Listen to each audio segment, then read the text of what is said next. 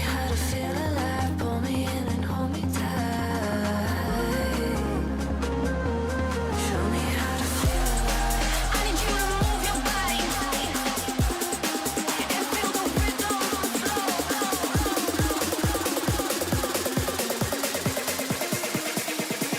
Let the party lit from the night till the morning.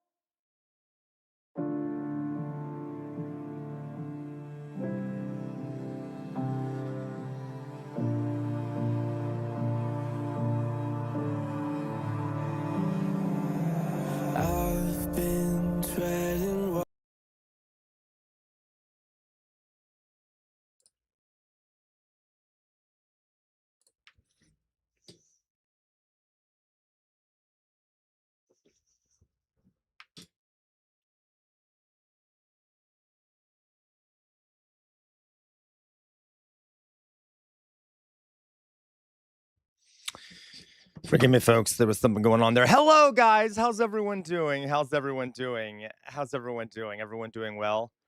Everyone doing well? All right. How's everyone doing, guys? Oh my God. What day is it? I don't even fucking know. It's Thursday, I think. Is it Thursday? Yeah, it's one of those days. I think it's Thursday. Um, it's Thursday. Okay, let's see who we are. Uh, let's see who we have here.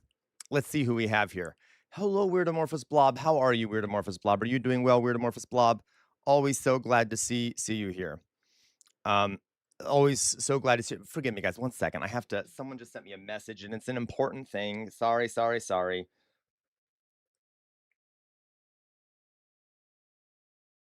1 second. All right, all right. I know I'm being a bad streamer. Okay, there we go. We're done. Okay, so hello, guys. We got Weirdomorphous Blob. Hello, Weirdomorphous Blob. So glad you're here. Hello, Jay Williams. So glad you're here, of course, as always. Hello, LeQuabois. So glad you're here, of course, as always. Okay, let me take a drink of this. Who else do we got here? Hello, Matt Guy. Matt Guy. So glad you're here, as always. Hello, hello. We got Elevator Lady. Hello, Elevator Lady. Oh, as always, Elevator Lady. So glad you're here. We have Chairman Bart. How are you doing, Chairman Bart? You got excommunicated. Oh, I'm so sorry. I didn't know you were part of a far right traditionalist Catholic conservative priestly sect. Interesting. But so glad you're here, Sir Bart. Da, da, da, da. How's everyone doing? We good? Oh, poor Weirdomorphous Blob, not getting Charlie Sierra. Hello, Tater Tot. How are you doing? So glad you're here. Hello, Lurking Snow Leopard. So glad you're here. Hello, Alyssa. So glad you're here. Okay. So, listen, first of all, it is really fucking hot.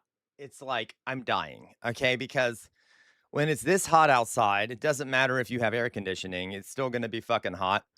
And I do not do well in the heat. So if I am slower today or I have to end early, please forgive me. I am weak. I am weak in the face of heat. And on top of that, I like got 2-3 hours of sleep last night. So forgive me. I'm not exactly in a great space right now in terms of streaming. Also, another thing here, guys. So there are a few people in here right now. It is like a jungle. Okay. We have what, 12 folks in here. We have Tater Tot over on YouTube. I don't know. There's not that many people on YouTube right now. So there have been some changes in the Discord community that we need to talk about briefly. Okay. It'll be brief, but we just I need to speak to all of you, and I'm going to try to use PR language. Okay. PR language. We're going to use some PR language here. All right. So, the prior I know. The prior, let's put it this way, leader of the Discord. I should put it. I mean, not the real leader. I'm the I'm the real leader, right? Let's be honest.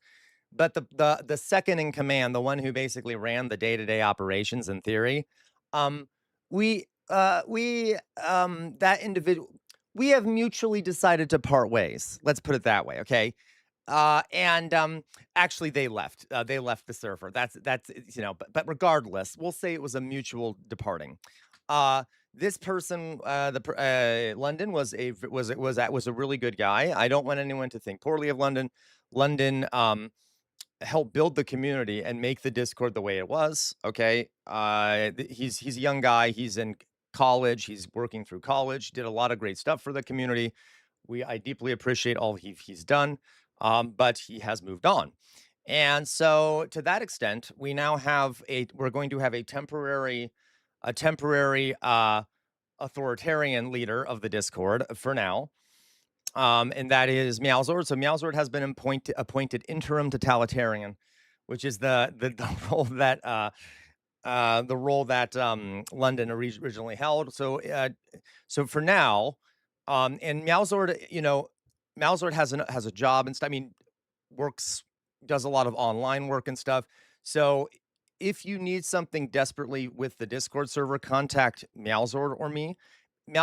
don't be too hard on Meowsword though. He is doing this like voluntarily, and he has other stuff to do too. So you can also ping me if you need any assistance with anything in the Discord. Okay, but Meowsword is currently the chairman of the Discord, the interim chairman of the Discord, and in the meantime,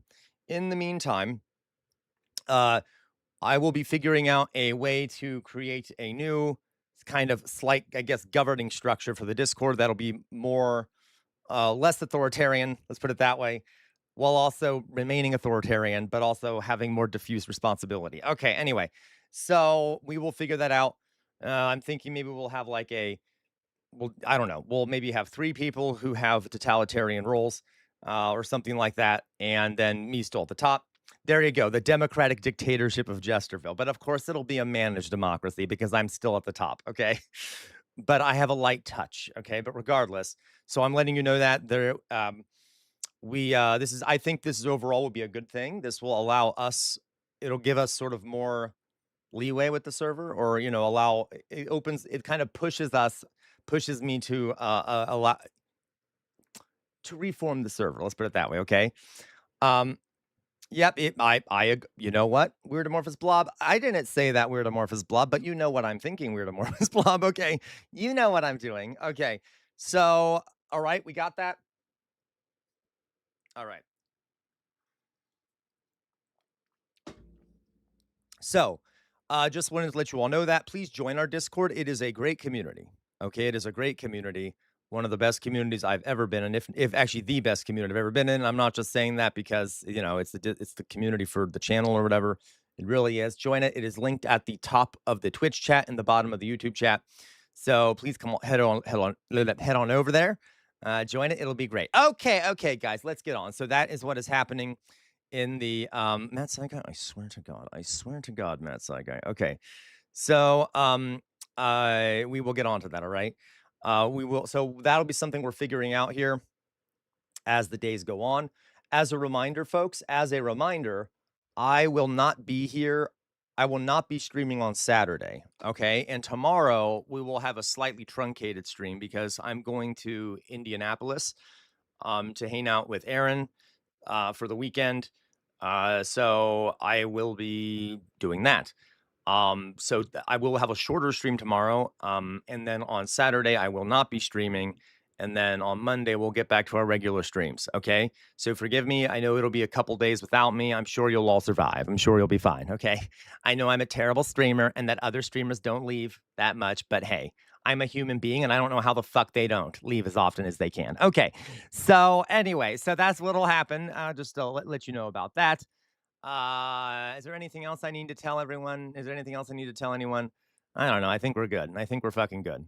Okay. I'm not going to go celebrate America, Jay Williams. It's an excuse because Aaron works in retail, which is a horrific job, which means that he has limited days off. And he just happened to get an extra day off this weekend, which opens the door to me going to see him. So fuck you, Jay Williams. Okay. Anyway. So, all right, let's go on here, guys. So what we're going to do today is as best I can, given that it's so fucking hot. Oh my God, I swear like I'm gonna die of dehydration. Okay, what we're gonna do today is I have a couple news items. I didn't. God, I sound horrible today, but I didn't do the best preparation for the educational part because I was moving slowly. But we'll do a little bit of education, and then and as part of that educational bit, we're gonna watch a video about the rise of Mussolini in Italy. Okay. Next week, we may be doing our fascism week, where we do a very deep dive into fascism. So I don't know if I want to say this is the start of that, but it's sort of a um I don't know. I guess it's kind of a segue into that. I'm not sure. But so we're gonna start with that today. We'll talk about Mussolini, watch a video about Mussolini, and then if we have time at the end, I will turn off YouTube and we will just do Twitch and we will watch the first episode of a series about Mussolini called Mussolini, Son of the Century. But we'll see if we get to that. Um, So that's what we're gonna do, okay? And then, of course, we'll do some reactions, etc. Blah blah blah blah blah blah blah blah. We don't have that many. We don't know that. We don't have that many news items to cover. Okay. Yeah, oh my God, Weird Morse Blob, I hate you, and I hate you too, Jay Williams. And thank you, Tater Tot. Tater Tot's the only one that's expressing interest. Thank you. Okay. Um. Yeah, I know, Weird Morse Blob. Jesus Christ. Thank you for specifying the time period. Okay. I hate you so much. Okay. All right. So, Fetty, good morning, everyone. I hope you're doing well. I hope you're doing well, Fetty. So glad you're here, of course, as always. All right. So,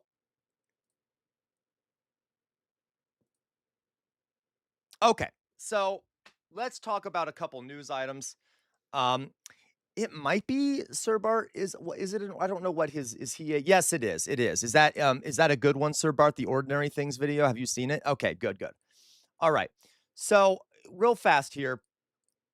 Um, so there are a couple news items. They're honestly not okay.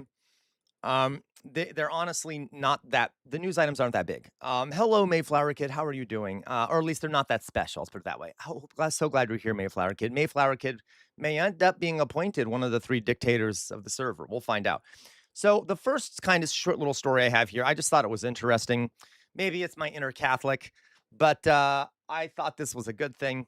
Um, the Pope yesterday, I should say, yeah, today, I'm sorry, earlier this morning, declared a certain society, a certain part of the Catholic Church, as in schism and excommunicated all the bishops. What does that mean? This is not that usual of a move. This is literally where the Pope says, "I am kicking you out of the Catholic Church, and you're excommunicated. You are basically expelled from the church. You have no. We disavow you." And declared them in schism, as in they are rebelling from the structure. Yeah, it does, sir, but rebelling from the structure of the Catholic Church and are in rebellion against the Pope. Okay, so I know that all sounds very medieval, but this is actually a good thing. Okay. This is actually a good thing. Okay. I tell you this because this shows so the Vatican, these guys that these are the four bishops that he excommunicated, and also the bishop that did the coronation of these guys. I'll read this to you, okay? The Vatican, exactly, the woke pope. The Vatican responded aggressively Thursday to a traditionalist society that consecrated bishops without the pope's consent, declaring the Society of St. Pius X in schism, excommunicating its bishops and priests, which is a lot of priests and lay people, okay? And is warning its faithful that they too face the harshest sanctions in the Catholic Church. So why did he do this? Okay, the society, known by the acronym SSPX, celebrates the ancient Latin Mass and opposes the modernizing reforms of the Catholic Church, which it considers to be rife with heresies and errors, and has accused it of straying from the Catholic faith. Okay, faith. Okay, during a ritual-filled 5-hour mass on Wednesday, attended by 500 people and their children, the SSPX consecrated 4 new bishops in direct defiance of Pope Leo XIV, who had urged the SSPX to hold off for the sake of the church's unity. The Vatican warned the faithful who go to the society's masses to stop, declaring those that adhere formally to the society are considered themselves schismatic and excommunicated. It declared SSPX priests to be schismatic and therefore excommunicated, and invalidated the sacraments of confession and marriage they administer. All right. So this organization, guys, is extremely conservative. It was created in opposition to a bunch of reforms made by the Catholic Church in the 1960s called Vatican II. And at Vatican II, they said, okay, we're not going to have mass in Latin anymore. That's outdated. We're going to have it in whatever the local languages of the people the mass is being said to. It also opened the door. Vatican II opened the door to opening relationships with people of other religions, to not just viewing other people of other religions as evil and not the true faith. It liberalized its view of people from other religions. This sect is like, no, thank you. We're the only true faith. Fuck other people of other religions. We don't like we don't like Muslims. We don't like Jews. We don't like Hindus. Only true faith is Catholicism. Okay. Yeah. So again, so he has literally yeah, LaCroix, I know, it's bad, isn't it? Yeah, they didn't have mass in the people's native languages until the 60s, that is correct. Oops. Yeah, it was tradition in the Catholic Church to only do masses in Latin up until the 1960s when Vatican II happened, and then they quickly changed that because the Catholic Church is a backwards organization. But I don't need to I don't need to say that, right? Okay. You all know that. But regardless, this is a sign that at least the current pope is literally cracking down in a very beautiful way on like the far right elements of the church, which is a nice thing. Because the Catholic Church has enormous global influence. So good for him. We should applaud this. He's doing a Stalinist Catholic Church move, I guess you could say. Uh, Me too. Weird amorphous blob. Okay. Not a bad pope, right? Okay. So Louise, hi, hello, Louise.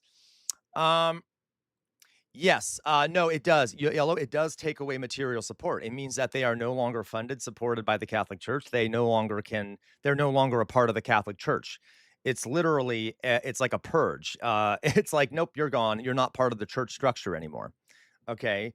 So they're no longer in the Catholic Church. So yeah, it is also a destruction of material support. Now, listen, guys, you all know I'm an atheist.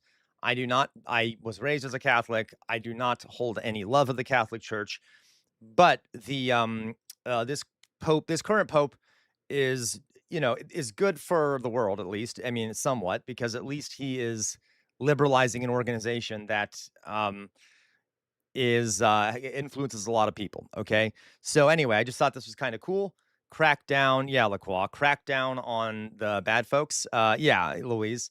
Um, by the way, these are the guys that were excommunicated, and this is the cardinal, I believe, whoever it was, the bishop who consecrated them. They look like fucking assholes. Um, yeah, exactly, word amorphous blob. It is especially good given a lot of new young American Catholics came in as right wingers. Absolutely. I agree. It's good to draw a line. And to be clear, guys, the last bishop, Benedict, excused them. Okay. He was like, it's okay, I forgive you for your crimes against the church. And now this Pope is like, nope, bye. So I approve. I deeply approve of this. All right.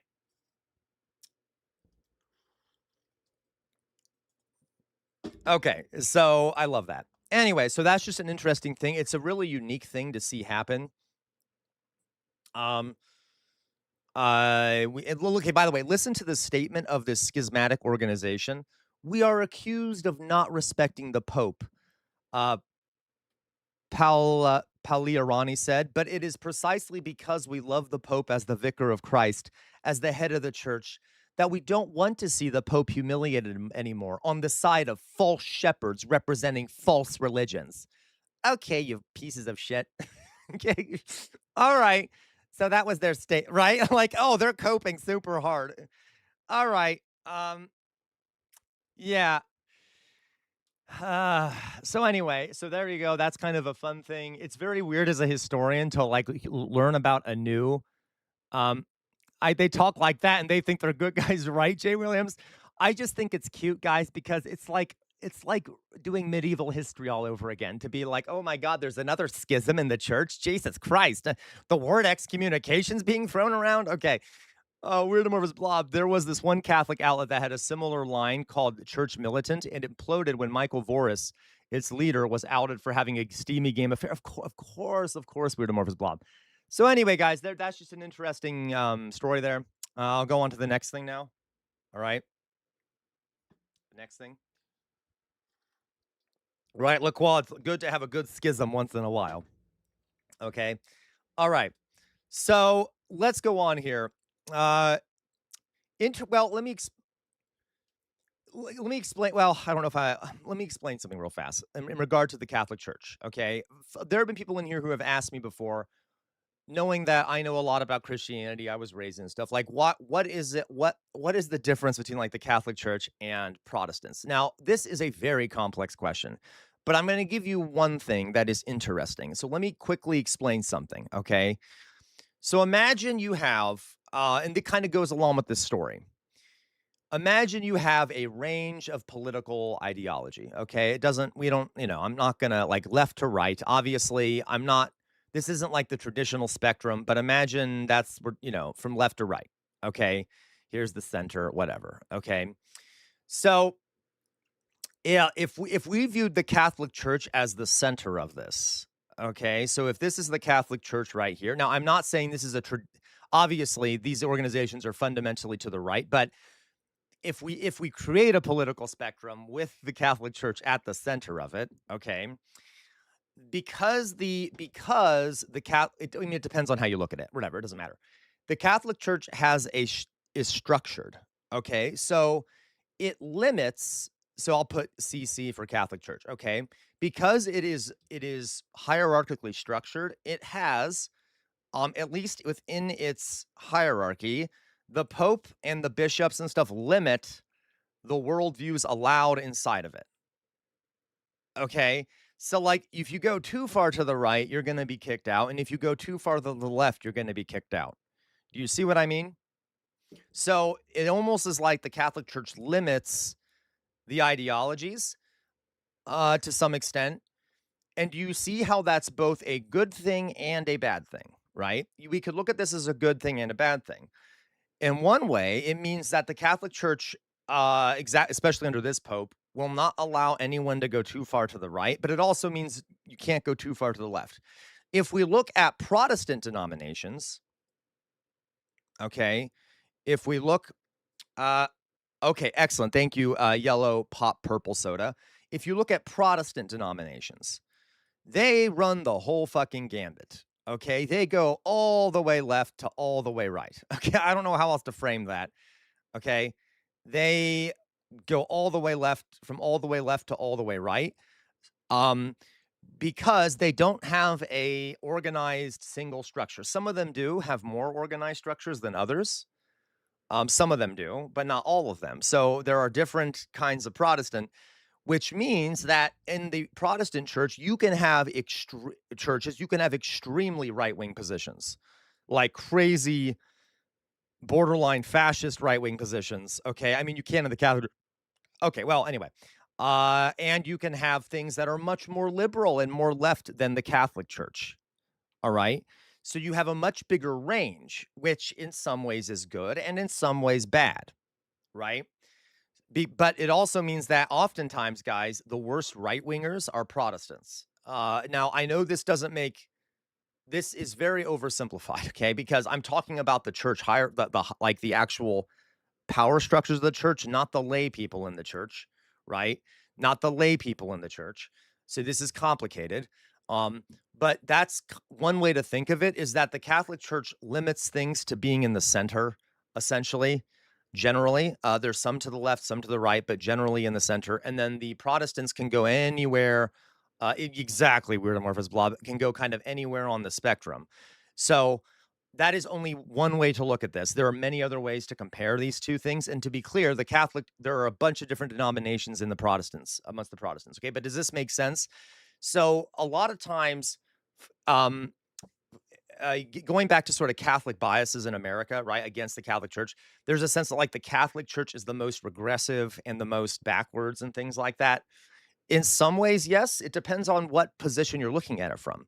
Because if you're looking at like far right Protestants, then the Catholic Church is basically socialist. Okay, like you see what I mean? But if you're looking at like the Unitarians, the Universalist Unitarians, which are like pretty far left on this spectrum, the Catholic Church is hyper conservative.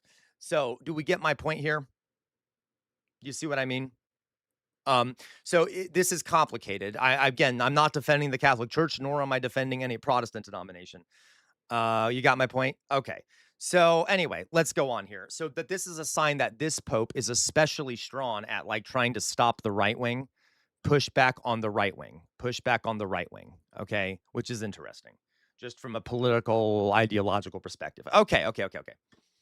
Yeah, weird amorphous blob. There you go.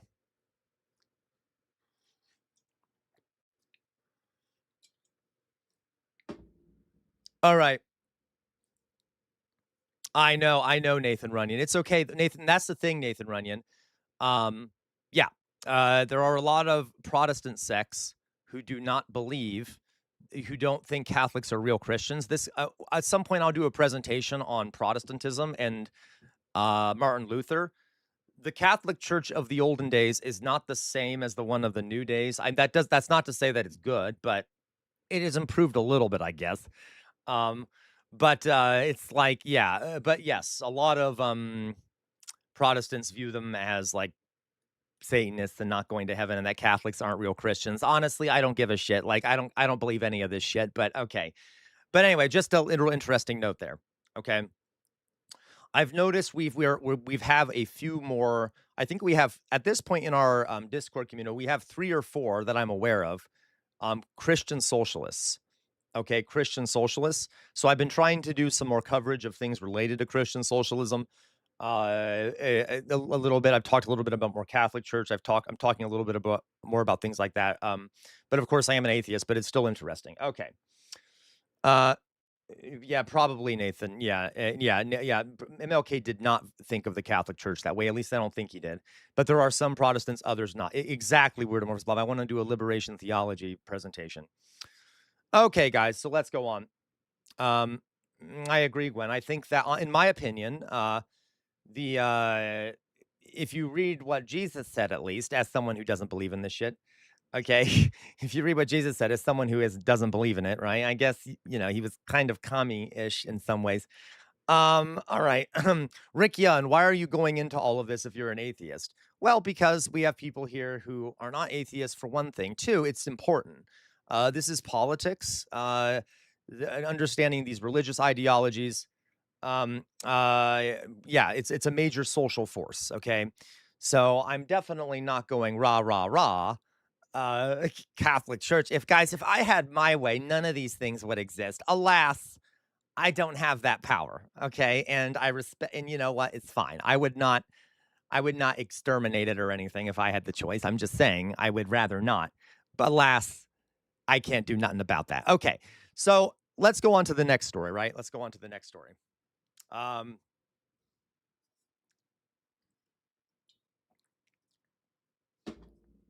I know, right? Because okay.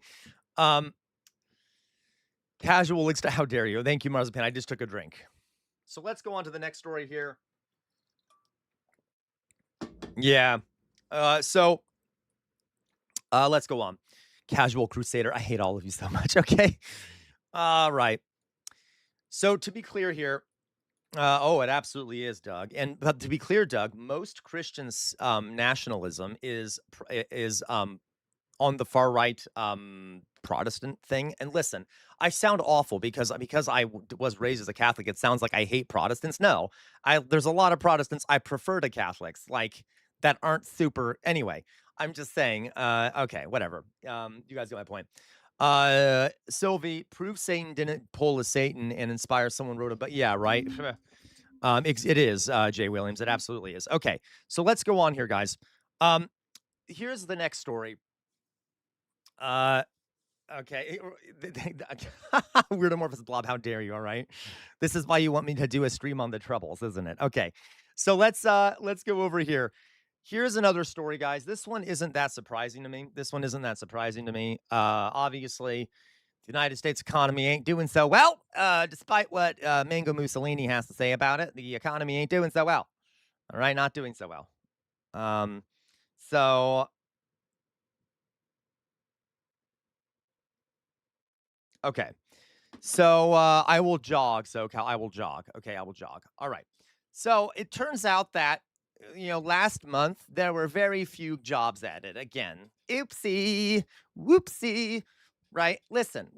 Honestly, it's a dumb metric, and probably they'll edit it later, and we probably will have lost jobs or something. They probably okay. What's the term? And probably will have them. I don't know. Probably these numbers will probably be revised down, and it'll be that we've actually lost jobs. But hey, the economy not doing so well, obviously. All right. So hiring slowed even more in June. It only added 57,000 jobs, less than half the month's previous totals. And the report came out that unemployment dropped to 4.2% from 4.3%, but they also indicate that the reason for that is because a lot of people stopped looking for work, which is disturbing. Okay. a lot of people stopped looking for work, which is, I mean, I don't blame them. I'm happy for them. But yeah, that so it makes it look like the unemployment rate went down, but really the unemployment rate only includes people who are currently looking for work, and we know a ton of people stop looking for work. So that means that there's a bunch of people out there who aren't working and who are not looking for work, which hey, I'm all for, but that's a sign that people are sick of looking for work, they can't find jobs and they're giving up, which is a sign that the economy is built fundamentally in a way where there are not enough jobs for people. Okay.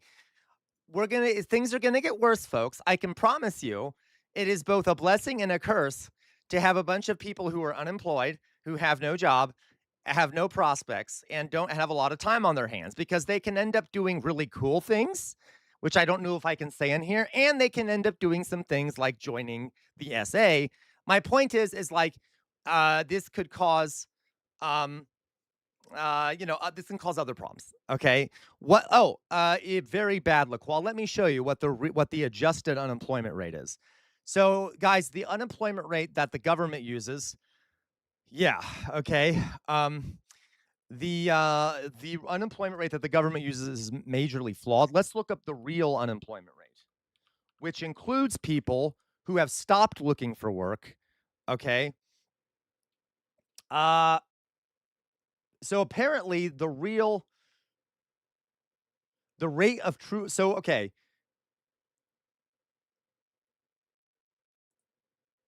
Okay. So the rate of unemployment, the true rate, this is I don't know if this is if you look at like if you include the I can't talk. If you include things like people no longer looking for work, people who are underemployed, they're working in jobs that are there where they're not actually utilizing the skills they've been trained in and things like that, and they're not making enough to survive. If you look at people who are only working part time, that number stands at 24%. So, yeah, that's not great. Not great. That's not good. That is what, 1 in 4, essentially. Um, yeah, oh, I know. We're not LaQual. We're barely surviving. That's why there's so much anger. So the government will tell you that the real rate of unemployment is 4.3%. If you include other factors such as people no longer looking for work, people who are underemployed, people who are working temp work or part-time work and want full-time work, the number is 24%. Okay. So there's a reason why they choose the other percentage. Okay. By the way, according to according to uh we'll put it here. According to this estimate, the unemployment rate last month actually went up 0.5% if you look at functional unemployment. All right. So just to be clear here, this is like I just did okay, I'm trying to find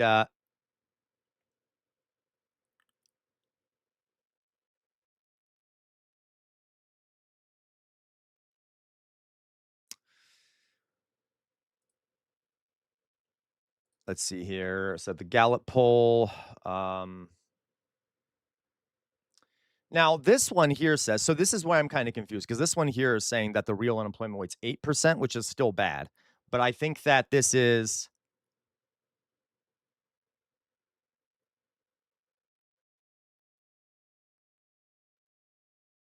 no, this doesn't include okay. This doesn't include people that have stopped looking for work. So yes, 25% is probably about yeah, no, you're right, Weirdomorphous Blob. I saw that wrong, but so there you go. Probably like 25% would be the real unemployment rate if you include those other factors, okay? So that's pretty bad, right? But I'm not surprised at all.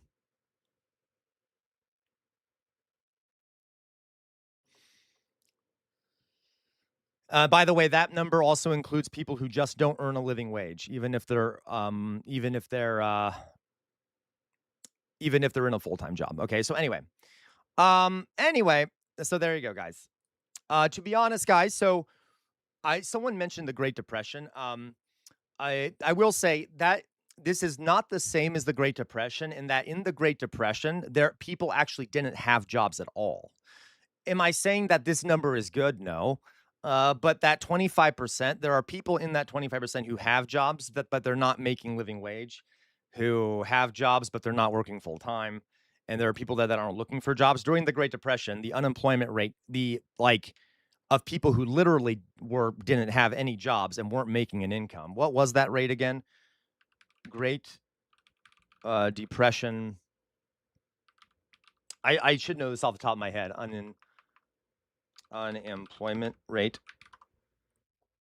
Yeah, 25%.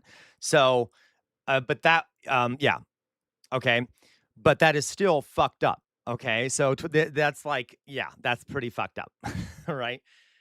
Anyway, so I imagine that the real unemployment rate during the Great Depression was much worse. Let's see here, real unemployment rate. If they took statistics of that at the time, real unemployment rate, Great Depression.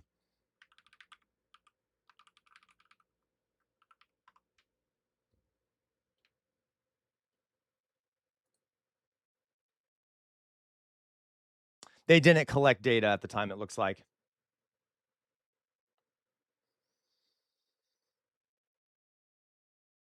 Okay. Anyway, so it'd be interesting.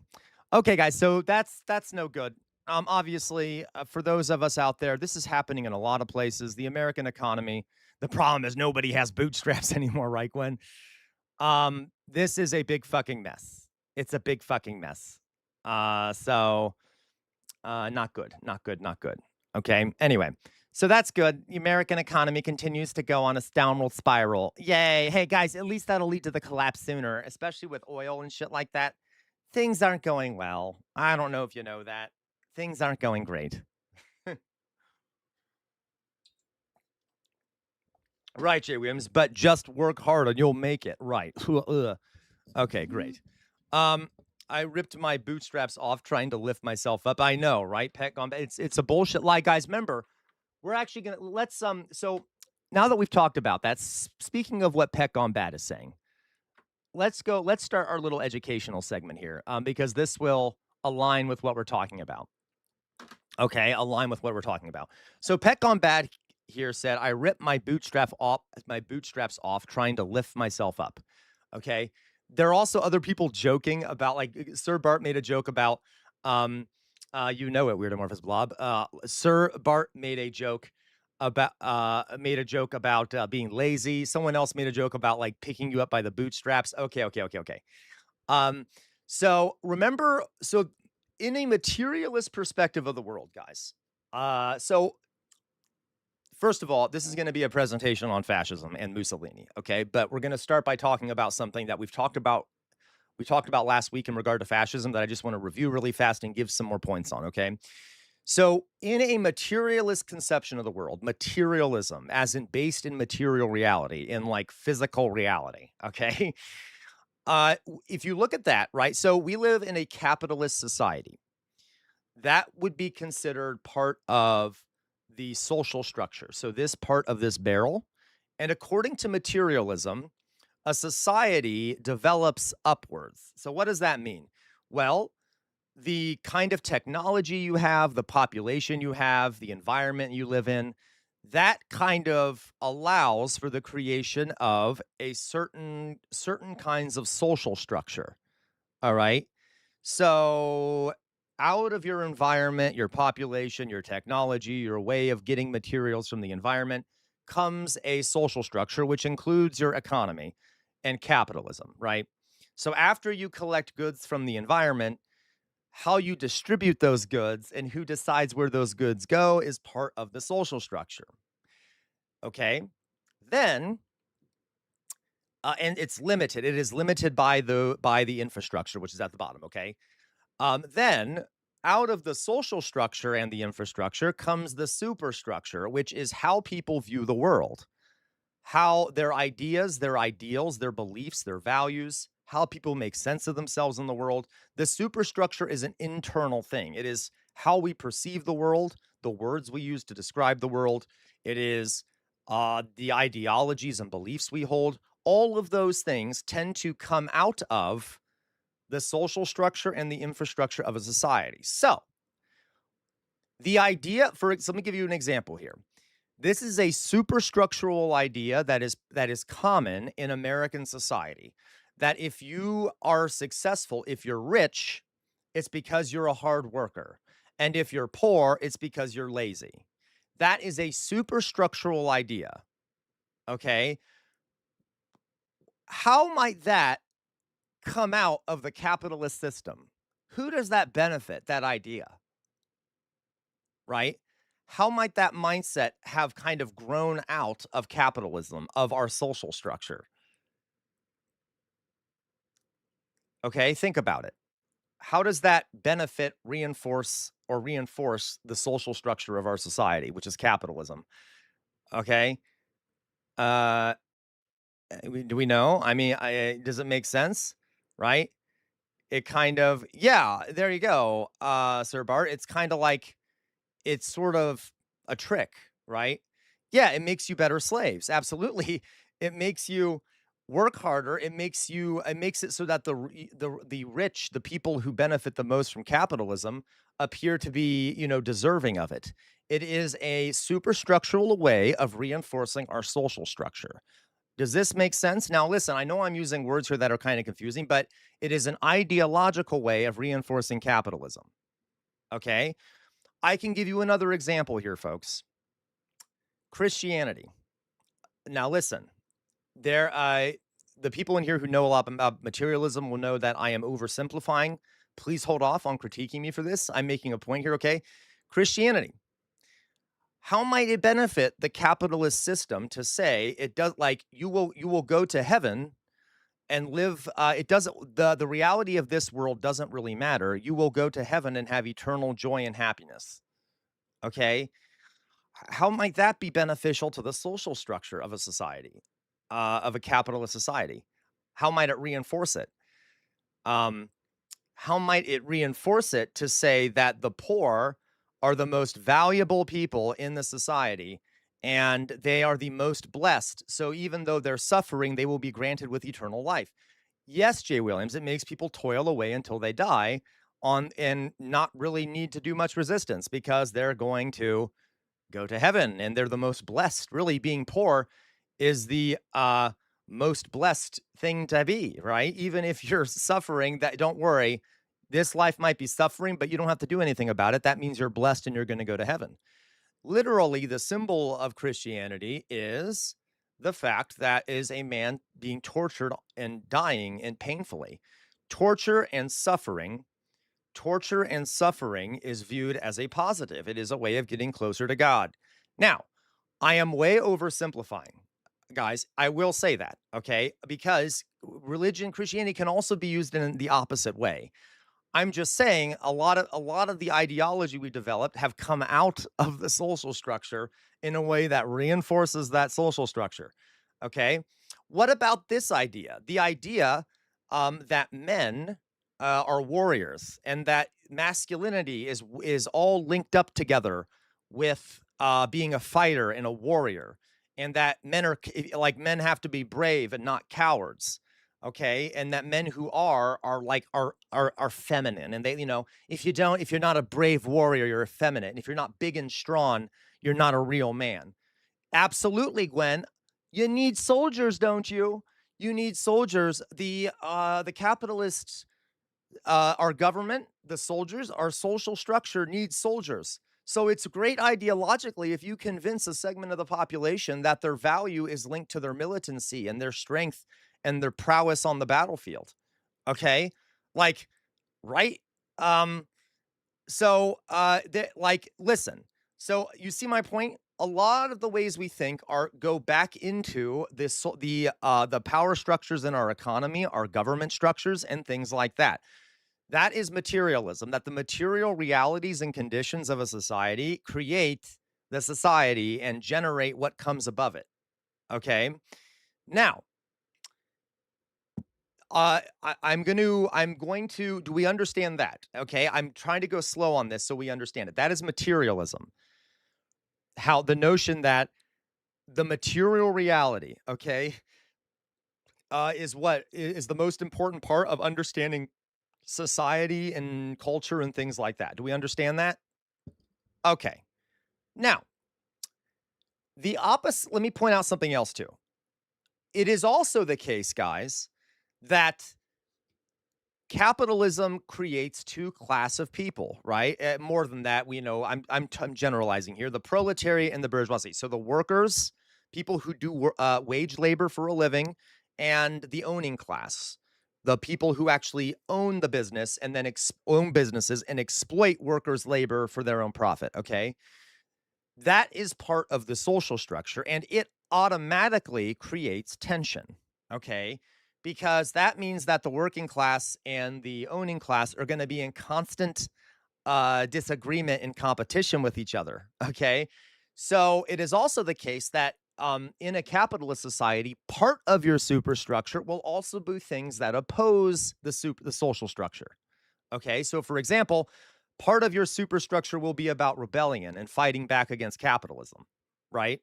Um, Including the idea socialisms. The ideals of socialism are a superstructural part of society that have come out of the oppression caused by capitalism. So I want to point out not everything in the superstructure is pro the superstructure. Some of the things in the superstructure are anti the superstructure, okay? Because it's built into the superstructure. I'm sorry, it's built into the social structure. You see what I mean? Okay. Is this not making sense to anyone? I know I'm using words. I'm trying to make it not as hard since there's so many big like words that sound similar. Do we get that? Someone give me some feedback here while I take a drink. Thank you, elevator lady. Do we get that? So like, yeah, Chairman Bart. Do we get this? So yeah, even though capitalism does create ideas that support capitalism, it also inadvertently creates ideas that oppose capitalism. All right. So that is materialism. And that is sort of a Marxist conception. Now, I'm oversimplifying here, sort of a Marxist slash neo Marxist conception of how the world works. Okay. Does this make sense? Where the material reality, your environment, the social structure and stuff all create the ideas at the top in the culture. All right. Now, here's the weird thing. Okay. If let's now talk about fascism. Okay. Fascism. Uh, Listen, guys, I'm saying this as an academic. Okay. I'm saying this as an academic. I hope you know this materialism. There is no idea in the social sciences that is as good as, like, evolution by natural selection. It's that nothing is as perfect as that in the social sciences for understanding something. But materialism is absolutely the closest thing in the social sciences we have to like a Darwinian theory of evolution for the social sciences. It does not encompass everything because that's the case. So, for example, um, there are some things that materialism kind of fails to address in some ways. We can talk about that at some point. But generally speaking, almost most of the time it is correct. Okay. For example, a lot of the times, yeah, ideas can end up affecting the infrastructure and this. Like, okay, and Marxists, we can talk. I can talk with Marxists about this. We can disagree on this. I think Marx was almost certainly right in almost every way. Okay. So to me, this is one of the best ways of understanding society, if not the best way. Even if you have to add a few things like talking more about race or whatever. Okay. Um, yeah, you're right, Weird Amorphous Blob. You're right. Even if you notice, Weird Amorphous Blob, even in this, it includes it. It shows how like the superstructure then comes back and impacts the base and things like that. Okay. Um, so anyway, but we can all right. But generally this is like perfect. And I know I think it's practically perfect, but okay. All right. So if we go back to if we now talk about fascism, right? Fascism, you're right. Absolutely, Weird Amorphous Blob. You're right. Okay. Fascism ends up sort of reversing this. Okay.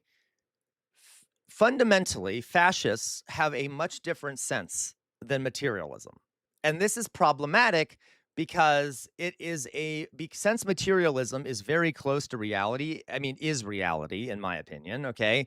Since materialism is basically the reality of how things work, the fascist idea of how things work is the reverse of that.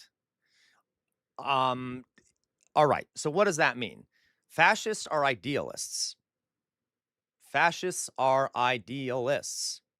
Fascists believe, and I don't even want to say they believe, fascist theorists kind of think this way. That doesn't mean that most fascists on the ground think this way. They just don't really think much of anything. Fascism is sort of based off the notion that your thoughts of the world are what create the world. Yes, I know that sounds insane, but they view it as going in the opposite direction. The superstructure creates the reality. Okay. So the German phrase for this would be Die Welt ist meine Vorstellung. Um, the world is however I view it to be. It doesn't matter what the material reality is. If I view the world a certain way, that's the way the world is. Uh, and that is, yeah, yep, you got it. Weird Mars Blob. Um, you see, but I thought fascism was when mass I'm sorry, Sylvie. What do you mean there, Sylvie? Okay. So at the base of fascism is a bizarre sense here of like the reverse of materialism. This idea of your ideas create the reality. Therefore, as if your ideas are strong enough, you can change the world by just the ideas and you can make people perceive the world in a different way and therefore change the world. Okay. Now, what are some problems with this idea? Okay, exactly, weirdomorphous blob. What are some and we'll talk about that next week. What the we'll talk more about that next week. So summon the German. No, Winterlinde. Okay. So the reverse, so how might this be a problem if you're operating a state off the idea of idealism? What problems might you run into if you don't care about material conditions? Tell me, if let's say you're a government that operates on idealist principles, what are some issues you might run into? Yes, Jay Williams. So, yes, Jay Williams. Yeah. Okay. Yeah, Sir Bart, do whatever the fuck you want, even if it's gonna fuck everyone up, or even if it's gonna fuck you up, right, Sir Bart? Like, it might even end your state. You might do things that are so irrational that your state collapses because it's like random lashing out, right? It has little basis in material reality. Um, so I can give you another example here. Nazi Germany went to war against most of like two countries that were so much larger and more industrially powerful than they were, and almost what was almost a suicidal war. Why? Because Hitler had this idealist idea that, the Germans are superior, and we can make that a reality. It was not based off material realities. He didn't care, fundamentally, Germans are superior. They can defeat any state, even if it is a state that has much more ability to produce material goods and a much more industrial power, right? He started a war that was practically suicidal. And it ended up collapsing. I wonder why. Because you do dumb shit. Um, yeah. Okay. Yeah. Germany, Germany, Germany. Happy fun. La la la. It's all very idealistic and not based in material reality. Okay. And yeah. So as a matter of fact, guys, Hitler even said, who was it? I think it was Hitler. No, I told you this. It was Hermann Goering. Someone asked him, "How do you know what a Jew is?" And he said, Jews are who I say are Jews." Okay, like as in he's making it up. He doesn't. There's not really a category there that you can really latch onto. It's just whoever we say. Okay, it is the reverse of a materialist conception of the world. Now, because this doesn't work in terms of coming to political power. Like if your people are suffering, you're not going to get into power. fascists do often try, at least give the image of trying to improve people's material conditions, but that's only out of necessity and not because they care that much. Does that make sense? So like Hitler, I don't know, for example, like Hitler was always talking about giving bread to the people. All this other shit. Um, he tried to start producing cars for everyone. He wasn't actually going to give them the cars. It's very good for PR. It's just kind of functional, but that is not part of fascist ideology, right? It was a way of gaining political power to do those things. Okay, so that is when we're learning about fascism, just remember the best way to understand fascism is to look at it from like an idealist perspective. That's how fascists view it. It's like we create the reality with what we believe. Okay. Um, yeah, you got it, weird amorphous blob. Does that make sense, guys? So, any questions on that? I just really want to hammer that point home. Okay. So, um, we got that. How's that working out for you? Right, Peck on bad guys. Think about, MAGA. Do those people live in the realm of reality? Do they live in the realm of material reality? Does Trump live in the realm of material reality? Does he seem to give a shit about material reality? Like like our country, for example, is deeply in debt, but he's waging a massively expensive war of aggression against Iran. Um, he literally will say the absolute opposite of whatever reality is at any given point, and then all the fascists out there believe him. Um, you got what I mean?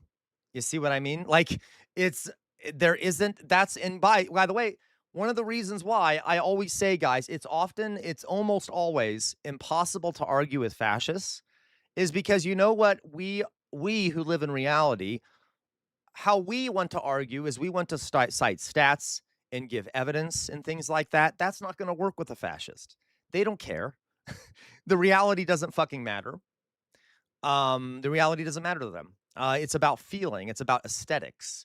So, one of the best ways to fight fascism is to appeal to them with aesthetics that are better than their own aesthetics. But we will talk about this sometime. Okay. Does this make sense? Now, obviously, this is this is an oversimplification. But yes, that is where fascism comes from. Does that make sense? Exactly, Weird Amorphous Blob. Yeah. Weird Amorphous Blob says, I've literally been told before openly that no amount of evidence I could provide could convince someone I knew. There you go. To be clear, guys, fascism can be very alluring because it's exciting. I'm not excited by it. I'm just saying, as someone who's read a lot of fascist stuff, if you read it from their perspective, it can seem very, very, very exciting. It's all about like adventure, and we're gonna, it's an adventure and we're going to go out and fight and we're going to make America great again. La da da da da da da like and that is a very exciting sort of hyper masculinist thing like you're strong, you're good, you're fundamentally good, okay? And when you compare it to like the boring job of using stats and being like, that's not reality. And these stats, you see what I mean? And I'm not criticizing that. I'm trying to see for you guys to see it from a fascist perspective. They don't have time for that shit. And have we also noticed how in this country, guys, in the world right now, there's a lot of like pushback against intellectuals, people who do think hard about things and speak in a more materialist way are kind of like not considered cool anymore, right? They're not cool. They're kind of got to brush them off. We're gonna brush them off. They're not cool. There's all these terms around, like even the whole actually meme, okay, that I do sometimes kind of is, you see what I mean? So anyway, fascism is anti-intellectual. So do we get that? Do we get that idea? Now, again, this is an oversimplification. I will the only way that fascism can work, guys, is if enough people are suffering enough or enough people feel alienated enough that they can be convinced by fascist rhetoric and can feel better by fascist rhetoric that they can make a difference. Okay. So, all right. Now then, while we're talking about Mussolini, while we're watching the video we're going to watch about Mussolini, Mussolini was, and again, next week, guys, I will go much more in depth to Gentile. Okay, Gentile. What's your question, Sir Bart? I will go much more in depth to people like Gentile and Mussolini and some of the early fascist thinkers, D'Annunzio. We can, anyway, we'll go into more depth with these folks. But for now, we're just going to talk a bit about Mussolini. If fascists think like this, how on earth do you change your mind? Sir Bart. Sir Bart, Sir Bart, Sir Bart. So, Sir Bart, there are ways to do it.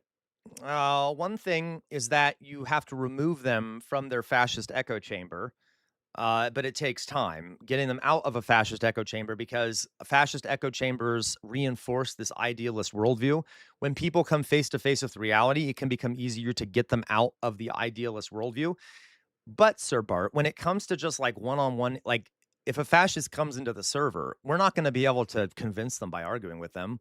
Um, in a group. What I recommend in this, in like a Discord server, for example, is that if there's a fascist in there, I will reach out to them privately and try to speak to them privately. But it's not going to be, well, I'm not going to do it publicly because it's not, we're not going to be able to convince them unless we attract them with some sort of more idealistic thing.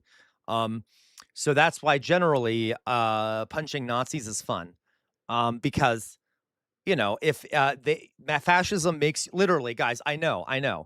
If you guys think I am um, being just violent for no reason, literally think about it. It's like getting the sense knocked into you. If you are in this worldview that is completely idealistic and everything's honky dory, well, it's really hard to think that way if you have a black eye and your face is hurting. Oh, my worldview is great. My worldview is great. Why do I keep getting punched? I'm in pain. This doesn't like I know that sounds bad, but I'm just saying, historically, guys, do we know what has ended fascist regimes? I'm sorry to say, I'm sorry to say, a lot of fucking violence. A lot of fucking violence. Okay? Like a lot of violence. A complete upending of a system. Um I'm not yeah, fascists do laugh at pacifists, okay? And from a fascist perspective, it is a show of strength to punch them. I don't know how to frame this, so they might end up going onto your side. If you anyway, I don't know how to I will explain this better next week. I feel like I'm not doing it justice. But there are other ways too, right? For example, the American bombing of Germany was horrific and it was a war crime. Okay. That being said, I'm not excusing the American bombing of Germany. It was horrific. But for a lot of hardcore Nazis, not every German was a hardcore Nazi, but for a lot of hardcore Nazis, it was really hard to keep to that idea of like the, Aryan Supermen and Hitler's great when you look around and everything's in rubble. Wow. Kind of seems like the material reality is coming home to roost. You see what I mean? This is complicated, but okay. So in my theory, one of my theories is that a good way to end fascism is if there's a massive economic crisis underneath a fascist, because if people's material reality gets bad enough, they'll be knocked out of their stupor. Okay. Or if there's enough open resistance against fascism. So that's that. Those are two theories. Okay. You get my point? Okay, let's go on. So while we're watching this bit about Mussolini,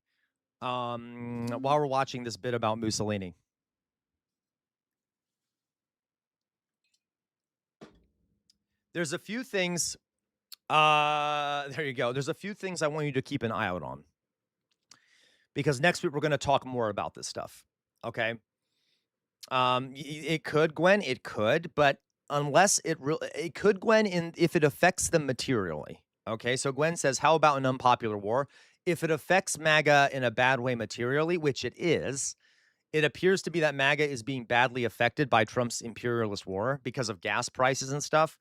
Yeah, enough of that could turn some of them against him because the material reality hits. But it is still dangerous, Gwen, because those folks aren't being convinced that fascism is bad because it's bad. They're being convinced it's bad because it's hurting their pocketbook. So all they need is another fascist to come about that repairs that shit, and they'll be back to it. This is complicated, but anyway, um, listen. So while we're watching this video about Mussolini and we're talking about it, I want you to look at 4 different things. Especially, there'll be other things I want you to look at next week. But what role does violence play in fascism? Okay, you're gonna see here, guys, that fascism puts violence on a pedestal, right? Um, It just does. It's almost like I've told you before that part of Hitler's ideology is that the only moral good in the world is the violent and natural racial struggle. That's what he called it. So violence is, for many fascists, is viewed as the only moral good. That violence sorts people out. Okay, that the natural violent struggle sorts people out. And th- y- yeah, Sir Bart, exactly. You need violence if your whole ideology is based off irrationality. Like, how are you gonna make things happen? You have to use violence to, like, force people to look at the world the way you want them to. It's, okay, it's dumb, but it is based off, the idea that violence is fundamentally the only moral good, and it sorts people out, okay? There's reasons for this, partially because of the experience of World War I. A lot of fascists were kind of enamored with violence. There's other things, but it's very fundamental to fascism. So while we're watching about Mussolini, try to see where what role violence plays. The next thing here is masculinity. What role does masculinity play in fascism? Notions of manhood and machismo. Okay. You're going to see, just like you will with the Nazis later, that weaponizing masculinity is a massive part of fascism. And I got to tell you, that's why it's one of the most concerning things, the growth of the manosphere and incels and things like that. Exactly. We're seeing a massive boost to toxic violent masculinity and turning especially young boys and young men into these raging misogynist, machismo loving monsters. Okay.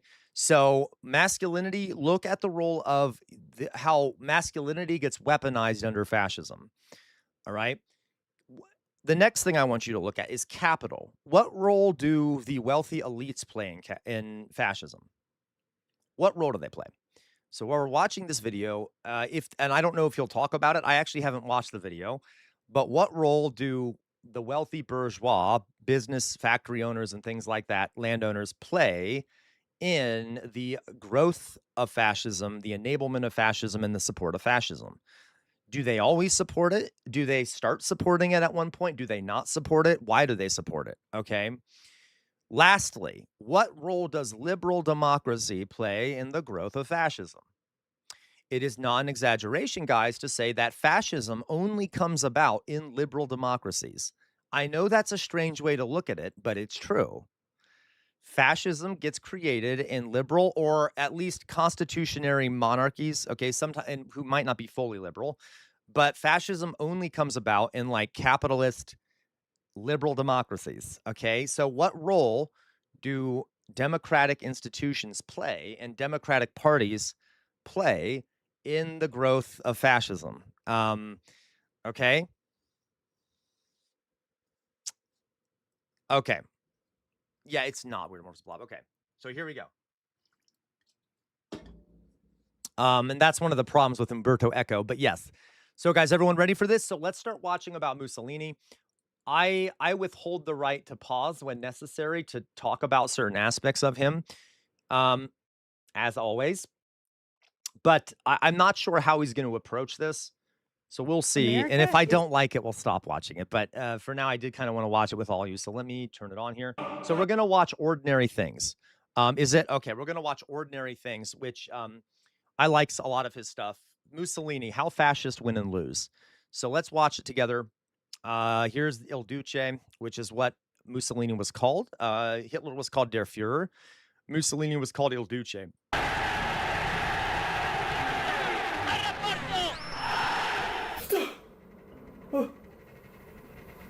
Sometime in January, I started having nightmares about the 20th century Italian dictator Benito Also, I'm sorry, one last thing, guys. Take a look. Yeah, Il Duce. Take a look at also how irrationality and aesthetics plays a role in fascism. Okay, you're going to see aesthetics and irrationality and like all around non-materialist things all over the place. Okay. Mussolini. And this was the beginning of an unhealthy obsession. The bald head, the jutting chin, the clown-like character that seduced a nation became a fixture of my waking imagination as well as my sleeping one. I started with an old biography, a new biography, his autobiography, and the books that influenced him most. And Yeah, Elevator Lady. spoiler alert, the guy was a real butthole. That's an But offense I to felt like I was buttholes. still only skimming the surface, and this reading didn't really cure me of my obsession. So seeing as winter in the UK is well shit, I decided to fly to Italy to cure my curiosity with some exposure therapy. Oh my God, don't even start with me on Le Bon.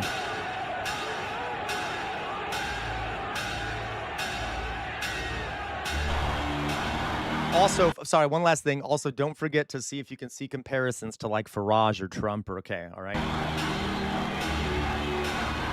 How fascist women is. Oh, absolutely, Jay Williams. He did. He did brag about it.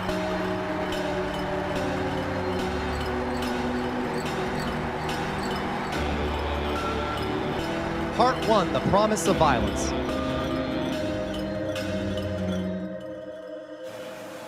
Today, the city of Milan is best known as the Italian capital of finance and a world capital in high fashion and high society. Partly as a result, it has entirely escaped an accurate reputation as the birthplace of fascism.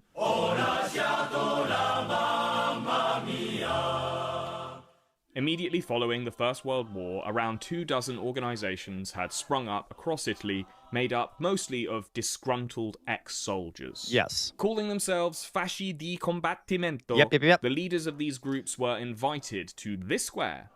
So, guys, after World War Italy lost some territory. They gained some territory. They lost some territory. There was a general sense amongst a large part of the population that they had fought this bloody war for nothing, kind of similar to what happened in Germany.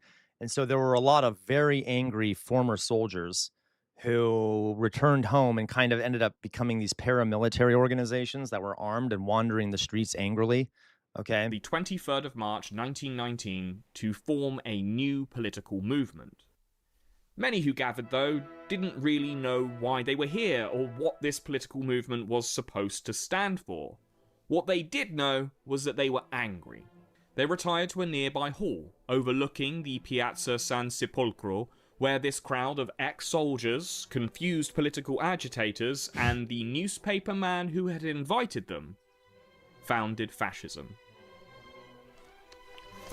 The 31-year-old Benito Mussolini was editor of the well-read newspaper The People of Italy. He had previously served as the editor of the socialist newspaper Avanti, back when he was a rising star in the Socialist Party. He used to be a socialist, folks. Earlier in his life, he was a socialist. But he was dramatically ousted from this first editorial role in 1914 when he had publicly opposed the party's anti-war stance, calling for Italy to enter the First World War. When Italy did join the war on the side of France and Britain against the Central Powers, Mussolini joined up too. The country suffered heavy casualties and received little of the spoils that their allies did in post-war treaties. There was a widespread feeling that Italian troops had suffered and died in a war and gotten nothing out of it, strong-armed and humiliated by their more powerful allies. Mussolini found himself humiliated too, wounded by a mortar round during a training exercise. Yeah, it's He spent exaggerated. the rest of the war on his back. Exaggerated. During months of treatment, having 44 shell fragments removed from his body, although historians have theorized that the extent of his injuries were later exaggerated. Good. Okay, yeah, because guys, fuck him. Like, he was a whiny baby. Any little bad thing that happened to him, he made into, like, he tried to make himself look like a martyr. There was no indication he had, like, permanent damage because of these things. Yeah, he had scarring and shit. but he wasn't like limping around everywhere like I'm an injured war veteran. He was a pretty spry guy. He didn't seem to have any big issues there. But if you listen to his accounts of it, it's like this was a permanent injury and I was crippled for Italy. It's like, shut the fuck up. You're fine. He returned to his Milanese newspaper filled with rage and a feeling of betrayal that chimed with what a lot of other young men were feeling at the time. According to colleagues, he wrote without research or referring to archive. Whatever he wrote came straight from his deranged dome, and if anyone interrupted him, he'd threaten to shoot them. A threat that had some weight because he was always armed. Yeah, so again, whenever he wrote like articles, he just kind of wrote them. It was kind of like stream of consciousness. They weren't based off any evidence, any other, like it was just coming out of his head. He wasn't much of a reader, or he didn't read that much, I should say. Like, isn't that interesting?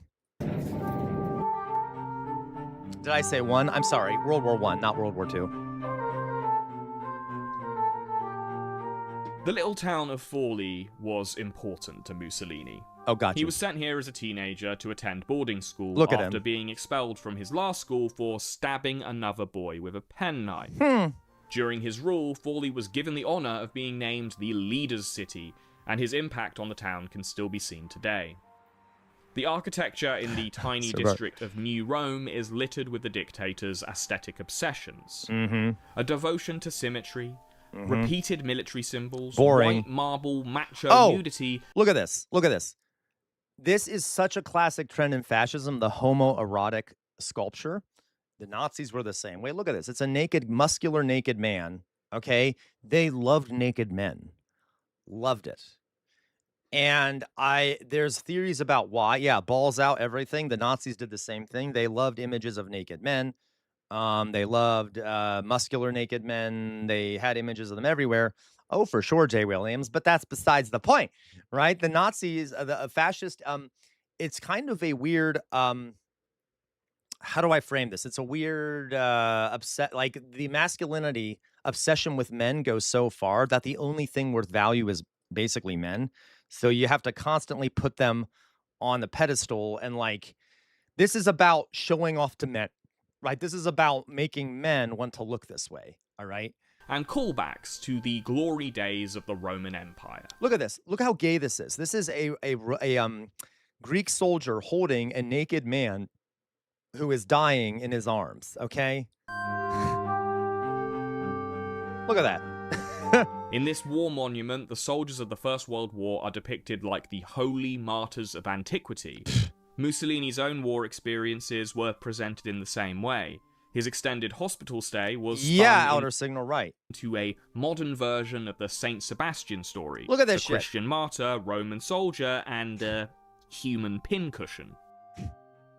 The Italian veterans of the First World War were desperate to feel like they hadn't fought and died for nothing. Yeah. Mussolini related to this and in many ways embodied this feeling. But more importantly, he understood that pain and humiliation could be translated into holy struggle and righteous violence. But Mussolini wasn't the only one who understood. Guys, but think about that. If you feel that your war experience was useless after all the trauma, and you're a hyper-nationalist, so you think your country is the greatest and you want to fight for Italy, you cannot come away from that thinking, oh, it's the fault of the government of Italy, or it's the fault of Italy, it's the fault of our system, because you think your system is the best, right? So you come up with an excuse for why you feel that way if you're already a hyper-nationalist, and that is, you have to find someone to blame for it, because you can't blame the material reality that caused the war. You can't blame capitalism, right? Capitalism was one of the big reasons for the war. You can't blame that, because that would be to imply that there's something wrong with Italy as a nation, right? So you have to come up with some irrationalist reason for that blame.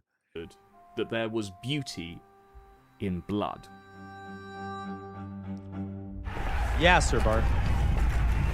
If it is a crime to incite the citizens to violence, then I boast of committing that crime.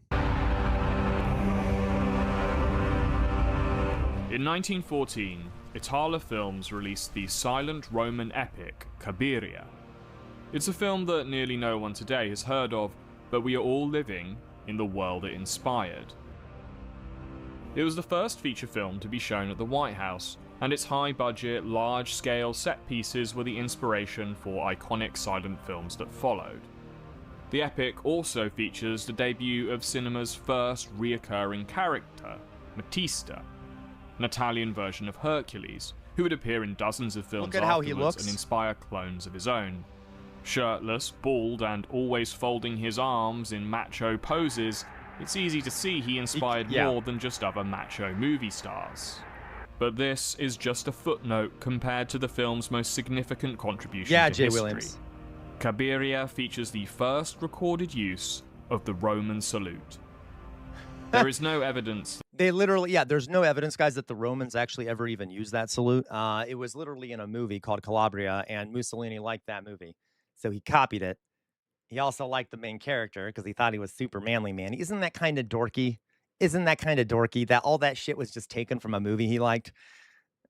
That this gesture was ever used by actual ancient Romans and was likely an invention of 19th century stage productions.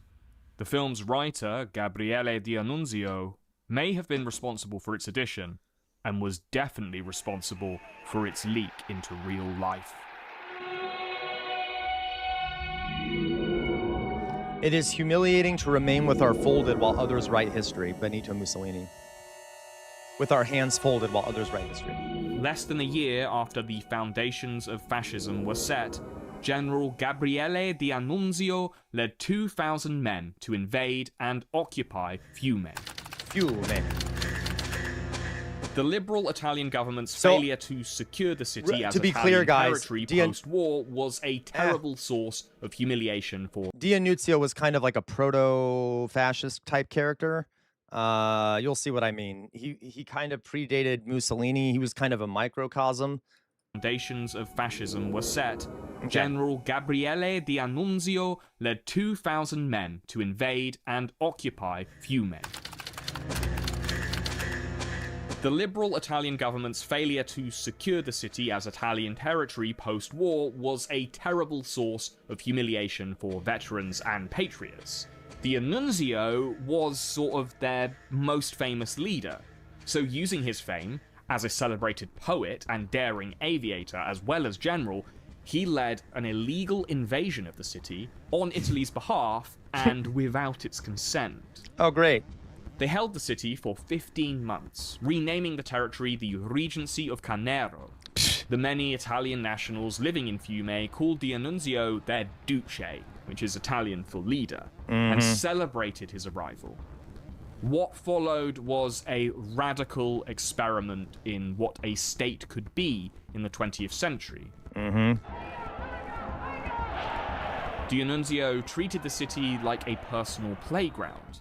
He delivered regular balcony speeches from the governor's palace, where he mixed the language of art, religion, politics, and military expansion.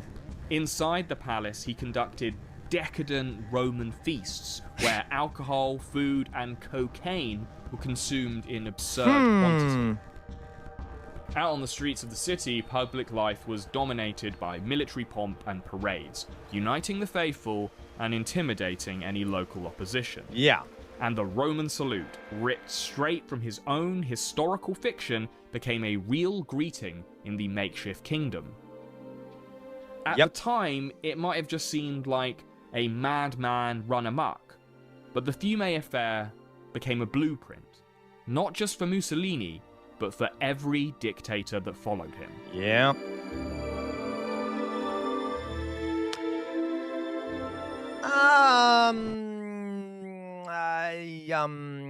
I don't know. Listen. I don't know if I would. Some of those figures did not copy D'Annunzio. They didn't. I don't know what to tell you there. He showed like Mao, and he showed. Thank you, Weird Morbus Blob. I don't know why. It's okay. It's fine. I'm not gonna nitpick this. It's just okay. D'Annunzio's experiment ended in the bloody Christmas of 1920. when the Italian army expelled D'Annunzio and his few remaining troops. The faithful were cut down by an Italian military blockade, and those that fought till the bitter end were killed in brutal urban combat. Think about it, guys. Duce, like all these guys that took over Fiume literally fought to the death when the Italian army came to remove them. Kind of like these martyr warriors. We're going to fight to the death. We're men. We'll fight to the death for this cocaine-fueled sex party that we call a city. Okay? Like, real fucking weird shit. Very fascisty, okay? Was very irrationalist. To be seen, having fled the city in disgrace. When Mussolini came to power, he kept D'Annunzio around, allowing him to live in isolated luxury and visiting him in highly publicized newsreels. Trying to take the mantle. That D'Annunzio was like a bad tooth. Either you pull it out or cover it with gold. Evidently, he settled on the latter. By the way, Mussolini was very upset with D'Annunzio because Mussolini wanted his party to be the most popular far right-wing party, and D'Annunzio kind of took the attention from him. So he actually he actually took a plane and flew it to Fiume when D'Annunzio was there to make all the media see him so that he could take some of the credit for D'Annunzio and like get media attention. He was so upset. He was so pissed off. D'Annunzio didn't really like him that much, to be honest. But it's just really funny how he's like such an attention hog.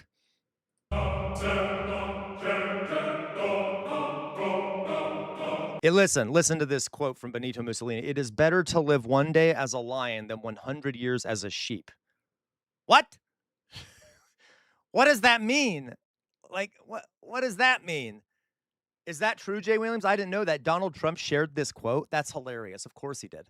Of course he did. I didn't know that, SoCal or Jay Williams, but I'm not surprised. Okay? That's so funny. What? By the way, what the fuck does this mean? I don't understand. Yeah, like I want to be a sheep. I don't want to be a sheep. I don't want to have a shepherd. I'm just saying. Is he saying I want to die in a blaze of glory? Okay, it's all about aesthetics, right, folks? By 1921, the fascist party had grown from a ragtag group of disgruntled soldiers to a legitimate political party with representatives in Italian parliament. Mussolini was among them, observing the dysfunctional dithering of a democracy. We will talk about how he got into parliament more. They kind of skipped over it next week, okay? Because you need to know the details about how the liberal democracy allowed him into office. By the way, one of the big ways they allowed him in the office was that there was a massive national strike by labor unions, socialists, communists in Italy. And the government could not figure out a solution to it because they were liberals and they didn't want to give concessions to the socialists and the labor unions. So seeing no other way out of the crisis, okay, it was really based, weird amorphous blob. They were also, I should have phrased it that way, they were armed occupations. A bunch of industrialists literally showed up to Mussolini's office with bags of cash and offered him a bunch of financial aid in exchange for helping them clear the factories of the striking workers and suppress the socialists.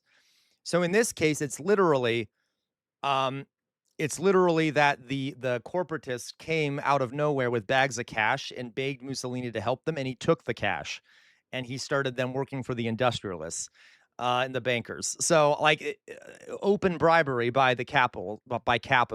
Democracy in decay. The government's failure to prevent the Fiume occupation and their inability to resolve nationwide strikes had made them incredibly unpopular. It seemed like a new faceless prime minister was elected every couple of years, and the government was run by a small cabal of city-dwelling elites who were old, ineffectual, and out of touch. That sounds familiar, don't it? Don't that sound familiar, folks? Jesus Christ, the government is not fixing the problems we have, and it's run by a small group of people who are old, out of touch, and don't really do anything. That's kind of unfortunate.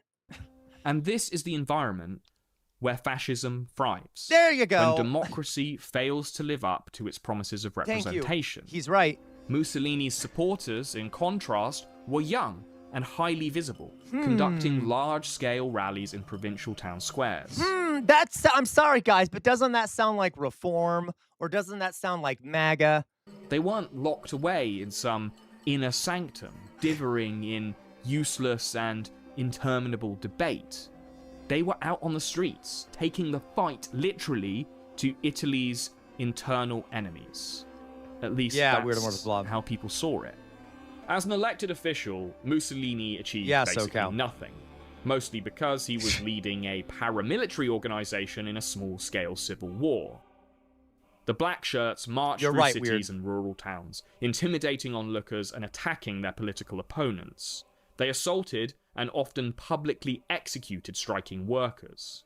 This won them support from landowners and industrialists, but also the rural poor, who were tired of the endless strikes and labor disputes. Guys, I gotta tell you, I don't mean to be mean here, but a lot of time, the rural poor, the rural peasants are like, I hate even talking this way, they so often side with the right wing in these circumstances. So yeah, the elites and the landowners were getting very upset with the left pushing back. And so they really started siding and supporting the fascists, as always, as we've said in every other case. But of course, the rural poor, I swear to God, it happens in every fucking case. Okay, it happened during the Russian Revolution. It happened during the Nazis. Yeah, because of a lack of education, Sir Bart, because of a lot of times, a lot of times the rural poor guys are heavily influenced by the church, or by faith-based things. Okay. It's a problem that is hard to solve in a lot of ways. We'll talk about it more next week. Yeah, a lot more rural provinces are more conservative, etc. They are weird amorphous blob. We could talk about China, elsewhere, and things like that too, or even Vietnam. So there's kind of a model there. Anyway, once again, this made the government that had failed to resolve these strikes look weak and ineffectual in comparison. Yeah. Using his newspaper, Mussolini would advertise the dates and locations of his speeches. In 1921 alone, he gave hundreds of speeches across the country, especially in Po Valley, where fascist enthusiasm was already reaching hysteria. The black shirts attended in great number, rehearsed in the chants that made the speeches feel like a dialogue between leader and audience. He routinely had ununiformed plants in the crowd who would get people to join in with the chants and make them feel organic. Yeah. Among Mussolini's new supporters was Achilles Starace. To be clear, that's what Trump does. He literally will plant people during his press briefings that clap for him. Okay, have you guys noticed that? Okay. Who could be described as the perfect fascist, utterly enthralled by Mussolini and overly attached to the uniform and the power that came with it. 1 second, I'm sitting down. He would work alongside Mussolini for the next 20 years.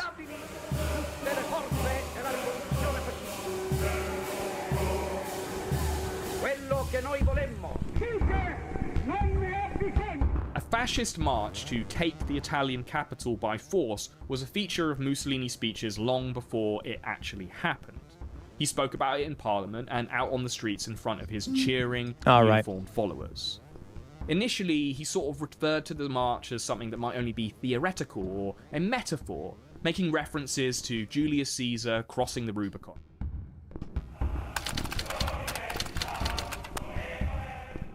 By October 1922, though, it became pretty obvious that plans for a march on Rome were all too real.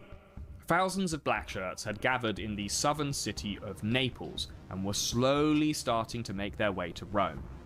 They were mostly unarmed and undisciplined. This wasn't some grand military exercise, it was a mob set on storming the capital. The sitting Prime Minister, Luigi Facta, was ready to use the army to suppress the fascists and finally get rid of the man gunning for his job. But the King of Italy, Victor Emmanuel III, refused to sanction... Give me a second, guys. I just gotta fix something real fast.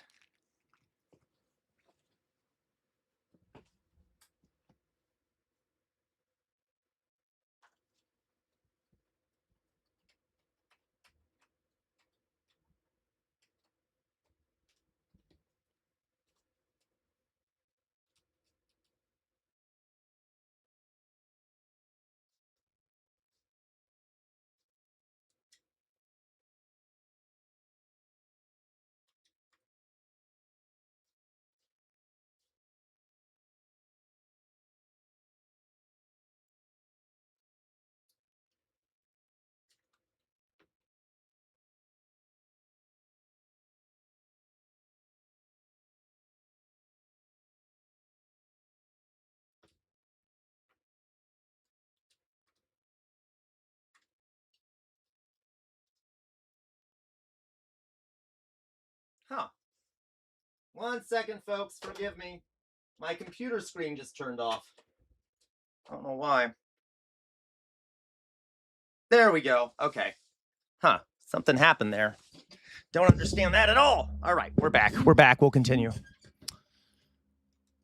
A military response, worried that authorizing one would turn this small-scale civil war into a full-blown one. Once it became clear, though, that the government was not going to suppress the march, it was transformed into a victory parade. The fascist mob marched closer to Rome in celebration. Oh, Couch Potato, I forgot to talk to you. I just remembered that now that I see you here. Sorry about that. Okay. Yes, you're right. Like the March on the Capitol. Absolutely. Outer signal. Absolutely. But Mussolini wasn't among them. He didn't lead the black shirts on horseback or storm the city gates. He was still hanging about in his newspaper headquarters in Milan. He arrived by train, only showing his face once his safety and his elevation to the office of Prime Minister were I just love his face. He always looks like a lunatic. assured in writing by the king. Most of his supporters arrived the following day, reaching the Okay, let me... He's not telling you guys about the last king of Italy. So, kind of just real fast. Okay, you have to understand. Remember how I said, fascism thrives in an environment where people have lost faith in their democratic institutions? So the last king of Italy was also just not aesthetically that great. I'm not saying that this was a like a big factor, but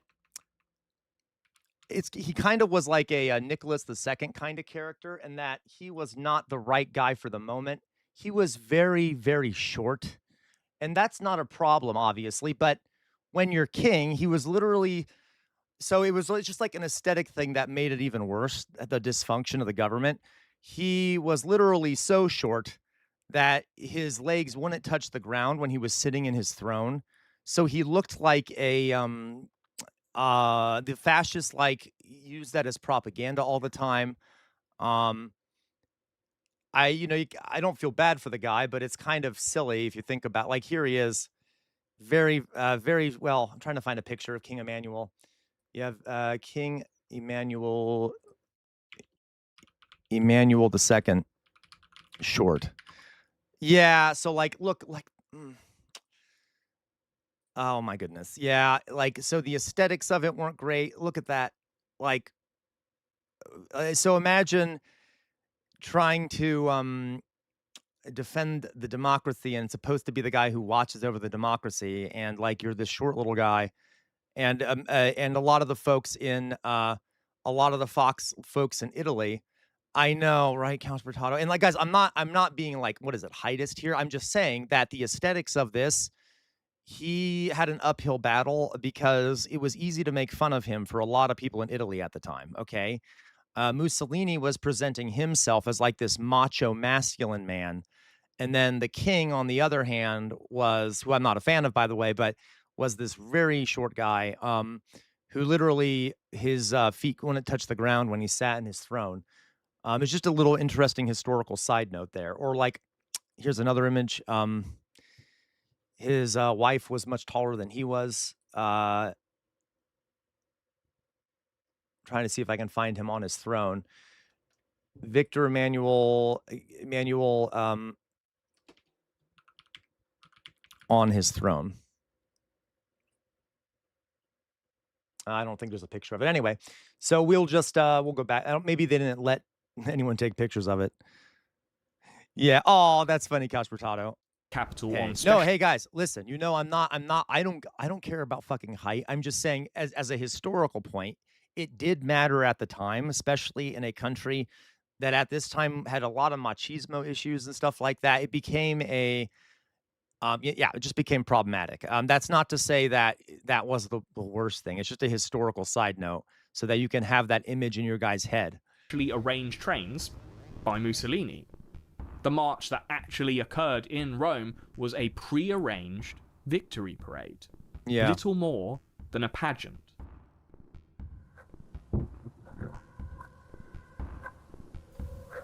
In later propaganda, the March on Rome was celebrated as a grand revolution. It wasn't. The fascist dead were remembered with solemn parades, and Mussolini... What the fuck? Okay, do we remember that's kind of the same thing with the attack on the Capitol, January 6th? It was a fucking riot. Now, it wasn't like it wasn't like a victory parade. It was just a fucking riot, but like the right wing remembers it as like this revolutionary uprising, attempt to take back the country. Okay, you see what I mean?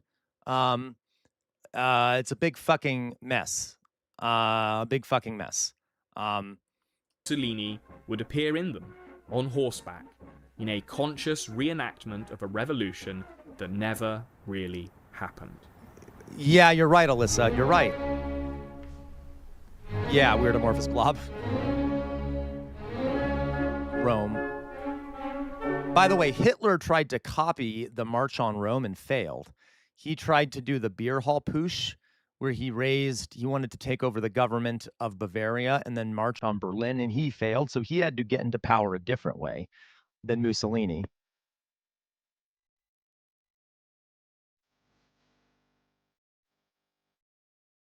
As a tourist, the best thing about Rome is how the city's ancient ruins stand comfortably alongside the modern. What's less comfortable is that we have Benito Mussolini to thank for it. Yeah. Jesus, look at this shit.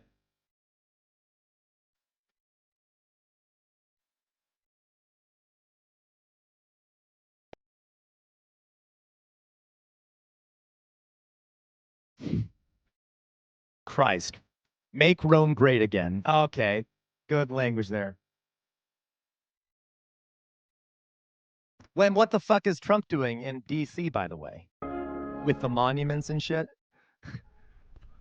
Everyone who visits Rome probably walks along this street, gawking at the pristinely preserved ruins of the ancient Roman forums on either side of it. But I really want to go to Rome. That Mussolini demanded its construction. Even less will know that the road was hastily built, necessitating the demolition of 40,000 square meters of densely populated city and the relocation of almost 5,000 residents. That's fun. The road was completed in 1932, bridging the ruins of the Colosseum with Mussolini's headquarters and the balcony where he gave his speeches. He could now see the Colosseum from his window. Sure, sir. He chose the opulent globe room of the Palazzo Venezia as his headquarters, placing an oversized and often cluttered desk right next to its gigantic fireplace, forcing visitors to walk the length of the massive room before they could reach him. Yeah, aesthetics. Obviously, this was intentional. For Mussolini, everything was stagecraft. The regime kept the lights of his office on all through the night, adding weight to the well-publicized myth that he never slept. Familiar? The museum that now occupies the building would prefer visitors to focus on its history as a residence for old popes, but the mosaics underfoot give the game away. So that's a fasces. That is a fasces, okay? That is literally, when in ancient Rome, they would bundle together sticks as a sign of consular authority and with an axe bundled into it to symbolize the government, the state, holding together the people and defending the people.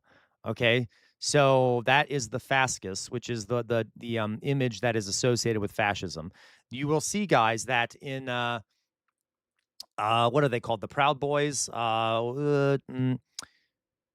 American fasces. There are American fascist groups that use that image today.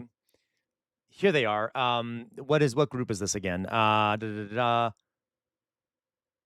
The Patriot Front. If anyone knows what the Patriot Front is, that is, there's the fasces right there.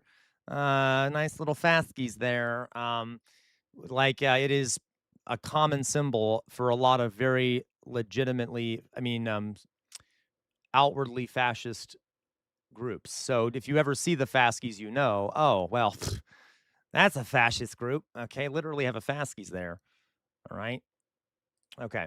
The fascist floor plan kept very much intact.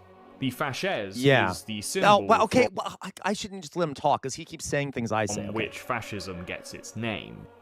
It's the ancient Roman name for a bundle of sticks bound together with leather straps, often including an axe.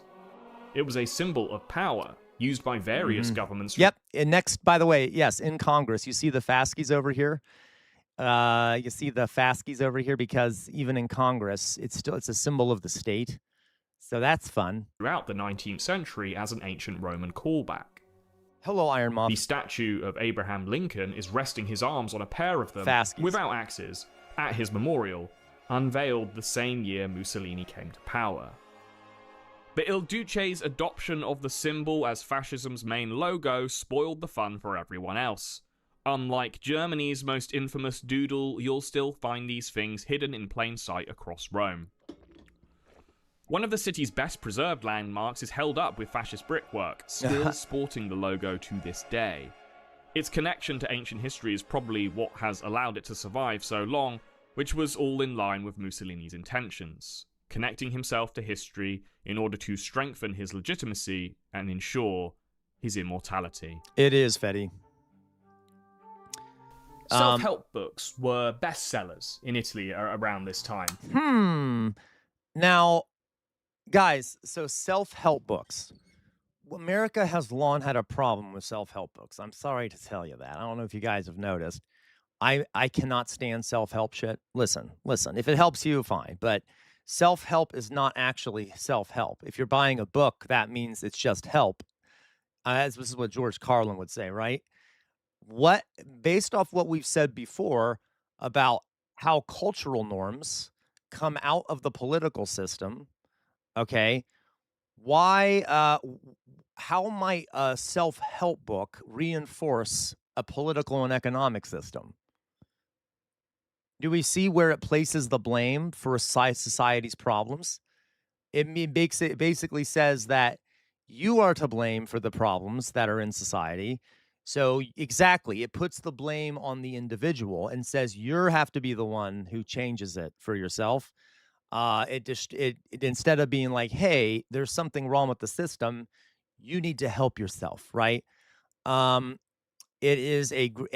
Self-help books are like so commonly in like the New York Times books of bestsellers and things like that.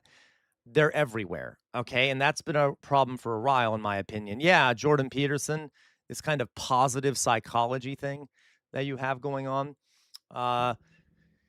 And that's not to say, guys, that in some ways people do need to help themselves. But I'm saying that the overemphasis on self-help is a problem, right? Yeah, weird amorphous blob.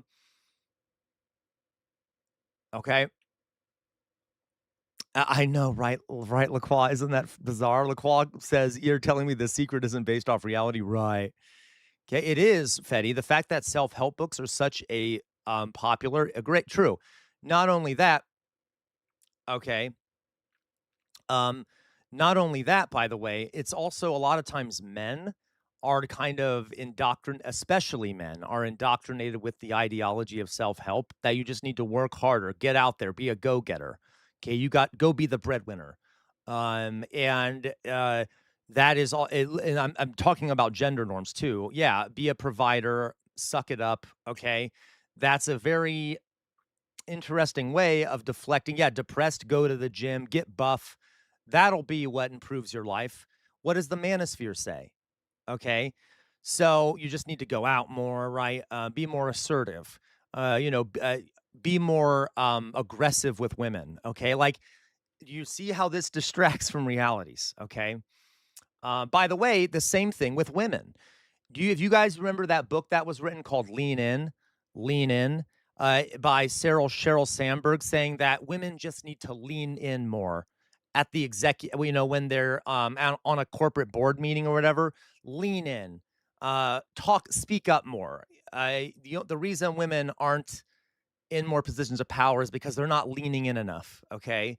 Yeah, no, there's big social problems. Okay. The reason a lot of women are not doing well is because of massive economic problems and misogyny and stuff, not because women aren't leaning in enough. Do you see what I mean? So like it goes, anyway, it's a big fucking problem. They were written in response to people's uncertainty about their role in an increasingly mechanized and image-focused world. Imagine that. And it wasn't enough to tend the same field that your daddy had, or work in the same factory. Men were expected to become unique individuals to have worth in society. These books were filled with advice on how to become a more dynamic person and stand out from the crowd. Yeah, I'll expect And it. yet, this was also the time where crowds and cults were empowered more than ever before. Mussolini walked into a time where these two sort of polar opposite cultural forces converged in a way that benefited him immensely. He was a unique character that people... That is kind of true, though, Oxpecker. You say follow your dream starting tomorrow morning or blow your... Yeah. So, but obviously not directly that, but it implies that if you do not succeed, it is your fault. Okay?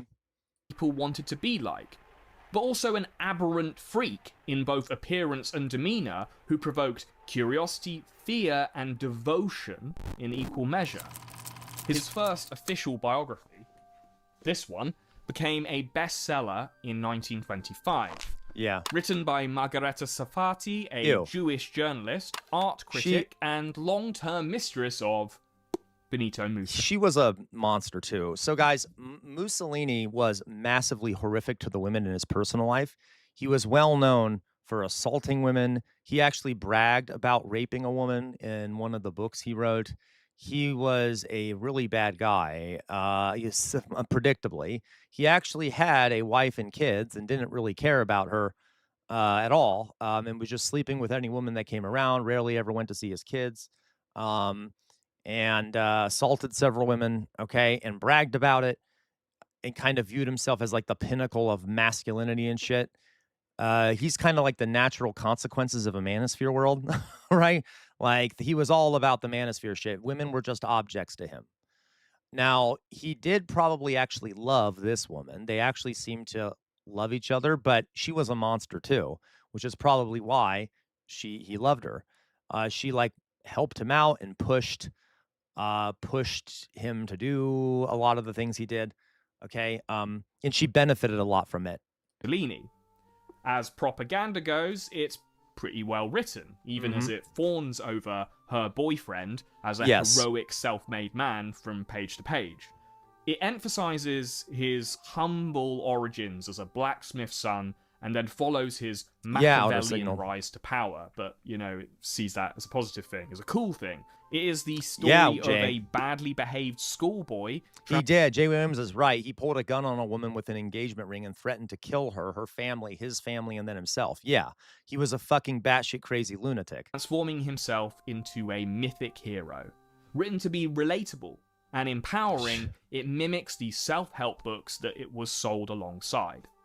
The success also kept Margarita... Like, what about Trump's books about, you know, what is it, Art of the Deal and shit, painting himself in this amazing light? In Mussolini's inner circle for another decade, later earning her the ironic and insulting title of the Jewish mother of fascism. During his first few years in office, Mussolini kept up the facade. That, by the way, is not an accurate title. Let's put it that way. Her Judaism had nothing to do with the fascism, to be clear. Okay. ...of democracy, but was always working to dismantle it.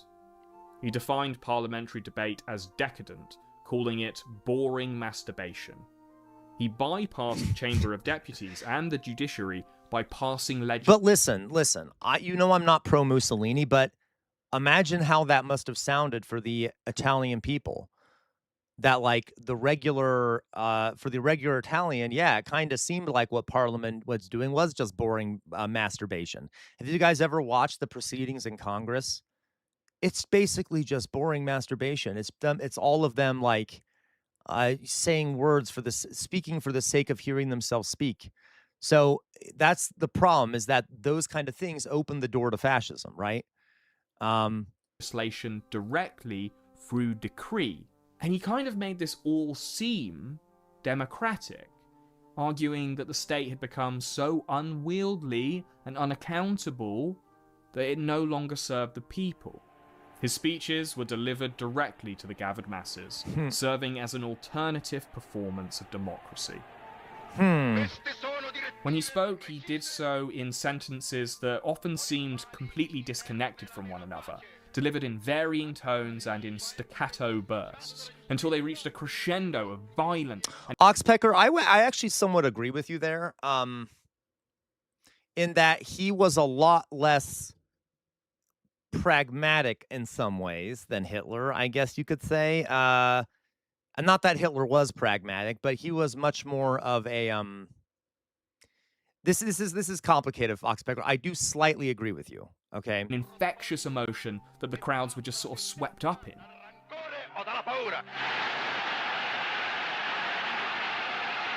Yeah, Lacroix. His speeches appeared improvised, even when they were rigorously rehearsed.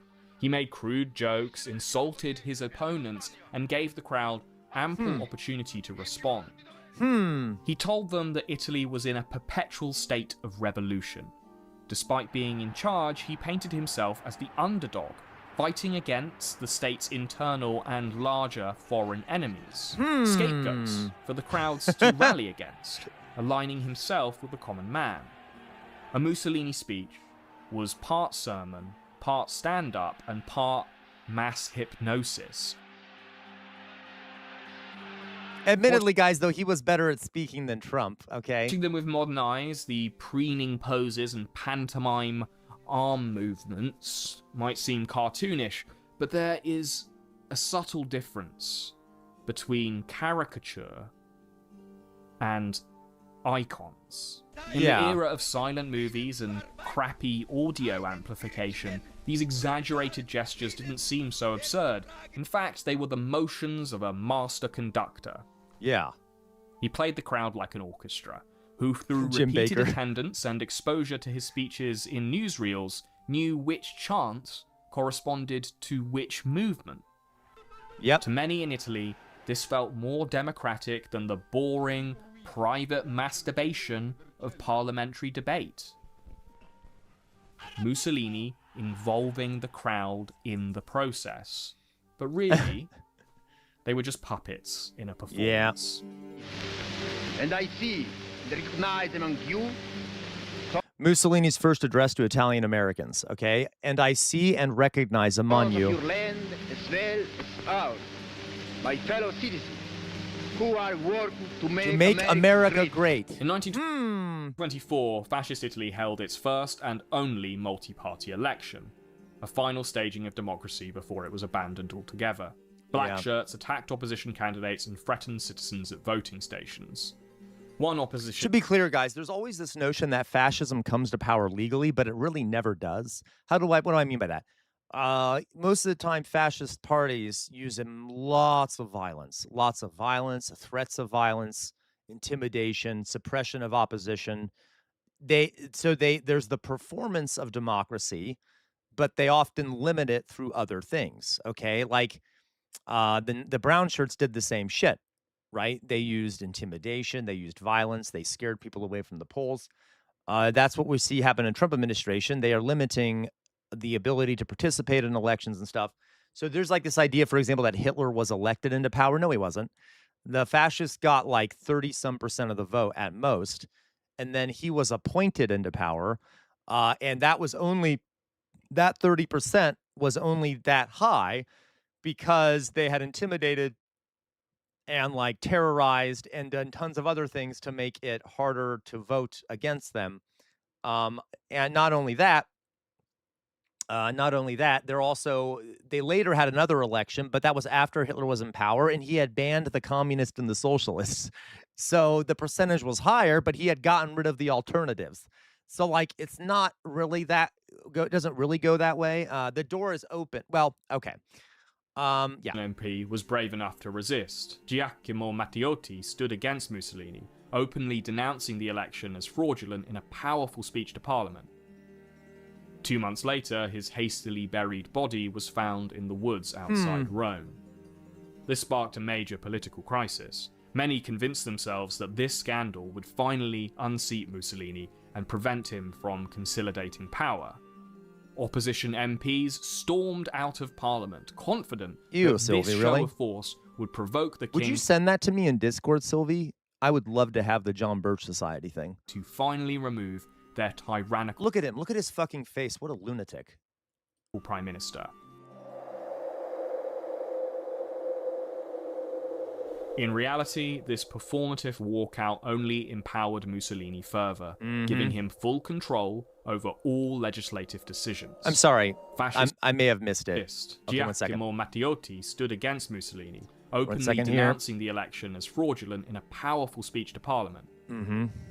2 months later, his hastily buried body was found in the woods outside Rome. Yeah. This sparked a major See, how political legal does crisis. that sound? Many convinced themselves that this scandal would finally unseat Mussolini and prevent him from consolidating power. Opposition MPs stormed out of Parliament, confident that this show of force would provoke the king to finally remove their tyranny. Guys, to the end, the liberal democracy was still trying to go by procedure, okay, to the very end. They're like, we'll just leave, we'll just get out of Parliament and, we'll show our defiance that way. Okay, you need to do more than that. He literally killed the opposition. He killed the opposition, all right? Like, this is like the Democratic Party, right? They're still doing proceduralism while the fascists are breaking the law left and right and don't have any care for proceduralism. Opening the door for fucking fascism. Tyrannical prime minister. In reality, this performative walkout only empowered Mussolini further, giving him full control over all legislative decisions. Fascist newspapers blamed the opposition for causing instability and told readers that only Mussolini could restore order. By 1926, all non-fascist parties had been banned. Leaders, or those who had resisted, were imprisoned, exiled, or forced into hiding. He declared himself Il Duce. In official acts, this title had to be written in capital letters. The state was the party, and the party answered to him. Hilarious. So you were legally bound that you had to write it in capital letters? I forgot about that. That's fun. If people were still uncertain about what a fucking nerd, right? What fascism actually stood for, now they knew. It was absolute monarchy reborn. Historically... Okay, that was an intermission. Let's pause for a second, guys. I'm going to go get an ice cream treat. Okay, I'm going to go get an ice cream treat. Let's see what we have here. The Dems are so no-willed against Republicans. They seem to side with the Republicans. Oh, of course they do, RL. Of course they do, because it's basically one party. Okay, so I'll be right back. I'm going to go grab a lemon treat. Give me a second. They had that cute little intermission. I need an ice cream break. It is a lemon cookie ice cream treat, Sir Bart, because I love lemon.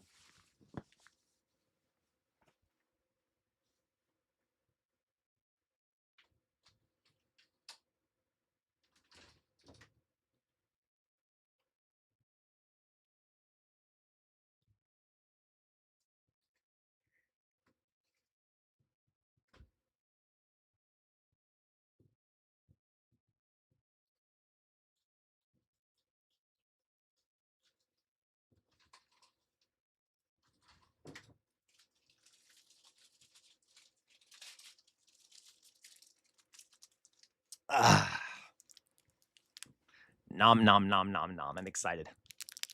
Look at that. Lemon ice cream treat. Okay. We shall continue. It's very refreshing. Dictators were able... Are we all okay out there? Is everyone good? Is everyone good out there? Everyone happy? I just want to make... Sorry, I'm doing my teachering bit. Anyone good? Can I get anyone anything? You all good to go out there? You're doing well, I'm glad. Everyone good? Okay. Okay, we'll continue then.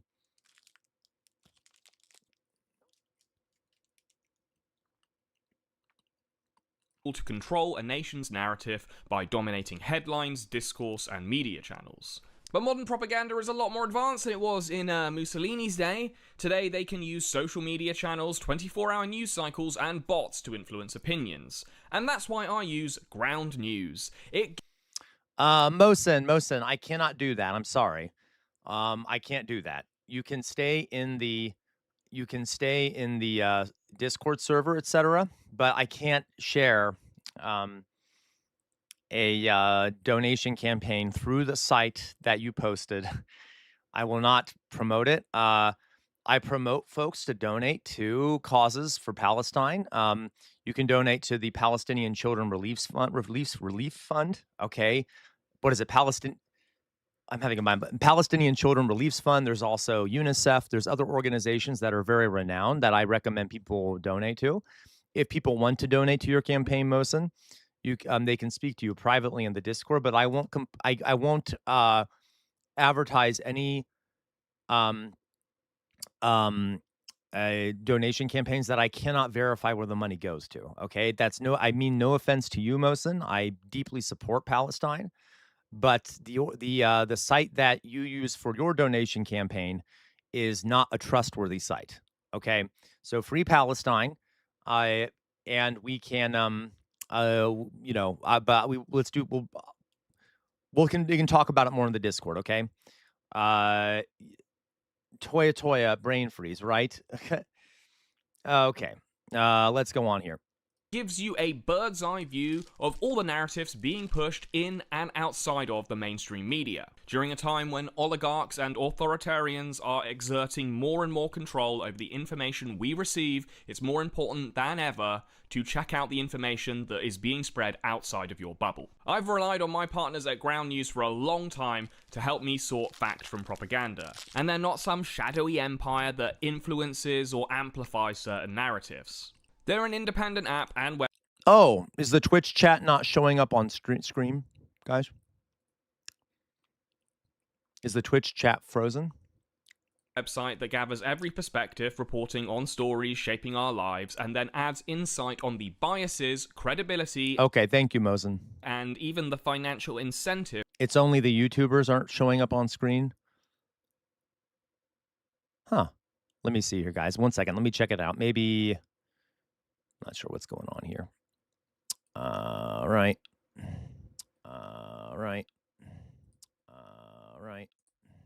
Oh, it looks fine to me. I don't know why it's. Oh, it looks fine to me. I don't know why it's. Oh, it looks fine to me. I don't know why it's. Oh, it looks fine to me. I don't know why it's. Strange. Okay, we'll figure it out. Yeah, I think it's fine now. Okay, there we go. Behind the headlines. This way you can compare coverage, question narratives, and see what's really happening in the world at large. I think it is. Ground News is how I found out about the Trump administration quietly lifting restrictions on their ability to conduct airstrikes, allowing them to strike a broader range of targets, including cartels south of the border. And this story was nearly completely missed by the left-wing press, as it coincided with the media storm that occurred during Zelensky's visit to the White House. So escape your echo chamber and cut through the narratives that are being thrust upon you. For a limited time... I'm sorry, guys. I know we're looking at an ad. I was just trying to see if Twitch was working, so I wasn't paying attention. Because you're right. It doesn't look like Twitch is appearing on the screen. Yeah, Twitch is not showing. Let me figure it out real fast, guys. I might just need to quickly read. I'm just going to quickly turn on and turn off the chat thing. Give me 1 second. I don't know why Twitch is being weird to me. Let's quickly turn that off, and then we'll turn it back on. Reset chat. See if that fixes the problem. My computer being fucked today. I don't know why.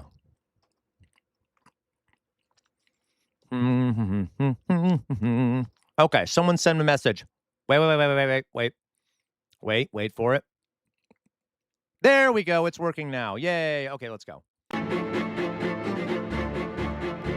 Now that they were in a position of supreme power, the fascist party set upon a series of reforms to transform Italian society in its own image. From his high position of National Party Inspector, Achille Starace obsessive... give YouTube... There we go. It's now connected to YouTube, too. So someone send a message on YouTube. ...pushed petty rituals and bizarre customs to become a part of public life. He started in the schools, instituting a Roman salute to the war dead at the beginning of lessons. These children were raised in Starace's world, where foreign words were frowned upon, where salutes replaced handshakes, and uniforms were inspected with obsessive rigor. Later on, Starace even insisted that loyal fascists should adopt a specific kind of walk, a rigid stride that should be adopted in daily life, not just during parades. Thank you, Luke. Discipline and respect for the regime were now at the center of this new Italian life, but it was secretly detested. Mussolini was widely popular, but the enforcement of these rituals conflicted with the easygoing Italian lifestyle that most people led. But fascism attracted and empowered others like Sarace, men who... Gwen, I got to agree with you. Gwen says, I'm in two minds about school uniforms. Yeah, I know, guys, listen, I know this is not a popular opinion of mine, but I'm all for school uniforms. Okay, listen, not like a Mussolini level school uniform. I'm not talking like that school uniform, but I like school uniforms. But you know, I know we've debated this before. Believed in nothing but the submission to hierarchical power. It was men like this who made up Italy's secret police, who monitored society from the shadows, spying on anyone suspected of anti-fascist activities and maintaining fascist rituals through fear and intimidation. A ton of ritual and things like that, ton of rituals. How dare you, Luke?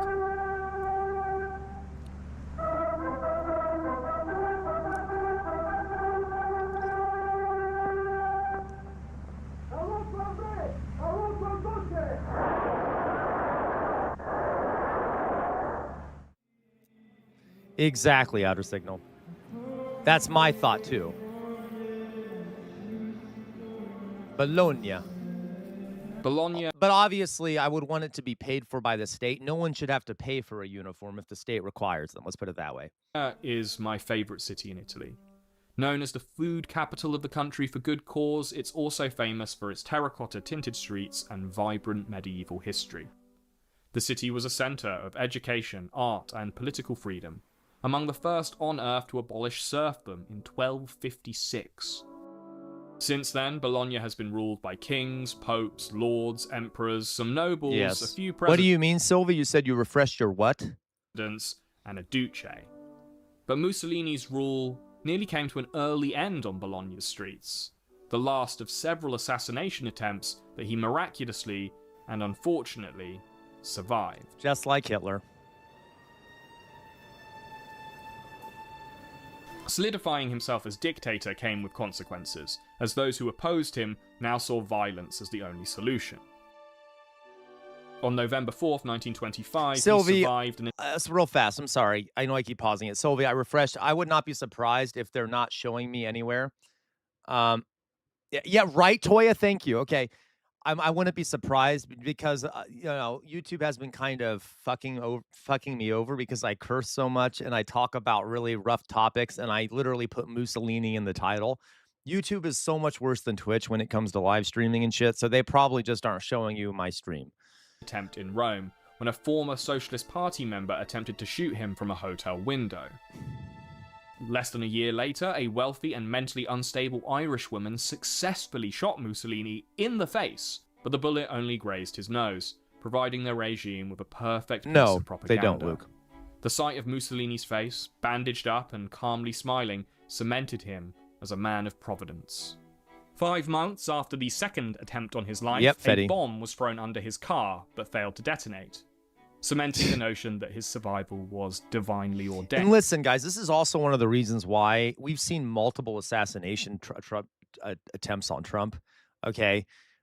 This is why I'm also not exactly prone to immediately assume it's a conspiracy, when, like, every other fascist leader has had multiple assassination attempts against them. It's sort of the nature of fascism. If you're going to crack down on people, you're going to get violent resistance to it. So it, like...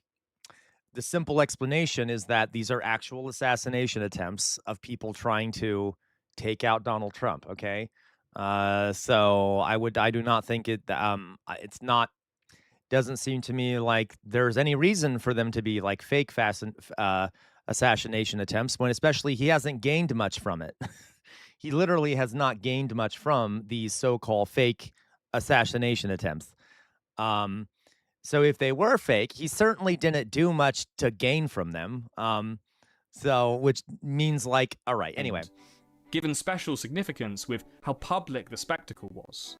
And this was outdone by a fourth and final failed attempt When visiting Bologna, Mussolini was fired on during a parade as he was making his way to the main square to give a well-attended speech.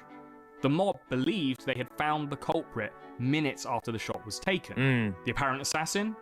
A 15-year-old boy named Matteo Zamboni, who was overpowered and lynched on the spot. Wow, don't you love fascists? They're so great. Don't clip that, but like, let's just execute the 15-year-old boy on the spot without a trial. That's so American. I mean, sorry, Italian. Oopsie. Oops. The evidence that Zamboni was indeed guilty was spare and contradictory, but on the day, the crowd didn't care. They'd celebrated the killing as divine democratic justice, ordained by the man they had gathered to worship. The man who had taken power by force, who had abolished the free press and the right to vote. Modern democracy isn't as old or stable as we like to think. Universal suffrage in the UK isn't even 100 years old. Compared to Imperial Rome or the eunuch-run bureaucracies that kept Chinese dynasties standing, the political system most of us live under is basically a teenager. The Soviet Union couldn't clear a century. The so-called 1,000-year Reich ended up lasting 12.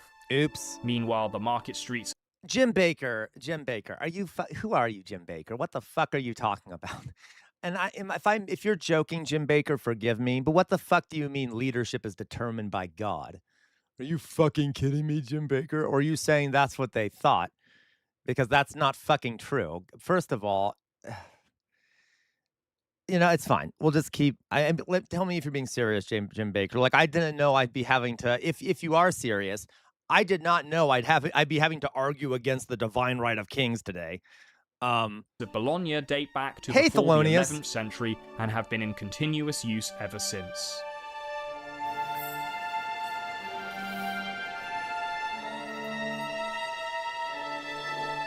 Anyone alive today has already acquired crowd immunity to the power of images.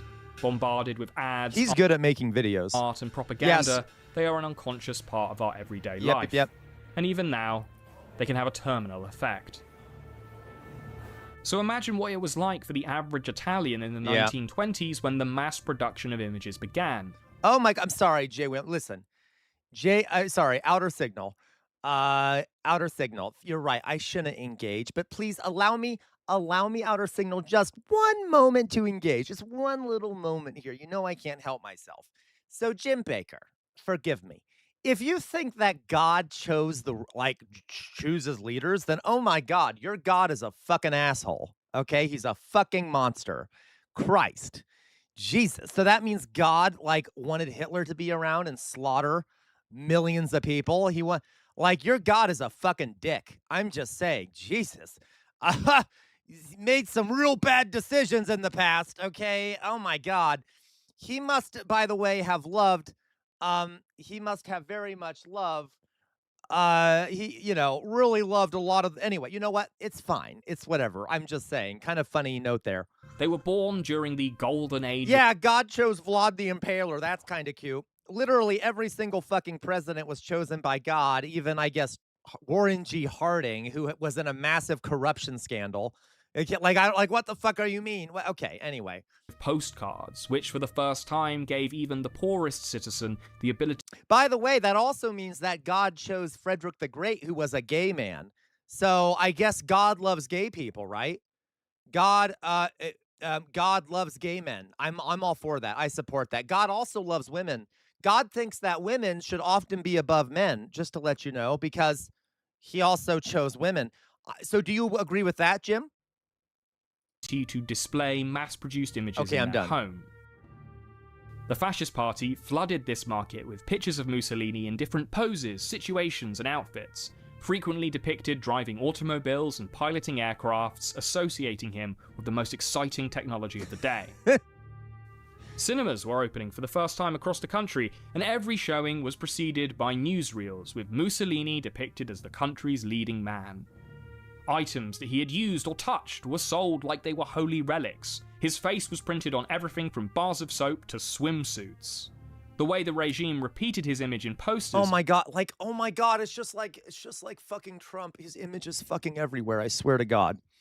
didn't just inspire other dictators, but modern advertisement and avant-garde art that came decades later. Oh, no problem, Ox. No problem. He was the first person... By the way, this is, like, super depressing. But this image here is a brilliant piece of propaganda. I've seen this image before. This is a fascist piece of propaganda. It's just Mussolini's face, almost like it's stone, stoic. It's gonna last forever. Very idealistic with C everywhere. Okay, like it's very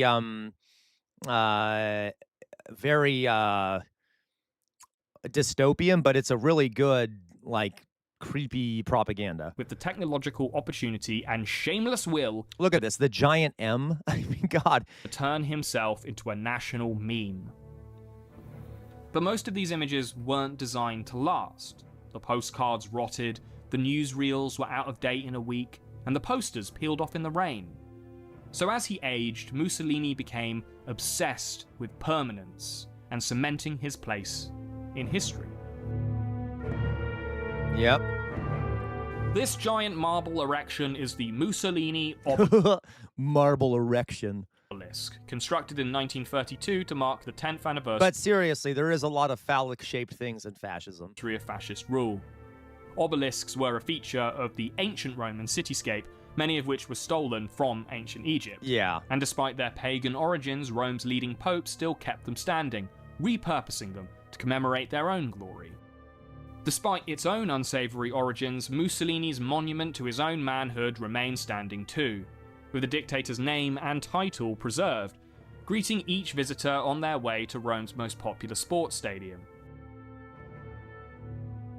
It was, and I think still is, the largest block of unbroken marble ever extracted from the Alpine Alps, and then perilously transported via ox and boat to the Italian capital.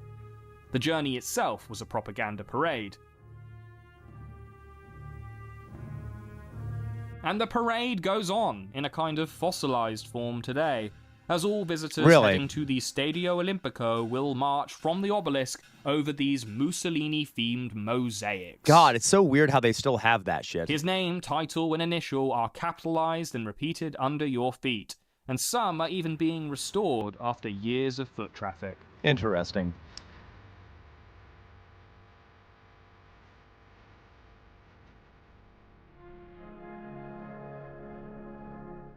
But Sir Bart, it's so fun. It's so fun, Sir Bart.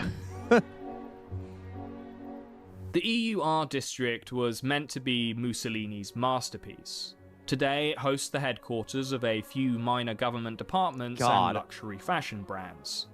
It sits a few miles south of where most tourists ever venture. Is it any coincidence that something like a company like Fendi, I got you, Sir Bart, something like Fendi is in like a fascist structure? Probably not a coincidence there. Is virtually deserted. It was originally built as the site of the 1942 World's Fair, doubling as a celebration of 20 years of fascist rule. But after the outbreak of World War II, the fair was scrapped, and Mussolini was deposed by his own Grand Council 1 year after it was supposed to occur.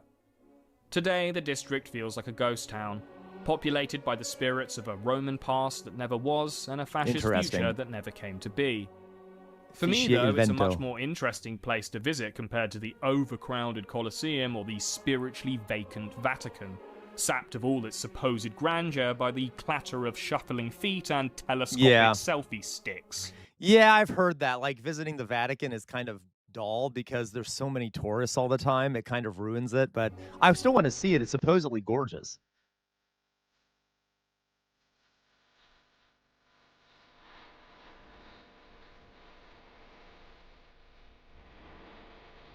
But I digress. The EUR district is more than just a window into Italy's fascist past, it is also an insight into its fascist present. Rows of posters have been plastered on walls, set up by a neo-fascist student association that operates out of high schools and universities. Great. As I travelled around Italy, their logo that symbol. Look at that symbol, that lightning bolt. That looks so similar to Oswald Mosley's British Union of Fascists symbol. So Oswald Mosley's, see here, British Union of Fascists. British Union of Fascists. So fucking, yeah, oh my God, look how similar that is. Jesus, that's the Oswald Mosley's party from the UK. That looks so fucking similar. Anyway, sorry, just a note there. Like, that's practically the same. Okay. Me too. But it was losing the battle for wall space against far-left graffiti and whoever this guy is. Yeah, Dubois. Italy is covered in graffiti, Rome especially, and much of it is I will, political, Jay. and nearly all of it sucks. It plagued cities in Mussolini's day too. Sentences from his speeches were reproduced on walls of the city he ruled. Political slogans and logos fought for space on any brickwork that wasn't ancient enough to demand historical reverence, and so it goes today. When resistance to the regime began in the early 1940s, the first visible defiance that many citizens saw was on the walls. At a time when the secret police would arrest anyone who dared to print anything that was critical of the government, graffiti was one of the safest ways to be heard. Suddenly, these flashy propaganda posters that had worked so well for decades looked forced and inauthentic compared to the scribbles of ordinary people who were risking their lives to leave them. The legacy of fascism, though, was harder to erase than spray paint. When Mussolini was deposed, there were tens of thousands of Romans who had worked for the regime who took no part in the resistance. They didn't want to completely tear down the history they were instrumental in building, and that's part of the reason why you'll still see things like this. Hiding behind the scaffolding, a statue still sporting the Roman salute in plain sight. That's fun. And just around the corner from that is one of the only remaining images of Benito Mussolini in modern Italy. Oh my God. Sitting on his horse, surrounded by soldiers in a military victory that never happened.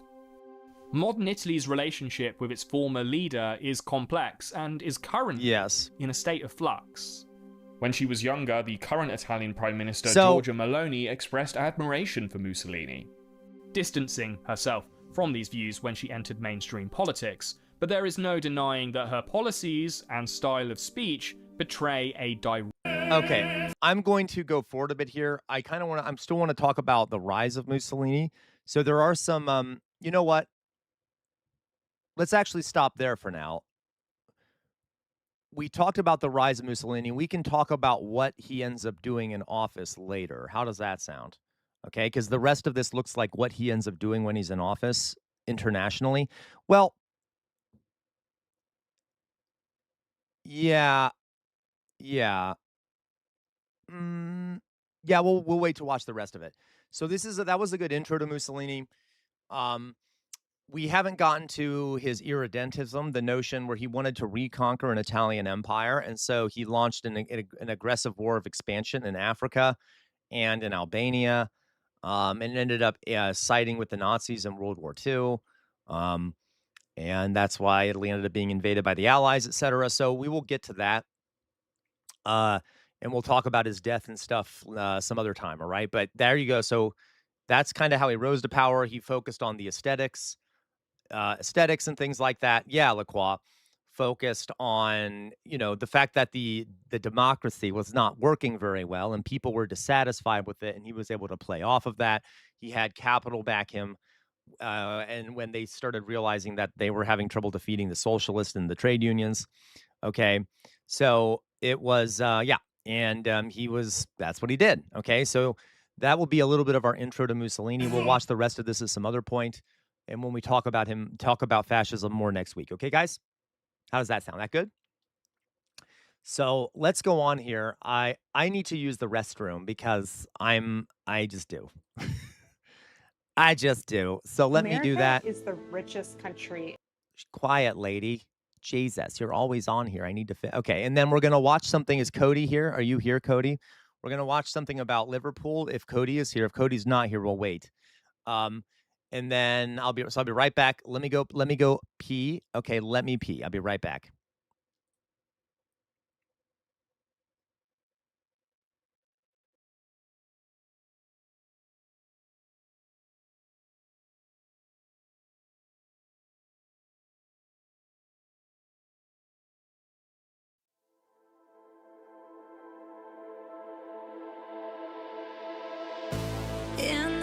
dark haze, polarized gaze, trying to find my way to you. Where the spaces can't erase this, you're the feeling that I choose. I'm tired of running, 'cause you lost the feeling. You're disconnected in your touch. Are you believing in what I'm seeing? Or did the high life get too much? It's all on you now to figure out how.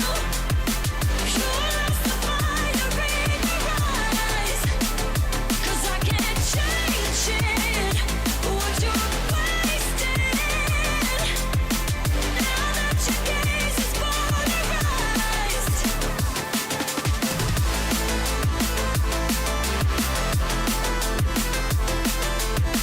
Now that your gaze is polarized.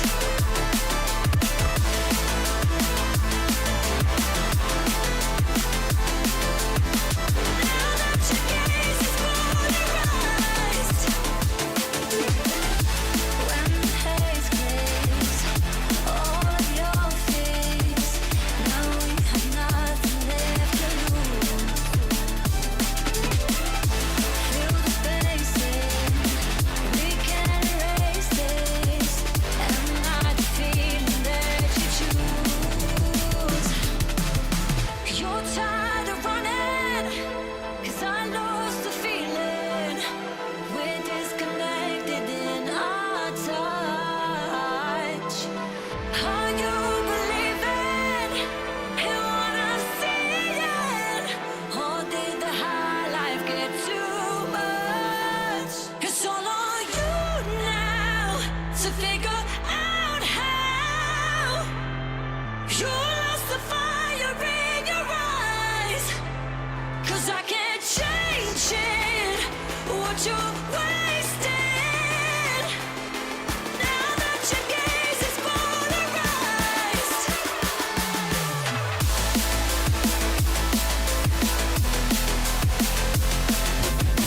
You lost the fire in your eyes. It's all on you.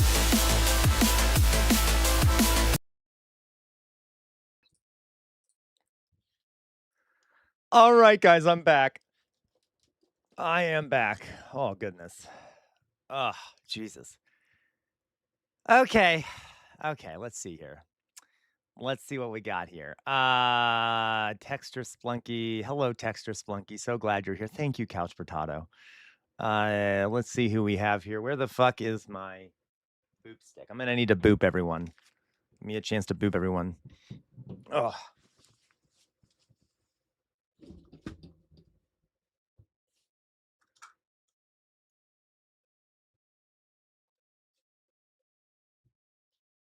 All right. Oh. For those that are for those that are new come in later today, I am so fucking tired today, and it's very hot. So let's see here. Sir Bart gets a boop. Boop. Alyssa gets a boop. Boop. Jay Williams gets a boop. Boop. Texture Splunky gets a boop. Boop. Elevator Lady gets a boop. Boop. Thelonious Dunk gets a boop. Boop. Couch Potato gets a boop. Boop. All right. Doug gets a boop. Boop.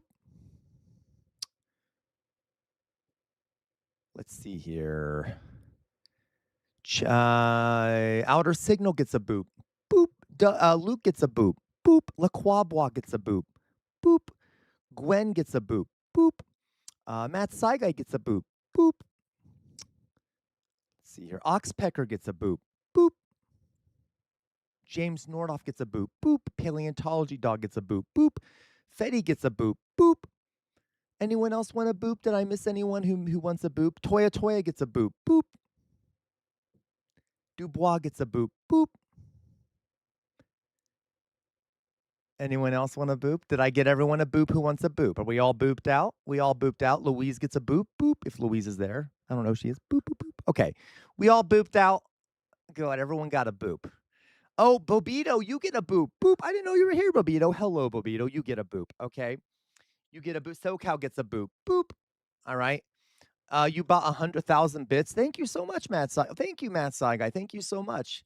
I didn't see that. Thank you, Matt Saigai. Really. Thank you for the 1,000 bits. Deeply appreciated. I survive off you guys' donations and shit. Okay. Thank you. Oh, hello, round-headed humanity. You get a boop. Boop. Oh, that's okay. Death died today. You get a boop. Boop. Hello, Death died today.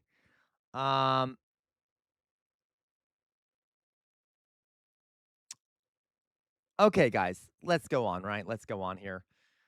Sir Bart says, I want to smoke so bad, but it's going to be like Vietnam out there. I know, Sir Bart. Jesus Christ. Like, I'm hot and like I have air conditioning on and everything, but I'm so fucking hot. All right. I'm like so tired and hot and like, yeah, I'm so energy drained. I'm just going to complain the rest of the stream. Okay. So, guys, what else can we do? Let's take a look at shit to do. I wanted to show you all a video here. Is Cody here? If Cody isn't here, we won't do the Cody shit. We won't do the Cody shit if Cody isn't here.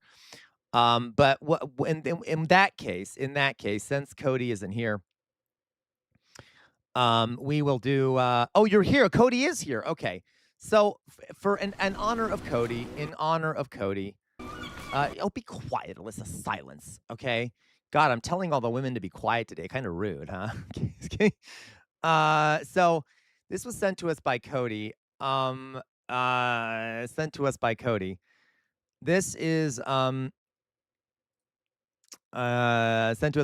This is a video about Liverpool.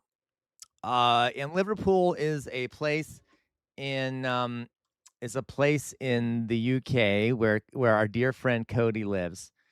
And there's this particular dialect of English spoken by Liverpoolians, okay, called Scouse, right? Scouse. And just for the sake of Cody and for the sake of education, how dare you, Outer Signal? I hate you. I know you all hate me. I know, whatever. You be quiet too, SoCal. How about that? So, Scouse is, we're going to learn about Scouse, which I don't know much about. You're only 45 minutes from Liverpool, Mithril. Amazing. Okay, so let's learn about Liverpool. It'll be kind of a palate cleanser, and then we'll do some other stuff, all right? Say this city's name almost anywhere in the world, and people will recognize it. Whether that's for its football, Fabinho's got some space. He's got three up there with him, and he squeezes it through the legs. its rich history, or the music that was born here. Aww. Because as British cities go, few are more iconic than Liverpool. Interesting. The friendliness of people here has really taken me aback. Silence, From the SoCal. welcoming nature of the people here to their unique accents, Liverpool feels different.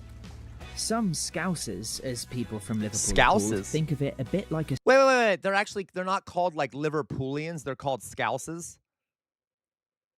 City-state, separate from the rest of the country. And many don't identify with England at all, displaying banners like Scouse Not English. Liverpool fans have even been known to boo the British national anthem at football games. Based.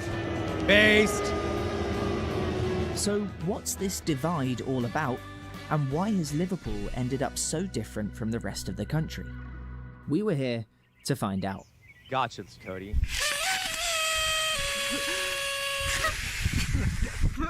We made it to England! We made it! Yeah, that's they're a bit that's too what got excited. us here. We've made it through the south of the UK and had cycled around almost the entire coast of Wales. Okay. We were finally heading back into England to the banks of the Mersey River and the city that sits on it, Liverpool.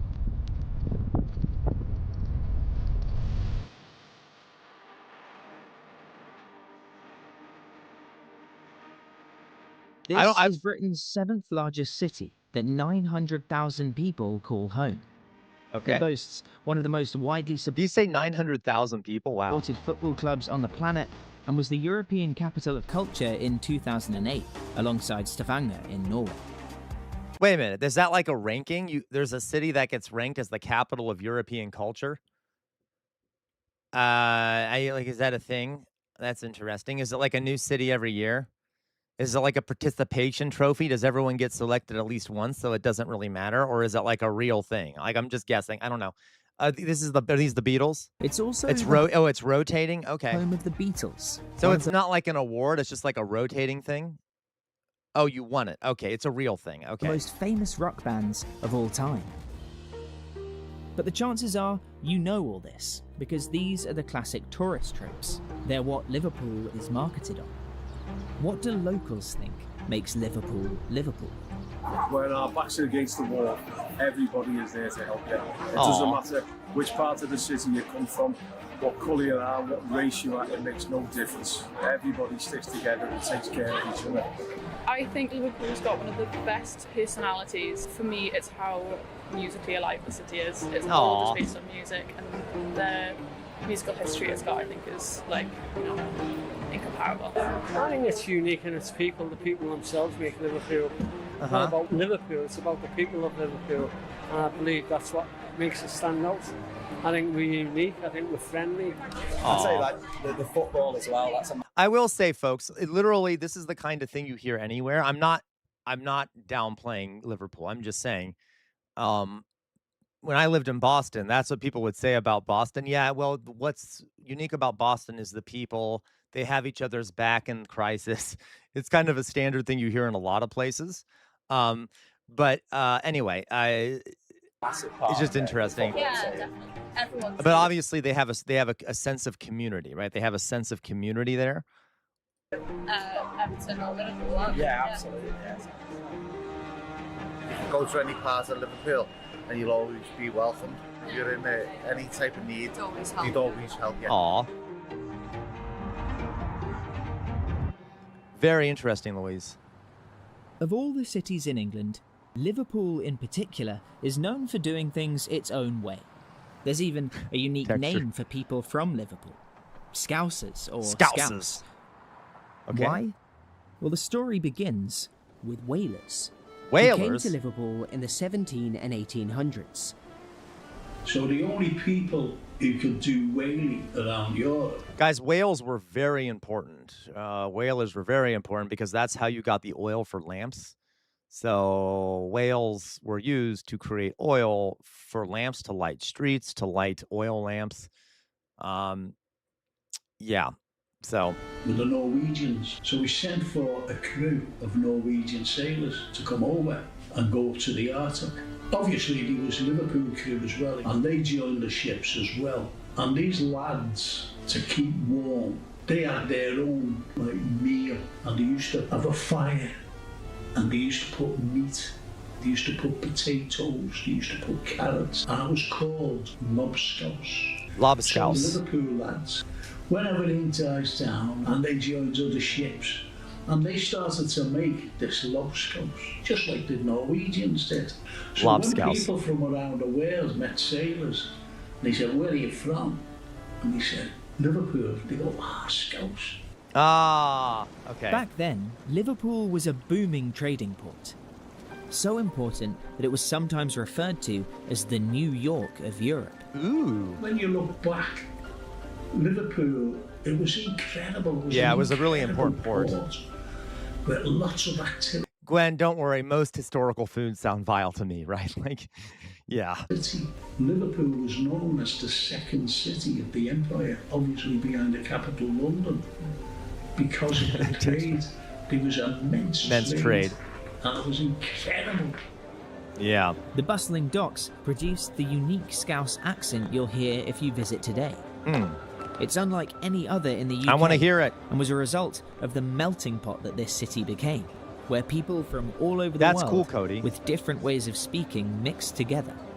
And it's most influenced by Irish, Welsh, and Norwegian immigrants. Ooh, Drusilla. Got Nowadays, some Drusilla. though, Liverpool has iceness. an unfair but pretty bad reputation, and people often joke about it being a lawless and dirty city. Everyone does that about every city. But don't go to Liverpool, steal your hubcaps or your wheels or whatever. But literally, and this is the way Liverpool are portrayed. Yeah, I mean, that's like most big cities are portrayed that way. It's really annoying. Like, New York, you're going to get shit stolen. Go to Boston, you're going to get shit stolen. Go to Columbus, you're going to get shit stolen. Go to Liverpool, you're going to get shit stolen. Yeah, like, I feel like every big city is portrayed that way to an extent. Unless it's like Tokyo or something. Why are you going to Liverpool? You'll end up being burgled. Yeah, no. It's just classic fear-mongering. Makes people in the media... it makes what's the term? It makes people in media richer to kind of fearmonger about this stuff. Yeah. They always get looked down upon.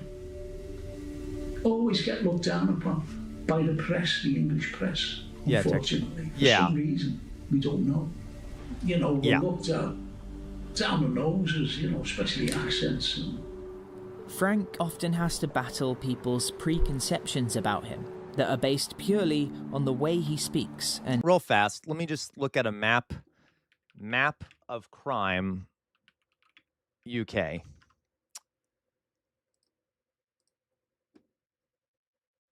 If it lets me here. I just want to see what is the...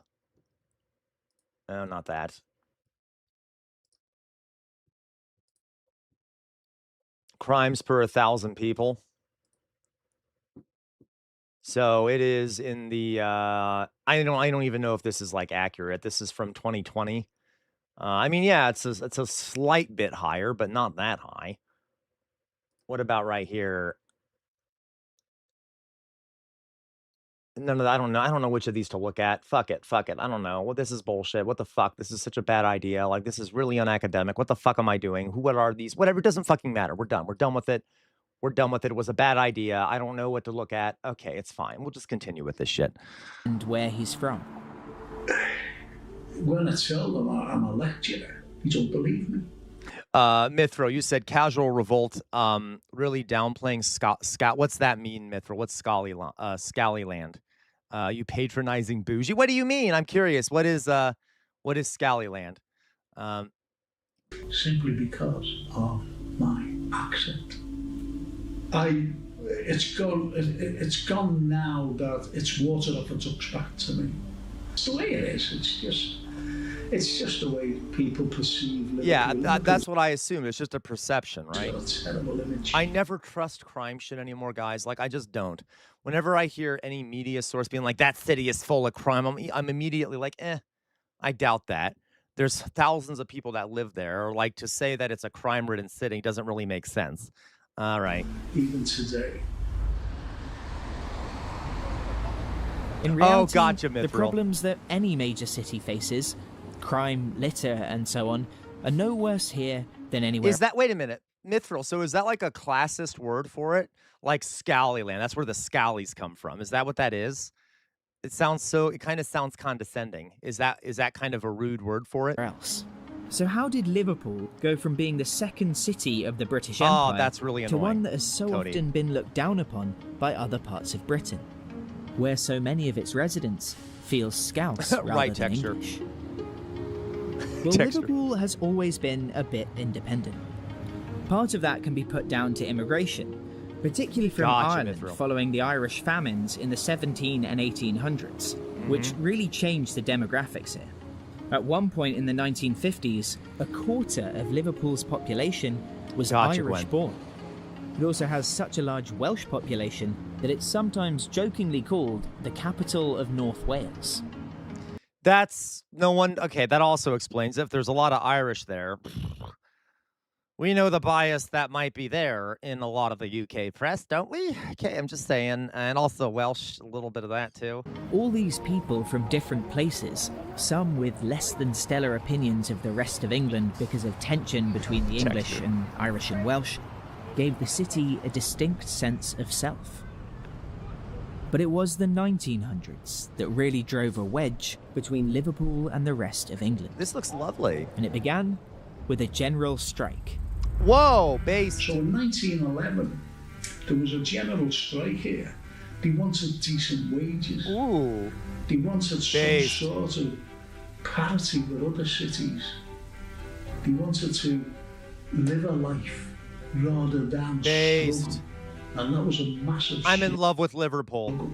That they had, and a massive struggle against the government, because the government at the time sent up 50,000 armed troops. They sent for 6,000 police from Birmingham and Leeds to take control, because the police here in Liverpool said, we can't fight against our own people. There were 2 dockers shot dead by troops. Everything had stopped. Everything.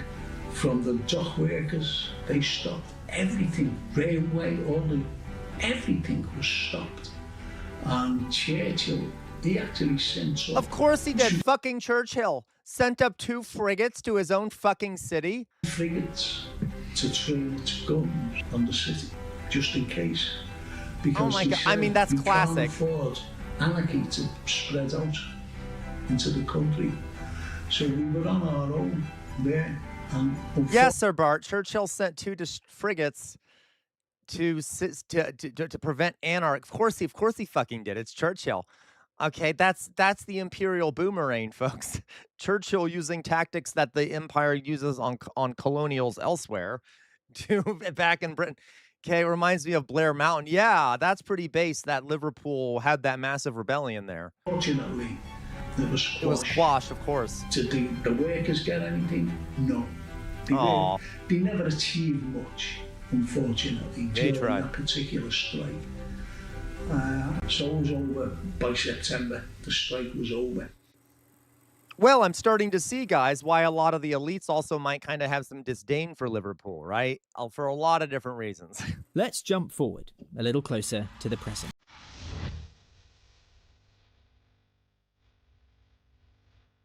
Almost 40 years since the end of World War II and the independence of India, and the British Empire was long gone. Add to that changes in shipping practices, like containerization, and Liverpool's docks were becoming less and less important compared to other ports like Dover. Less trade meant fewer jobs, and unemployment and poverty skyrocketed to some of the highest rates in the UK. Here comes Thatcher. The city Cody? was suffering. Enter Margaret Thatcher. Oh, God, I hate Prime her. Minister of Britain through the 80s, from 1979 to 1990. Hello, Excessive 90. Excessive 90 says, new reviewer, but a hater of SSPX is a friend of mine. Then you're a friend of me, Excessive 90. Okay. Anyway. And this is where it gets dark. Because rather than invest in Liverpool to get it back on its feet, her government planned a strategy of managed decline. Yeah. What the Conservative government wanted to do, they wanted to manage decline a city, and Liverpool was chosen. Jesus. Don't invest in it, don't do anything. It's like getting a balloon, blowing it up, and just letting it out slowly. And you just see it slowly degenerate into nothing. Conservative MP. To be clear, folks, the idea of managed decline is really managed wealth extraction. That the people of Liverpool would have all their wealth extracted in the interest of wealthy elites, okay? Because the wealth had to be lost somewhere, right? So it was sort of, okay, well, because of late-stage capitalism, we need to have the wealth extracted and the jobs dry up somewhere and things like that. So I guess that'll be Liverpool. So I don't like managed decline makes it sound like it was just like a natural and normal decline. Well, it was a decline for who they wanted to have decline, but a boon for other elements of society, which would mean the elites, okay? It was like a vampiric thing. I'd like to build a wall around Liverpool to show future generations how we lived or how they lived. And that was shocking. That was shocking to manage to decline a city as strong as Liverpool.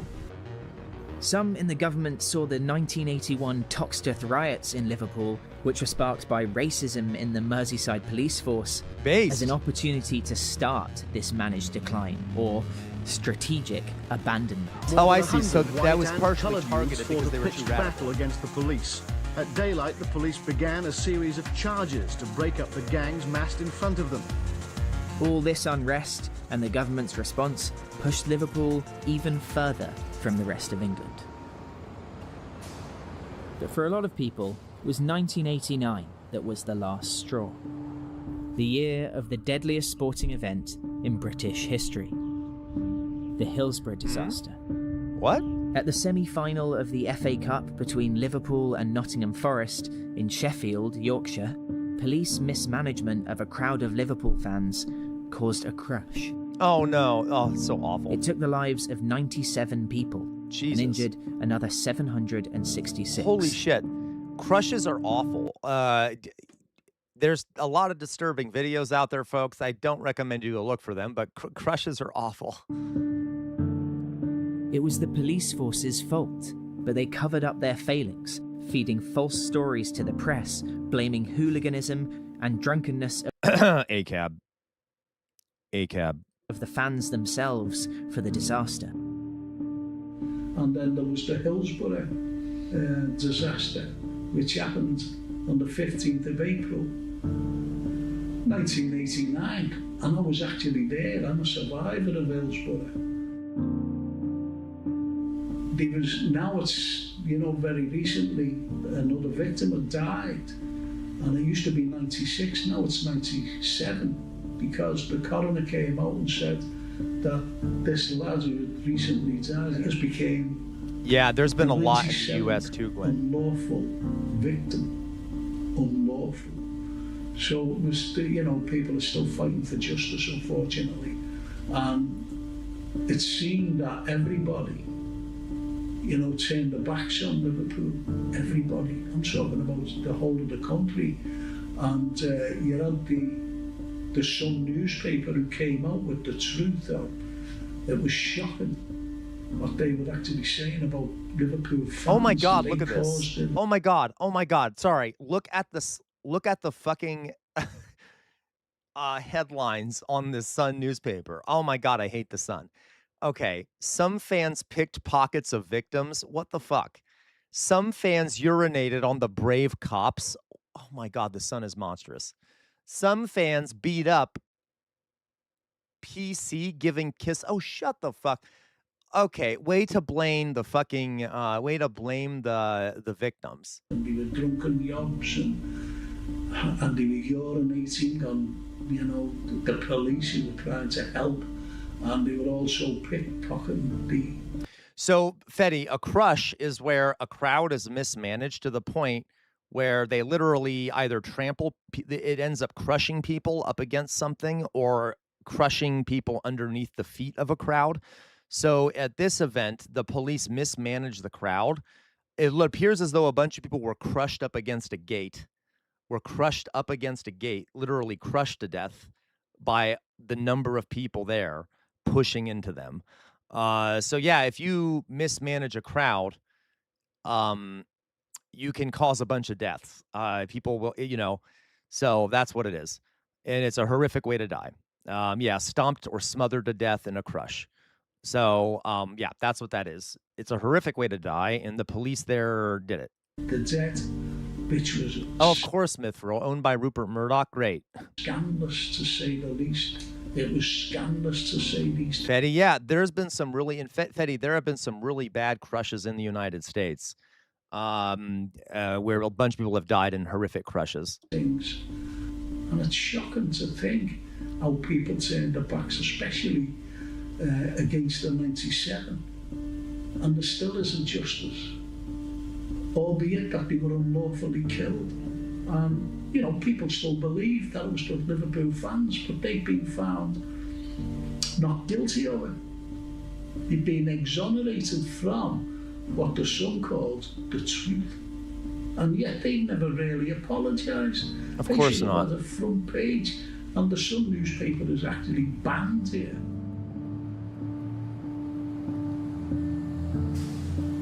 Good, I'm glad that's based. That is based. Good, ban the fucking Sun. So now you have a big Liverpool banner saying, Scouse, not English. Only because of the press and the bad name Liverpool gets. Yeah. The lies about Hillsborough were built on negative stereotypes about Scouse people and Liverpool. Of course. And it worked. The police spent 30 years blaming the victims. Oh my God. And a lot of people believed what they were saying. When the police force eventually had to pay out compensation for their lies to bereaved families, lawyers called it one of the largest and most shameful that mad cover-ups by a about being police white, force huh? in history. Of all these events, the Hillsborough disaster... It took me a moment, Couch Potato. I just got the joke, and you know what? It's true. Literally, if I were to step, like, I avoid the sun, guys. I will look like fucking Rudolph's nose if I step outside for too long, okay? Like, sun's scary to me. Give me overcast, give me snow, all right? I cannot, yeah, I look like Casper the Ghost, right? Okay. The injustice that followed are the most fresh in Liverpool's collective memory. It was only in 2016 that an investigation officially placed the blame on the emergency Jay Williams, services. you're not wrong. I am not now, denying that, Jay Williams. Listen, I'm not. I agree. Okay. Over 100 years since Winston Churchill sent gunships up the Mersey River, this city is set apart from the rest of England. And this is what happens when people who feel Scouse, not English, hear the British national anthem. Bass. This is a good one.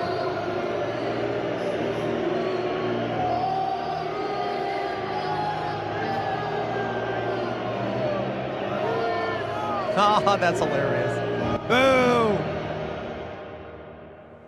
Lizzie's in a box, Lizzie's in a box. Sorry. Oh my goodness. A lot of people wonder why Liverpool has been treated this way over the last century. Maybe the London press didn't like the city's rebellious nature. Yeah, well... Or perhaps classism is to blame, since it's always been a very working-class city and an epicenter for the fight for workers' rights. Whatever the reason, Liverpool has been through a lot. And yes, it has the same problems as any major city. Yeah. But it's about time it was recognised for what it is. I love not Liverpool. What the media makes it out to be. One of the country's most musical and artistic cities. That's amazing, Cody. Home to some of the friendliest people in England. The city that gave us the first ever passenger railway, the very first X-ray department, and one of the first ever wireless radio broadcasts. Cool. A hub of culture, home to the country's oldest Chinatown there, Cody. built by people from all over the world, that saw the highest of highs in its heyday and is bouncing back from the lowest of lows it endured in the 20th century.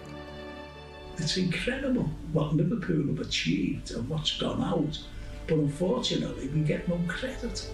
And this is what people, they really need to be educated about Liverpool instead of having this negative look at Liverpool. And that's... Yeah, that looks like a really diverse place. And I've always shouted Liverpool from the tops of the roofs. Aww. I've been asked, what does it mean to me to be a Scouser? Well, Scousers are very, very proud people. Aww. When I go away and people ask, where are you from? I say Liverpool. They go, oh, you're a Scouser? Yes, of course I'm a Scouser. I don't put on accents. It's the way I speak. Aww. Because people have said, do you put this accent on? I'm very, very proud to be a Scouser. I'll just leave it at that. Yeah, that's amazing. Thank you, Cody. I'm glad to learn about Liverpool. So Cody said this, and so did Doug. Apparently, there's a pretty big anti-fascist movement in Liverpool. There's a pretty big anti-fascist movement in Liverpool because of its diversity and its problems with the government. I guess it also is pretty anti-reform. Let me see here. Liverpool reform vote.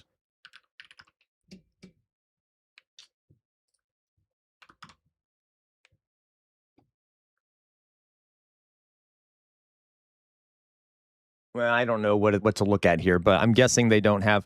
Yeah, the first city to accept ethnic minorities. Interesting. Hello, Jonas, by the way.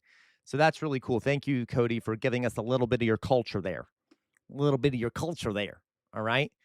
Okay, folks. Let me see what we have here what else we have here to react to, etc. I might not go for much terribly longer. I got to tell you, I am so fucking tired and hot. But let me see what we got here. I know it might be a shorter day, but let's see what we got here. Decades in prison for moving a box of magazines. What the fuck? Okay. I'm going to go to the bottom here.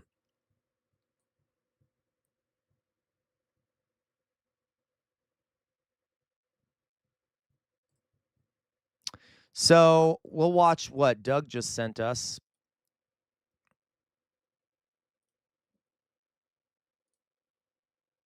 This is a short one. This is a short one. I've been trying to not overreact about Trump's renovation projects. Tearing down the East Wing, building a ballroom, hiring. Okay, so this says going over the symbolism of Trump's decision to interrupt the line of sight between the Lincoln Memorial and the Arlington House. Okay, we'll see about this. I don't know anything about this, but I've been trying to not overreact about Trump's renovation projects. Tearing down the East Wing, building a ballroom, hiring a pool contractor to resurface the reflecting pool, the triumphal arch. I've been trying to not overreact, to just kind of wait and see what probably happens. best because it's not that But big of a deal. This arch Listen. concerns me. Listen. Okay, I know. Guys, I got to tell you. I know. I really don't give a fuck. I'm sorry. I just can't bring myself to care. Yeah, I know. It's important. It's fascism. Building big things is bad. Doing it like, kind of redoing all this shit for your own grandiose reasons. But like, it's kind of a minor issue with the Trump administration because I really don't give a fuck. But like, I really don't care. It's like I'm not a fan of it. I'm just like, of all the things that Trump does, the buildings he builds, I don't really care about. Like, I'm sorry. I just don't. We will watch this, but I really don't give a fuck. It's like, yeah, I know, Sir Bart. We'll see. But it's kind of a lib thing, in my opinion, to be like, oh my God, the reflecting pond and, shit like that. Whatever, we'll watch it. I'll watch it anyway. We'll see. I know, Gwen, it is fascist propaganda, but like, that's the rebuilding. Like, not many people are going to experience it. It's in DC. You have to go there to see it, and it's kind of grandiose and shit, but it doesn't really affect many people's material conditions at all. Compared to other stuff he does, it's kind of small. Regardless, let's see what she has to say. This is where I am an expert. I have a master's degree in Roman art. Okay. I understand the power of space, the power of public monuments. That is the basis of ancient art. That is the basis of Roman art. We don't really understand that. If you haven't been taught this, if you've not learned art history, we really don't think about how spaces affect us and what messages we're being told by the buildings around us.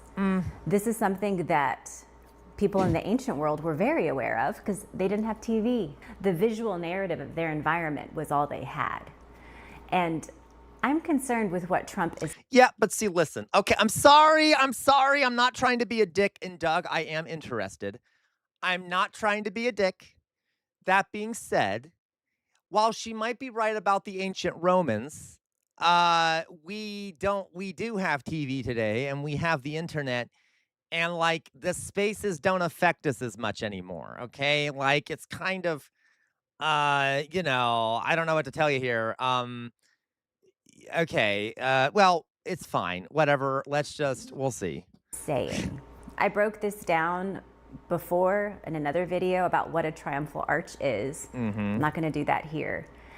I'm concerned about the placement of the arch. Now, I've never been to Washington, but I have spent time looking at the schematics and the location of this particular Jonas, arch. So this first came to my attention when I read about it.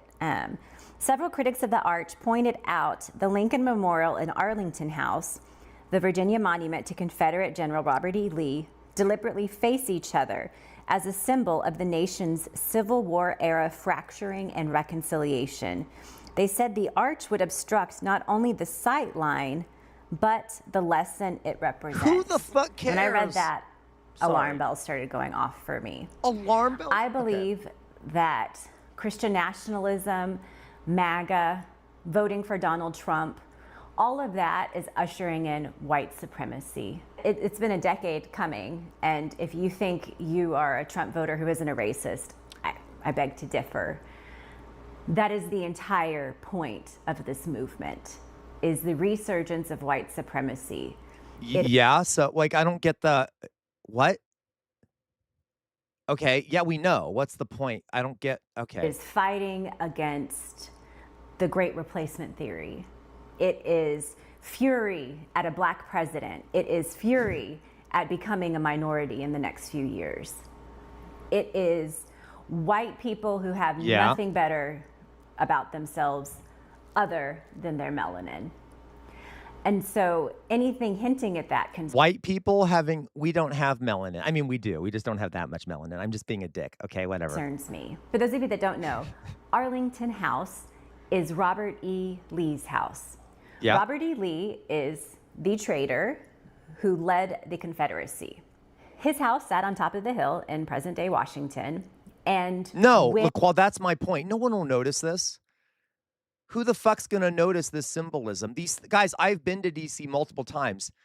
You don't, like, you're not gonna be thinking, like, you can't see, like, Robert E. Lee's house from, like, like, what the fuck are you talking about? The only people who would ever get this symbolism, if this is what they mean, are people like architects or, like, nerds. Like, I don't, yeah, I've been to DC. I've taken students on trips there and shit.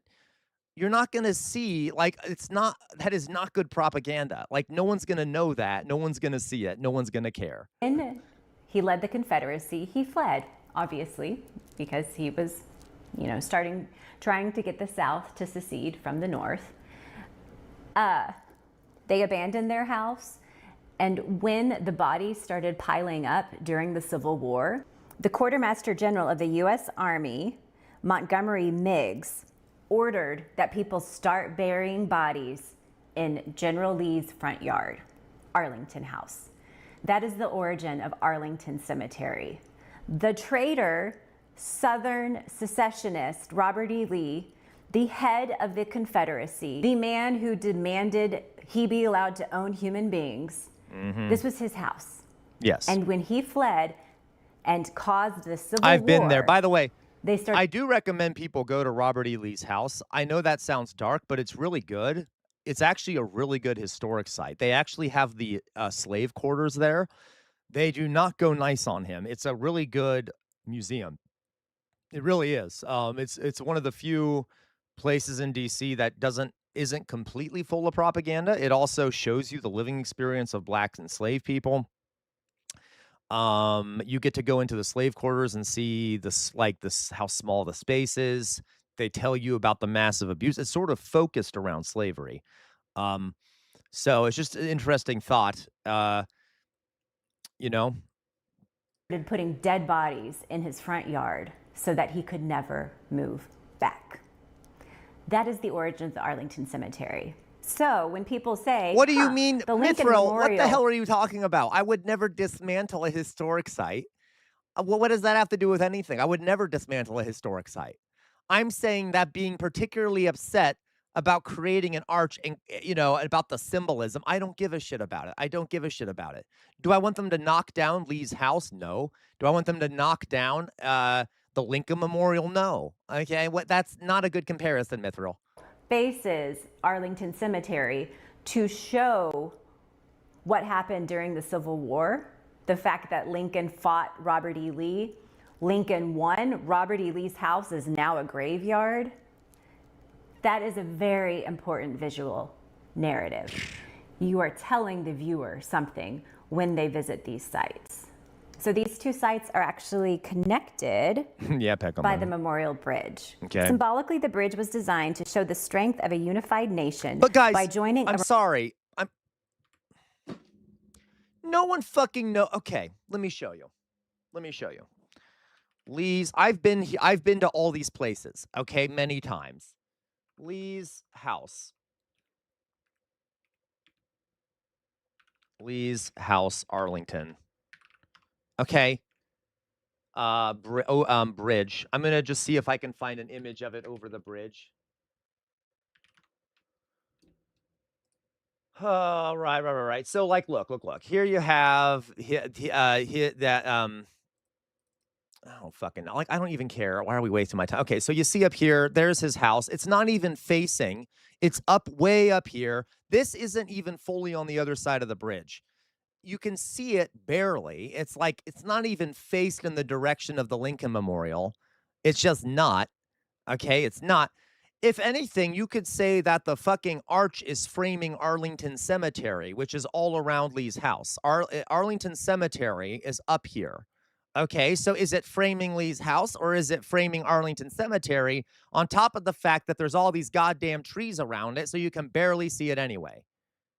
Okay, like, who's going to know the symbolism anyway? Who's going to know the symbolism anyway? All right. Anyway, I don't understand why we think that the fucking symbol is... Okay. Hello, KF Logan, 1875. Thank you for the raid. Hello, folks. Hello, Loganites. KFL Loganites. Welcome to the community. Okay, welcome. What'd you guys get up to today in stream? Tell us a bit about your streamer here, your KFL Logan. Okay? Tell us a bit about the streamer here. Yeah, KF Logan. Hello, folks. So glad you're here. How's everyone doing? Would I like him? Fantastic. We should raid KFL Logan sometimes. So, hello, welcome to the Casual Revolt community. Casual Revolt community. Welcome to the Casual Revolt community. I am Casual Revolt. You can call me Sam. That's fine. I'm a political streamer. We do left-wing politics. We do history. We do education. I'm also a raging homosexual. Very, very gay. Love LGBTQ folks. All right. And I'm a jester. I'm a human jester. Okay, so I literally have a jester hat. Jesters are the people who historically were allowed to speak truth to power. Okay, so love letting jesters speak truth to power. I speak truth to power. I try to. So we mock the rich and the powerful, etc. Are you guys even allowed to type, or is there a time limit set on when you can say things? Because if there is, I apologize, and I need to fix that shit. But anyway. Yep, here, I'll fix it. There we go. I fixed it. So if you guys want to say stuff, you can now. I think I accidentally had it set. Okay. So glad you guys are doing. Thank you so much for. Thank you guys so much for the raid. Glad to have you here. Okay. So I did just enable you guys to make comments. I don't know why I had it set the other way. Okay. Got that? How dare you, Outer Signal? I hate you. Okay. So that's me. Hello. We're talking about some lib shit, unfortunately. What do I mean by that? I mean, we're talking about this lady is claiming that Donald Trump building this arch is a bad symbol. It's some nonsense. Whatever. We'll see what happens. Okay. We're going to keep watching it. Memorial on the north side of the Potomac, the Lincoln Memorial, with one on the south side, Arlington House, the Robert E. Lee Memorial. Memorial Bridge and Avenue also connect the nation's capital to Arlington Cemetery, where thousands who died fighting to preserve democratic government have been laid to rest. Here is the schematic of where the arch will be. Looking at this, on the left is Arlington Cemetery. Those two, that circle right there with the little red dots. She's literally doing like the national treasure shit. Like, let's look at this geometry. This geometry will tell us, like, it's very kind of, okay. That is the arch, and then you have the Memorial Bridge, and then the Lincoln Memorial. Basically, you'll cross over the Potomac, and then there'll be a circle with the arch, and then it continues on to Arlington Cemetery. Yeah, so here is a view. Yeah, where's Nicolas Cage? Showing the direction towards the Lincoln Memorial. It's not, I wish I had this shot from the arch, because when you stand in the arch and look through it, I really want to see that view. But the architectural firm didn't provide it, unfortunately. I'll just have to imagine. So we don't even know if we're going to be okay. All right. Here it is on the other side, though. This is the view I wish I had. This is a view standing in front of the arch, looking towards Arlington House. Now, and Arlington Cemetery. Arlington Cemetery, too. When you stand here and you see Arlington House completely centered through this view of the arch, what does that tell you, the viewer, about Arlington House? Is Arlington House good or bad? Good. Are we celebrating Robert E. Lee leading the Confederacy, or are we celebrating the defeat of the Confederacy? That is what worries me. I don't trust these white supremacists. One second, guys. I don't know why it says, are we sure it's in, are you sure it's in followers only mode? Because I feel like I turned it off. Yeah, go ahead. Turn everyone for now, Mad Sci Guy.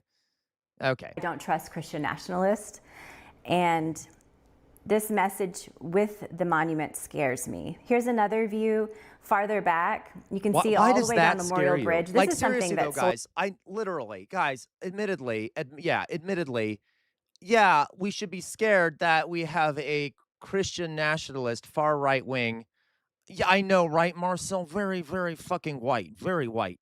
Anyway, that we have a Christian nationalist death cult that runs the country. That's not an exaggeration, remember. A lot of the folks, including Hegseth, believe that by aiding Israel, they're going to bring about the apocalypse. And he's openly said that, that the war against Iran is a way to help bring about the second coming of Jesus Christ. So that's fun. We have an insane, batshit crazy death cult running the country. But to be like, I'm gonna panic. I am panicking. He's building this arch and it looks symbolic. It's symbolic of bad stuff. Okay, calm down. You're fine. You're fine. That's not really the worst thing. Okay, that's not the worst thing I can think of. I don't even really buy her argument. I think she's really exaggerating, but okay. It's fine. Whatever. It's kind of a lib take, but it's fine. soldiers were concerned about and brought this up as well. And there you can see a view. It's creating a vista all the way to Arlington House. And I think it's up to the viewer. If you're a Proud Boy, if you're a Confederate, and you're standing on this bridge and looking at Arlington House, the South will rise again. That's the message I see. So this is a problem. It's literally, that's already what's happening. I don't know how this is gonna fix any. Like, how does this make it any worse? That's already what's happening, folks. The South is already rising again. It's been riding again. No, please go ahead. Go ahead, Marcel. Like, I don't blame you. Mock it. It's stupid. I don't want any of this shit built. But the fact that she's like, that's what really scaring her is the architecture. We're living in a fascist state. You're worried about the architecture? Okay, I'm sorry. I don't. Oh my God. Okay.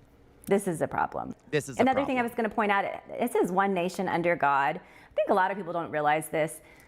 Eisenhower added one nation under God to the Pledge of Allegiance in order to defend capitalism. This came about during the... Listen, guys. Okay, that is true. It is true, Thelonious Dunk. It is true that one nation under God was added to the Declaration of Independence. To the Pledge of Allegiance in an effort to combat communism, okay? Because they thought that, like, those dirty atheist communists wouldn't possibly be able to say it because it says under God, which means it's anti-communist. But that doesn't mean but it has become a common phrase. As much as I hate it, it even says it on our currency. Okay.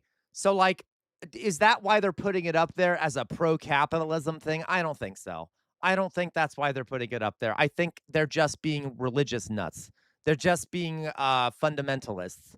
They're just like, I'm not saying Trump is pro-communism. I really think this is just about appeasing the evangelical nut base. Okay. All right. But anyway. Cold War. When Christian nationalists say that we were founded as a Christian nation, they're wrong. We weren't. We were founded as a secular nation with freedom of religion. Eisenhower added this because America cares about capitalism more than anything. That just because something happened for a certain reason historically doesn't mean that's the reason why it's being done today. This is not good history. And in Russia, In the Soviet Union, the communists were atheists. They didn't have religion. And so Eisenhower was saying, capitalism and Christianity, she's good. overdoing it. She's overdoing it. Soviet Union, atheism, communism, bad. That is what we are saying with our Pledge of Allegiance with the under God. And so Trump putting this on the arch. No, you're right. You're right, Alyssa, but I don't care. I don't care. I don't care. Reinforcing the narrative of Christian nationalism, which is a lie, which is that we were founded as a Christian nation. We weren't. This phrase was added to protect the economic system that has done so much to destroy the lives of many Americans. Yes. Okay. No, listen, guys. She's right. I got to tell you. Yeah. Listen, I don't want the fucking phrase one nation under God up there. I don't want the fucking arch. I don't want any of the things Trump's doing. I want to be clear. It seems like people are saying I'm not bothered by it. Okay. Like I'm not bothered by it. I don't care. That's the issue. This is such a small thing that he's doing compared to all the other horrors. To freak out about this is like weird to me. Maybe it's because I'm a gay man and like the least of my concerns is the arch they're building. Okay. I don't know. But all right. I'm just saying. Whatever. It's fine. Another thing to note is the size of this thing is absolutely ridiculous. The Capitol itself is 288 feet and this is 250. So it is absolutely enormous. Okay. And it is creating a vista highlighting the house of Robert E. Lee. While Trump pardons the January 6th insurrectionists and then pays them money. Yep. I can't help but be worried that the message to white extremists is, hey, here's our triumphal arch because we've gotten control of our nation again. And don't you forget that as long as you keep fighting for Trump, he'll pardon you, he'll pay you. What? The South will rise again. It's the message I see. And the South is rising, right? You can see all of the legislators in the South rising to silence black. Yeah, don't worry, LaQual. Don't worry. We should panic about the arch and not the concentration camps. That's fine. We should not panic about the government funding a genocide. We should not, like what we should really panic about. All right. I know. Yeah. Is this going to like, I don't understand. All right. It's just like, yeah, but that has Gwen, that has nothing to do with the art. Okay, it's fine. It's whatever. It's fine. And consolidate power and destroy democracy. Yeah, thank you. No, I agree. That should be something we panic about, but all illustrated by this one little monument. Mm-hmm. Okay. Well, thank you, Doug. And I just Interesting. Interesting. Okay, let's see what else we got here to react to. We shouldn't panic about Israel and U.S. military integration. Yeah, okay. But she isn't a concentrate. Listen, why is everyone being so defensive about this? I know she's an art historian. I know. Okay. I am saying that I personally don't give a shit about her takes about the art history of this thing. Not only do I not give a shit, I think it is, I first of all don't think she's right about it because I've been there and like I feel like she's misinterpreting it. I don't like the focus on it. Thank you, Thelonious. This could have been sent in an email, okay? This could have been sent in an email, all right? I could have looked at this in an email. I didn't need a long bit on it, okay? I get frustrated. Okay, whatever. It's fine. Let's go on. She could have spent the time, talking about other things, but I get it. Okay. Whatever. It's fine. Okay, let's go on here. This was sent to us by Outer Signal. Breaking out of the capitalist religion. Okay, this will be interesting. Let's take a look at this.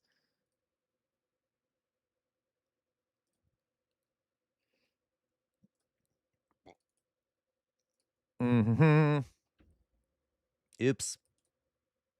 By the way, for those that are watching, please join our Discord. If you do, you can send things for me to react to. Right now, we're in the later part of the stream where I basically watch things people have sent me. But normally at the beginning we do education, we do news, we do politics, but we're kind of we're in the last part of the stream where we watch videos that people have sent. So if you want to send videos for me to watch to and react to, you can join our Discord and post them in the reactions channel. Okay, here we go. So this was sent to us by Outer Signal. Let's watch this. Drusilla, are you really saying that I'm being misogynist by not caring about the art history take? Like, is that really the point is that what you're telling me, Drusilla? Because she's a woman, that's why I'm not into that. Even though I literally say these things all the time about anything to do with anything performative. Okay, like I don't know. All right. All right, let's go. Other language make you go from Christian missionary to atheist. Daniel went to preach to the Paraha people, and he went in with two assumptions. One, that okay, what is this? This is breaking out of the capitalist religion. They would have some kind of story or analogy that God had planted in okay, this Drusilla, society that maybe to I prepare them for the misinterpreted you. gospel. And two, that people could never be fully happy without Christianity. Now, what's interesting about this people linguistically is that they prefer verbs where either you're saying something because you saw it and you witnessed it, or you are relaying the information from someone you know who witnessed this. And their language really stayed in the present tense, in the present moment. So when he's trying to tell them about the past or the creation story, or he's telling them about Jesus, they're very confused linguistically because, like, wait, did you meet Jesus? How do you know this? Do you know someone who met Jesus? Yes, this is true. Really challenged him of, like, what evidence do I really have about this man named Jesus? Their language reversed the burden That's of okay, proof Drusilla, and I made got him you. actually confront what real evidence he really had. They also had no creator deity and also Yep. no creation narrative. So when he asked them, like, why is there water and trees here? They would just say, they're just here and we always remember them being here. Nobody can remember a time when these weren't here, so they're just here. Asked the kinds of questions that Daniel Everett assumed were universal questions that Christianity answered. He came to realize that language creates our reality rather than language reflecting an ultimate Christian reality that is universal for everyone. And the last thing that damaged his faith was he just saw that other people were happy, that they were sharing food. So true, guys. So many anthropologists I've known have gone to live with people from like in hunter-gatherer groups and have realized that how much happier those people are. Okay.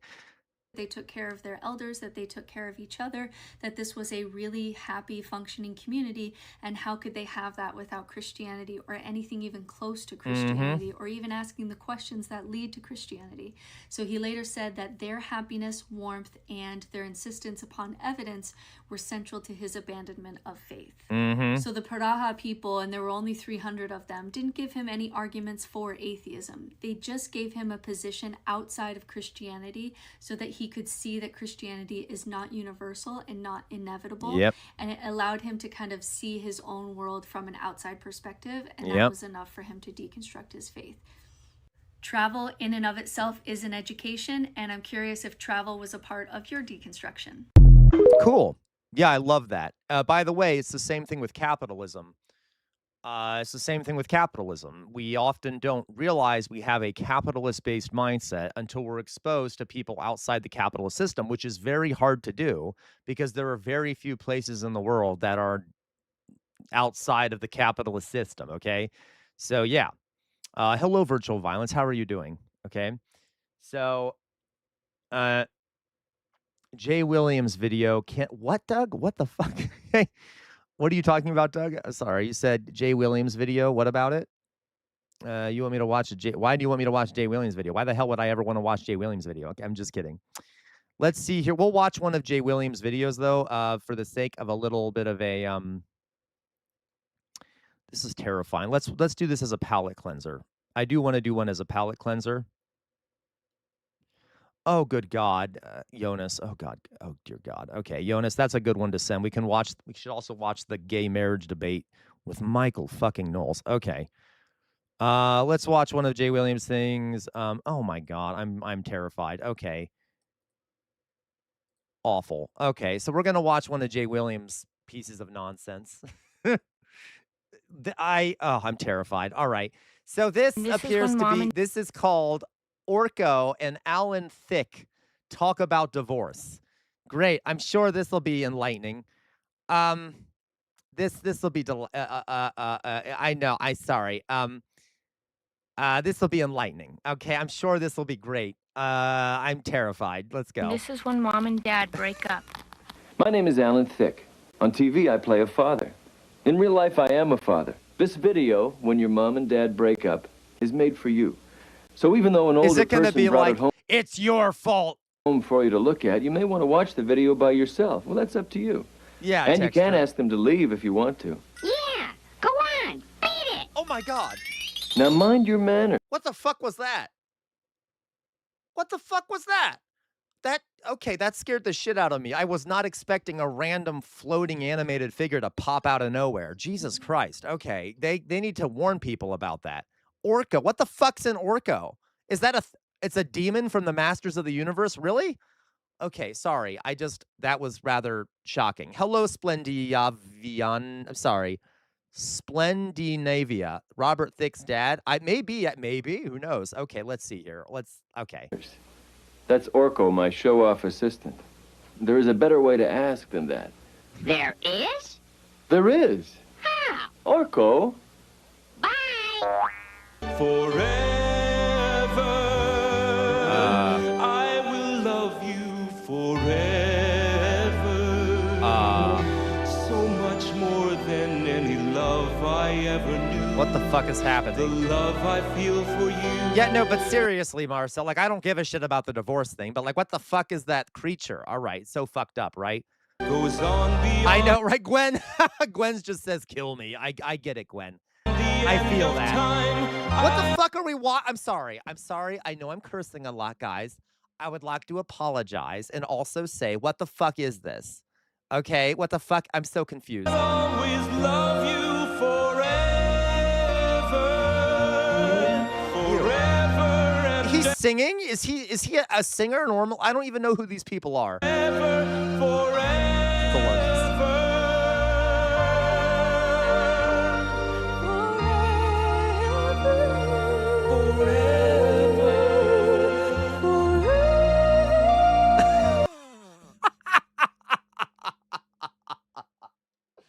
Well, it's like a fucking Disney film. I can't do it.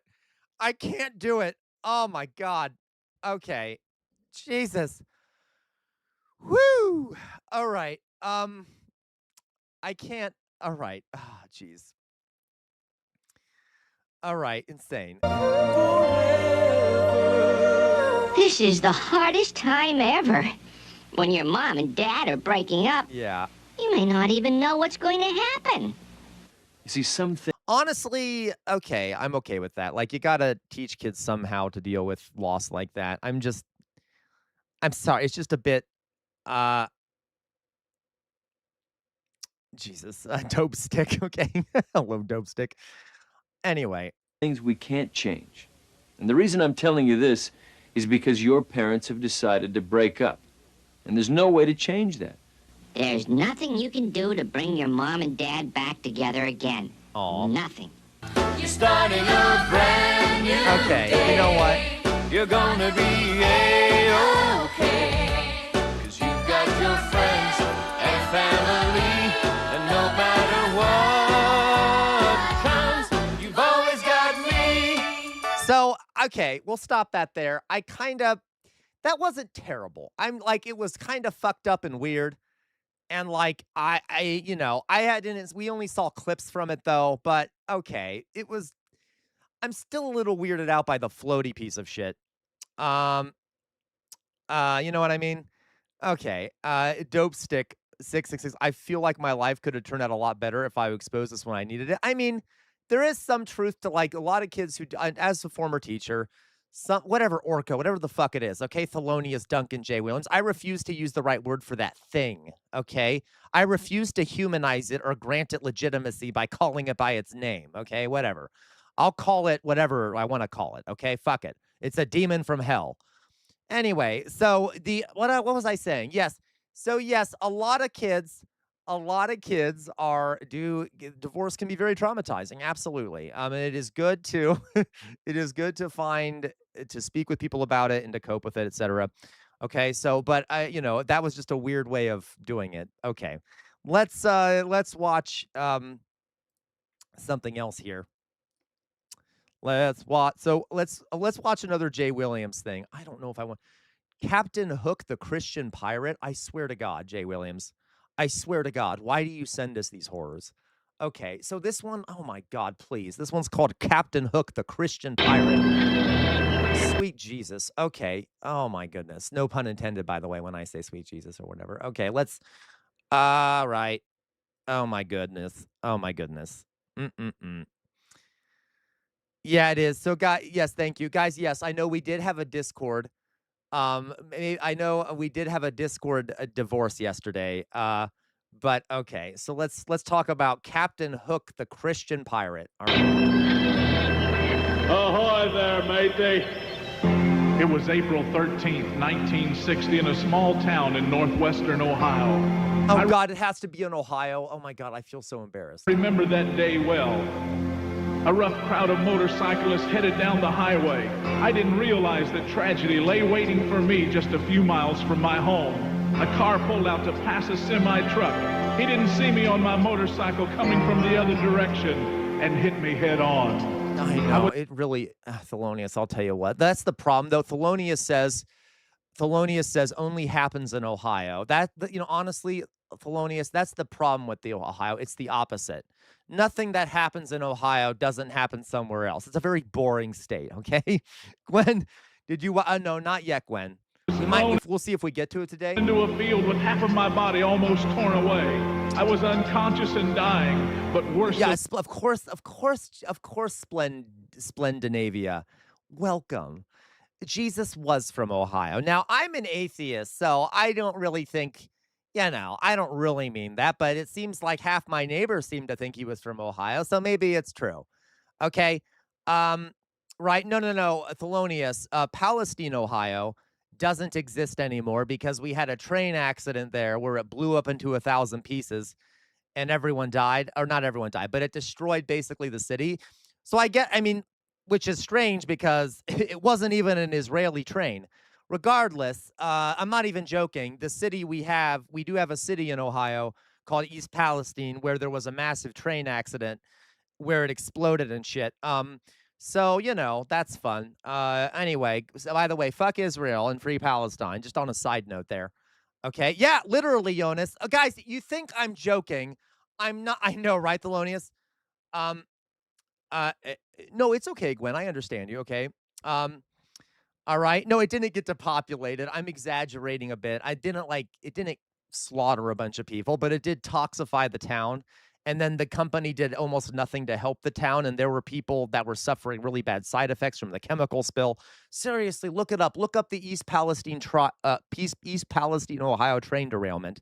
Okay. I was without God. The sirens were screaming, the red lights flashing.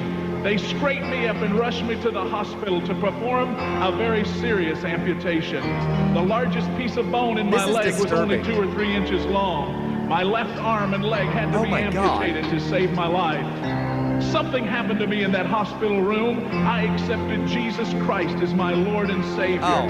The Spirit. So listen, guys. To be clear, and you guys, listen. Okay, so here's the problem with the argument that Jesus saved me in my hospital bed. Okay, allow me to explain. And I say this with full respect. That implies that Jesus is a fucking asshole. You know why? Because then why is Jesus allowing so many other people to die in their hospital beds, right? Why isn't he saving that child in a Palestinian hospital that has severe burns from Israel's bombing? Why isn't he saving that child in Sudan who's starving to death because of a famine, right? So that's kind of douchey. I guess, to be like, oh, thank you, Jesus, you saved me in this hospital bed. I guess you could also be like, well, Jesus, why the fuck did you let all those other people die? That's kind of rude. Doesn't exactly sound like a healthy relationship to me. Anyway, so, I just on a note there, it also, by the way, kind of implies that you must be better than them because Jesus saved you apart from those people over there. Isn't it funny, though, how Jesus tends to not save as many poor people? Okay. Like, if you look at the stats, people who are lower income have higher mortality rates for a number of reasons. People who live in the global south have higher mortality rates for a number of reasons. So Jesus clearly, so are you saying Jesus, like, prefers to save people that have money? That's kind of weird. You see what I mean? Like, I'm just saying, kind of a weird position to take if you think about it for like 2 seconds. Okay? All right. The Lord tapped on my heart's door. I turned my life over to God. He gave me new hope and determination. And now he's... Thank you, Splendinavia. Thank you, yes. ...enlisted me to hook boys and girls and to win them. Because I'm the world's only Christian pirate, Captain Hook. Okay, listen, I'm sorry. I know, I'm sorry. I keep interrupting. But I would not trust someone who called themselves a Christian pirate who wants to... yeah, exactly. To hook boys and girls. Not a great history there with children and Christians. I'm just saying, you might not want to let the pirate, the so-called Christian pirate, be alone with your kids, okay? Just saying, all right? What it's way, hey, yes, we're on our way. We're off to see Captain Hook. By the way, why is the pirate an Irish pirate? So come for a ride, we sail at high tide. We're off to see Captain Hook.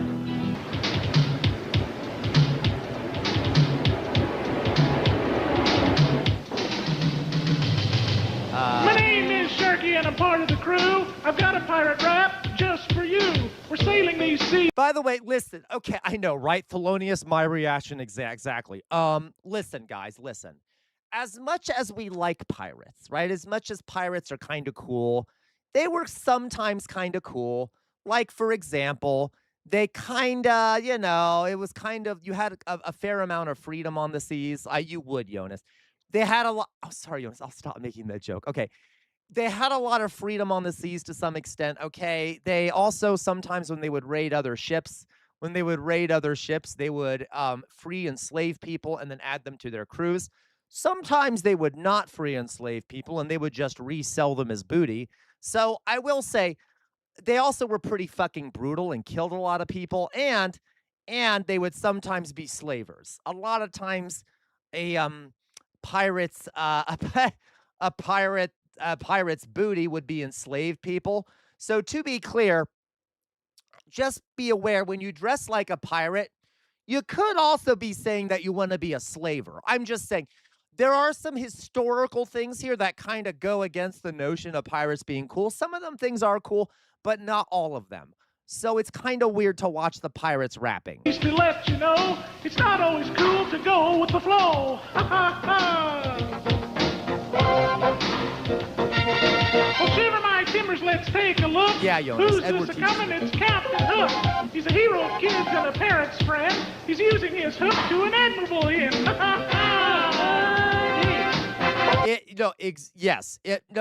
Literally, exactly, Outer. That's why I'm saying there were some pirates that were cool. I'm not even joking. There were some pirate ships where they had like democratic kind of election type shit, okay? And they were more open-minded, and they actually did have black people on board. They wouldn't really give them an option, though. You either are thrown overboard, resold, or you become a member of the ship. Regardless, there were also other pirates who were literally slavers. So I'm just saying.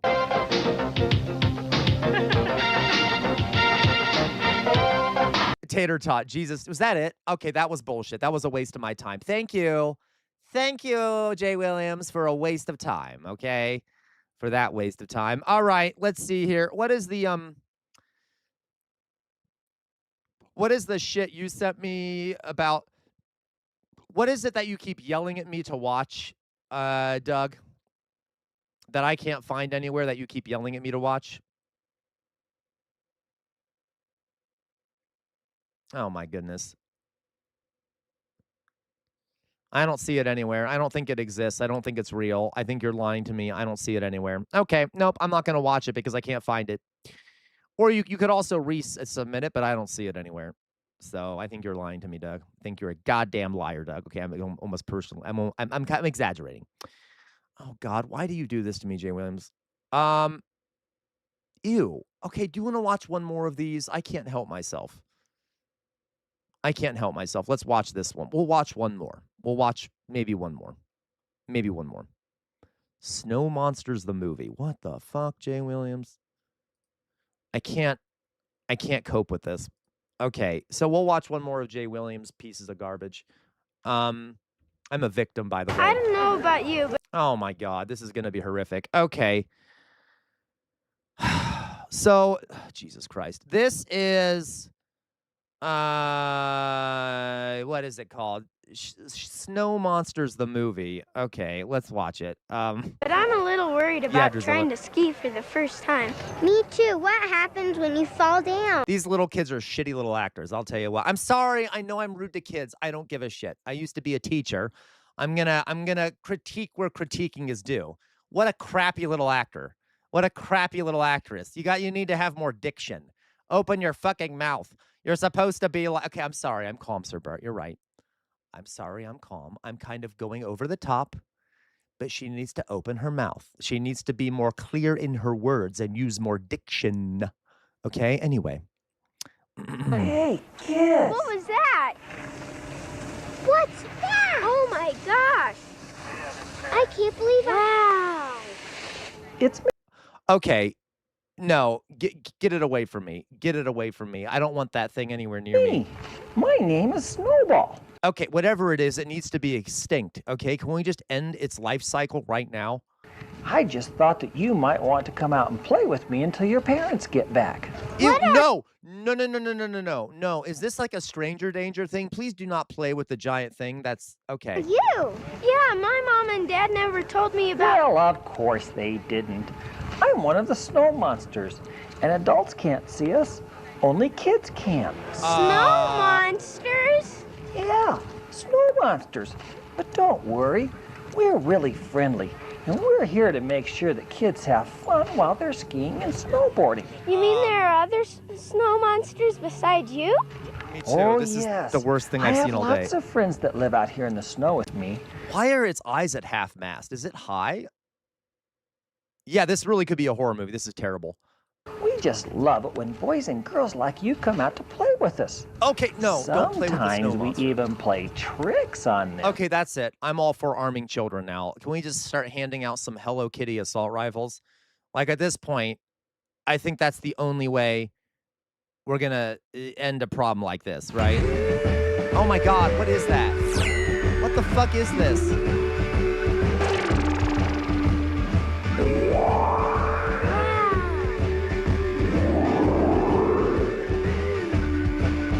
When you see that snow. Was literally, guys, excuse me. Pardon me. Was that thing that looked like Ronald McDonald literally going around touching all the children? Did you see that?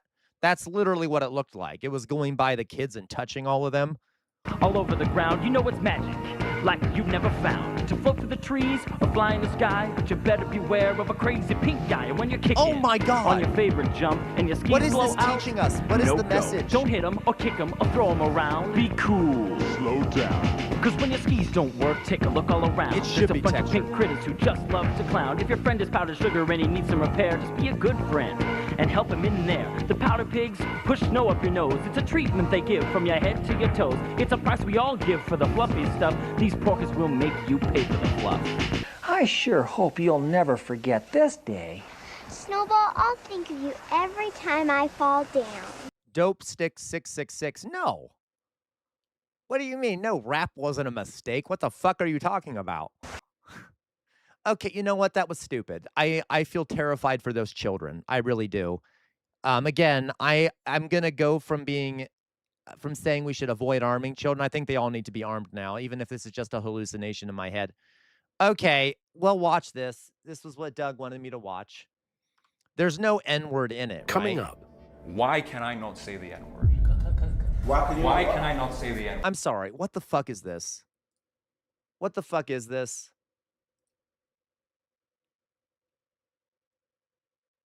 Okay, you know what? Oh my God.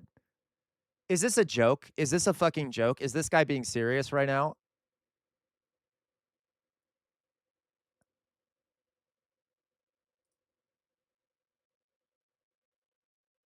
Our souls matter. Coming up. I don't get it. What is it? Is it a... What is the origins of this video? I don't get it. Watch it? Fine, I'll watch it. I'll fucking watch it. Okay. Why can I not say the N-word? Why can I not say the N-word? Now you're being silly. No, that's a real thing. Who told you that you can't say it? Will you give me permission now to No. say the N-word? No. No, why not? Why can I not now say... Please tell me this is a fucking joke. No pet gone bad. We will watch garbage from the 80s and 90s occasionally, okay? Joseph. Because I want to. We're not really... Oh, wait, these are Hotep people? Because I want to. Joseph, listen, we're not religious people. I really want to. Joseph, okay. Listen. What is this? I'm sorry, wait a minute. Is this guy serious? I'm very confused. We're not religious people. If you came to attack us, we would not watch you and turn the other cheek. We would deal with you accordingly. You're contradicting what the text says. Saying to me, But you're contradicting what the text says. You're making blatantly made a blatant contradiction with the text. Why do you think that? You're comparing natural parts of me to an animal. Right? That's Okay, wait, let me tell you something. Well, in all honesty, human beings are animals, so I don't know what the issue there is. Genetically, your DNA is tied into the Homo simian, the Homo canine, and the Homo porcine. So if you want to go and do some research, because scientists have done DNA And these tests, aren't humans? dog, what you call a pig, and what you call a monkey. So this is why the dog, Neanderthal, pig, and monkey. the Neanderthal. And these What? are scientific I'm very facts. confused. Yes, What? and I'm trying to explain if you would Okay. actually listen. Oh, so these guys think that they're like aliens, right? They think that they are not from Earth, right? The Hoteps don't think they're from Earth, that they're like aliens from elsewhere? In the Torah, God instructs that humans must observe the most holy day of the Jewish New Year and must refrain from all earthly pleasures and be as much like angels as possible. So we refrain from eating, drinking, engaging Oh, that's right, Yakub. I remember this now. I remember this. in Okay. marital relations, wearing leather shoes, etc. What is this music? That's the if- Jewish God saying that. We're not Jewish. You can't run this sophistry on me. No, like you're you can not- run you're just- sophistry on you other hear people. something. You can't run it on me, bro. You I'm hear sorry. something and you don't let me finish because if Because you you're don't, running sophistry, bro. And you've Listen, done this to if many you people don't before, but listen- you can't run it on me. No, let's, no, I'm not let's, running- let's leave this No, I'm topic not behind. leaving it. You're not getting Let's away leave that- this you're topic not getting behind. away that And let's easy. talk about No, Malachi's let me evil finish my instead. point. Let me finish my point. I'm asking you the question. You're interrupting No, me. you're not asking. You're Okay. interrupting me. All right, I'm You're going to say it interrupt- one more time. What's the question? The question is, how could he be the master teacher if he was taught? Who? If you're What? new here, hit subscribe and turn on your notifications. Oh, so is this literally like the... Okay, so they are... These guys are lunatics, right? I'm just going to say it. These folks are... Yeah, these guys are lunatics. So is the lady that was talking is also a lunatic. It seems like all these people are lunatics. It literally seems like every single one of these people are lunatics. Every last one. Okay, these guys are lunatics. The lady that spoke was a lunatic. The guy that's speaking was a lunatic. They're lunatics. Okay, I got to tell you. All right. Raise your flag if you disagree. Christians are the Antichrist. Who are Christians from the people that Okay. raise their flags? The word Christian, if you spell it, you Yeah. can literally see Antichrist in it. Because the English... Oh, wow, that's a great one. Okay. I feel weird. I feel... Guys, can I just be clear? The Nation of Islam is not a massive threat to the world, okay? I just want to be clear. Yes, we can watch it and I can make fun of some of these ideas. They're not a big threat, okay? They're kind of like a fringe cultic group that has some very bizarre beliefs. That's some very unpleasant beliefs, but let's be clear. They're not like that much of a they're not a big threat to the world, okay? I just want to be clear. We do now in charge today have a predominantly white Christian death cult in charge of the United States. I'm more worried about that. So to be clear, we can watch this. I'm just saying, I don't want you to go around thinking that there are a bunch of scary black people who believe in Nation of Islam stuff that are a massive threat. There's not. Does that make sense? Okay. Language, we always bring it back to language. The way words... Oh, Hoteps. I'm sorry. Someone said Nation of Islam. Are these Hoteps or Nation of Islam people? Okay. But we're not playing Scrabble, like. No, but we're trying to explain. No, but we're explaining the origin of the word. Oh, they're Hoteps. Okay, gotcha. And I'm saying that in when the you English study language, when you take away the Christ, all you're left with is Ian, and Ian's just a... Yeah, though Thelonious Dunk, I love Malcolm X, but Nation of Islam, modern day Nation of Islam, is batshit crazy. It is. It is linked to the Church of Scientology. They so modern day Nation of Islam is not great. And listen though, guys, this is my point. It's kind of irrelevant. They don't have any power. They're very weak. They don't have much power. Okay, it's not like these folks are a big threat or anything. It's understandable why they think the way they do because they've been the black community has been oppressed for so long and stuff, right?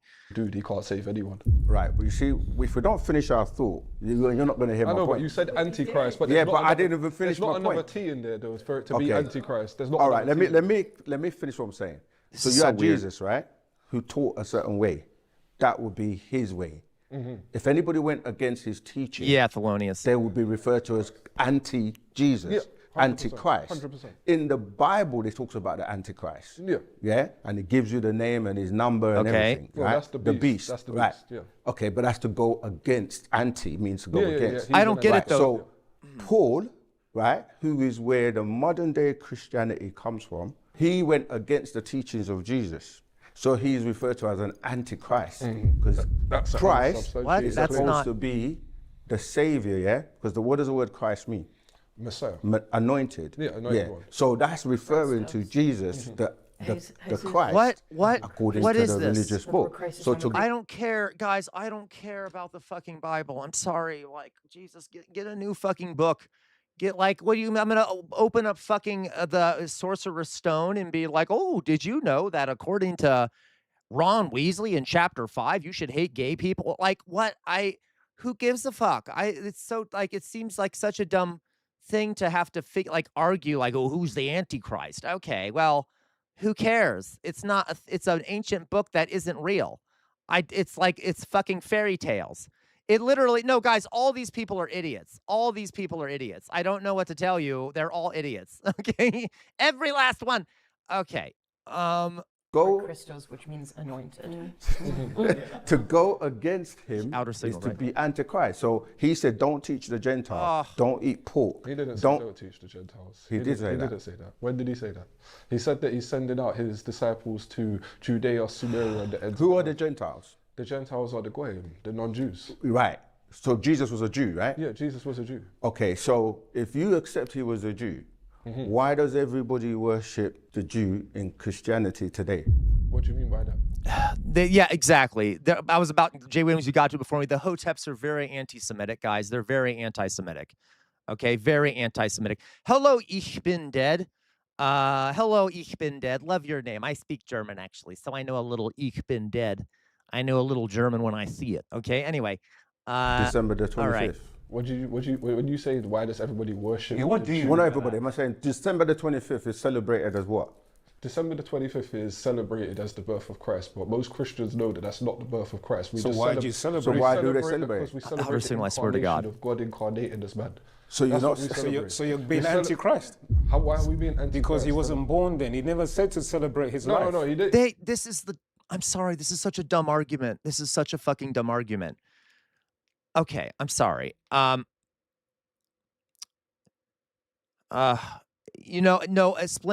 That's why we're watching it, Splendinavia. I'm trying not to be too rude. Let's put it that way. Okay, I feel your pain. No, he didn't say that. He didn't. Right. So you're going against. Guys, he didn't say any of this shit. He didn't say any of this shit. It doesn't fucking matter. It doesn't fucking matter. He didn't probably say any of this shit. Like.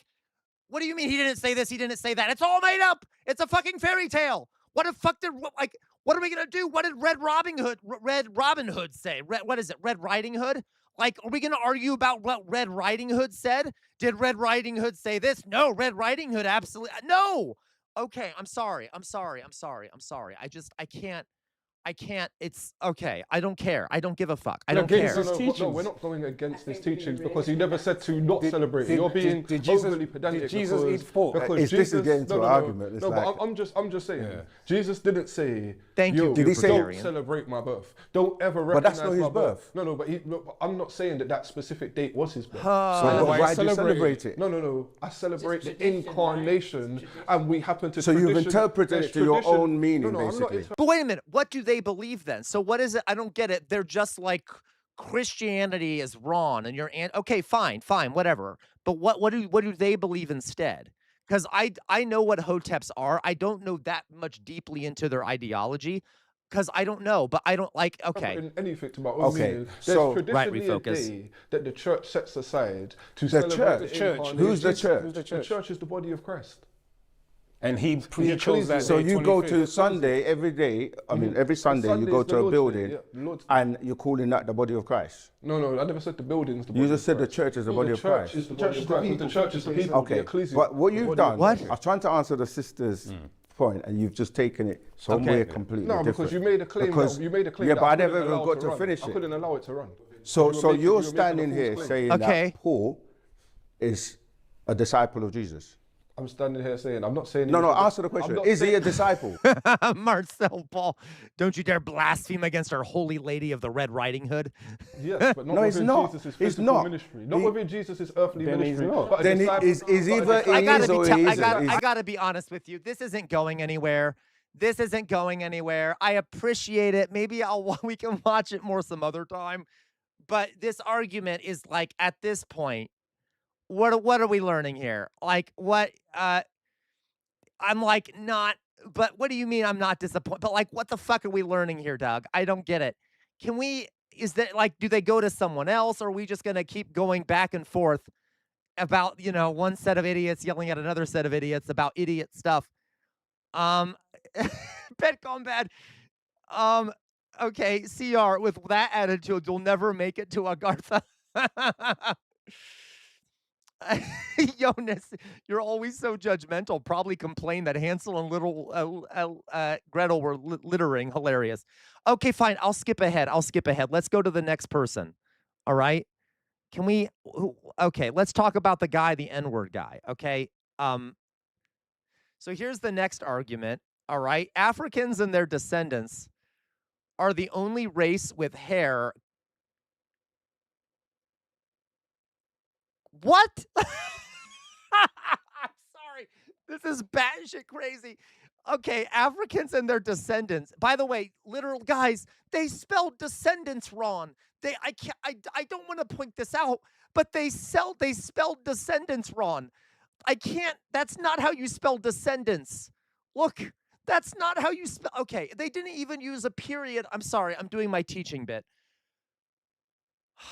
Okay. Africans and their descendants are the only race with hair. No period. Caucasians, what is this grammar?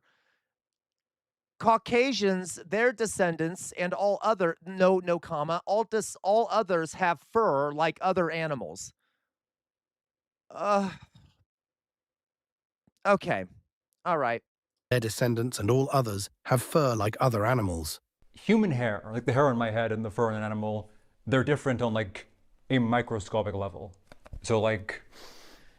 Dude, don't try to use rationality here, okay? Animal fur, it sheds. Animal fur is seasonal. They grow it, they shed it. Animal fur has things... Different oil. It has things like built into like, maintain heat. There's things built into like, conserve energy. Human hair does not have that. So human hair is not fur. This is not fur. My name's Joseph. I go by Neokum online. I'm a 31-year-old, unemployed, hikikomori, incel. I've never seen a vagina, and I make TikTok videos. They chose a hikikomori incel. Great. Every being on God, this is like a clusterfuck like none I've ever seen before. Doesn't have hair, they have fur. We, as the Nagaru, the Negroid race, our hair grows. They literally, guys, they're using the old racial classifications. What are we doing here? What are we doing here? They used literally the old-fashioned 19th century racial categories. Oh my god. Oh my god. Okay. Out and occurs in the follicle of 9, which is why we used to have something people refer to as the afro, right? We call it a natural. But if you go back to the 60s and 70s, a black person was unique by their hair, by their throne. And you look at the Jackson 5, you look at the OJs, you look at a lot of the bands, back then, we used to have what you call an afro, right? Mm-hmm. Wait, is he saying that black folks can't have an afro today? I mean, what? There are different styles that are popular at different times. I don't know what the fuck he's talking about. Yeah, afros aren't as popular today in terms of being a style, but hairstyles change through time. What is popular? Okay, you know what? That's fine. I don't think I'm going to get anywhere. Marcel, imagine waking up one day. Waking up one day and thinking, I'm going to prove that to those guys that my hairs are not fur. I know, right? Like, he literally, okay, he's probably a racist to some extent. This guy here is probably racist to some extent, that he's like specifically mad at black people talking bad about white people. Like, honestly, you know, I would not be like, I just don't care that much. Like, they're not a threat. It's not like I'm going to be oppressed at any point soon because of these beliefs, right? Because white folks are still dominating the planet in a very dark and evil way. But like, you know what I mean? So anyway, it's just, he seems very angry about, I would love to get his views on politics. Let's put it that way. Over time, when the colonizers, slavery, they started to get black people to straighten their hair, right? Yeah. And that's not that actually is true. Unique thing for us as a people. By law? No, what do you mean? By influence. By influence, Social by the media, influence. by pushing on the media that the straight, till this day is happening, the straight long hair is beautiful. Yeah. Which is fur. That is true. You cut your hair right now from your hair, right? On your head, and put it down, and we went and got... But by the way, that's also ahistorical. In Africa, a massive continent, by the way, so we're not going to generalize about the whole continent. But in a lot of places in West Africa and East Africa and Central Africa, there were tons of different hairstyles being used throughout time and history. We know about this. It's a big part of a lot of cultures in Africa. Like, there are different hairstyles. Sometimes they're used to differentiate people based off role in society or class historically. So he makes it seem like everyone in Africa all had afros before colonization. No, it wasn't like everyone had an afro. Do you see what I mean? There were different hairstyles. Yeah, maybe straight hair might not have been as common. I don't really know, but that was pushed on a lot of African folks by colonizers. But to make it seem like everyone just had an afro is weird to me. Okay. You know what, guys? We're gonna stop. I don't know how much I want to. It's like, we get it. We're gonna go on to something else, okay? I'm losing viewers here. We're losing viewers based off this. So for the sake of the stream, let's go on. We get the idea, right? We get the idea here. It's a room full of lunatics. And I don't really need to go too deep into it. All right. Okay. Let's find something else to watch, guys. Yay. So fun. You guys just make my day with the shit you send me. Okay. You guys are so silly. You're so silly. Okay. Mainly you, Doug, and mainly you, Jay Williams. So silly. All right. There we go. This is, yeah, exactly. This is a great example. Let me show you guys some pre-colonial hairstyles. This proves my point, right? That, like, this absolutely proves my point. Thank you for sending this. Here's some example of some well-known pre-colonial hairstyles. All right, look at that. Okay. Look at this stuff. This is really cool. I mean, oh my God, that's amazing. Whoa.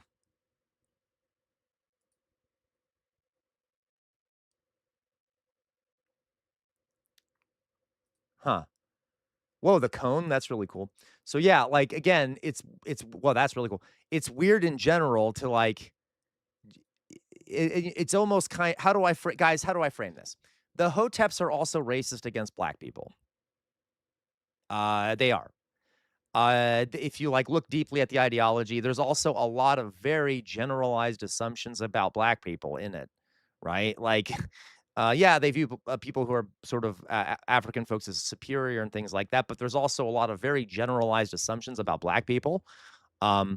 And there's also homophobia in it, and there's anti-Semitic things in it. Look at that. Oh my God, it's like a bird. So I know Clarence Thomas is typing, right? So very cool. Yep. You got it, Jonas. You got it. Wow. So yeah, you can see here that no, not everyone was going around wearing afros. That's kind of a weird generalization. Yeah, they do. Yeah, Jonas. Yeah, they don't like mixed folks. They're yeah. So okay, that's craziness. These are beautiful. Okay. Yeah, and listen, so yeah, Outer Signal, rather than learn history, they choose to erase it and create fiction. Yeah. And guys, it's not the same thing as fascism, but there's an element that's similar in that it is a way when your skin color has been diminished your whole life and you've been deprived economically and things like that, you will sometimes you can latch on to ideologies that make you feel good about yourself, kind of like what fascists do.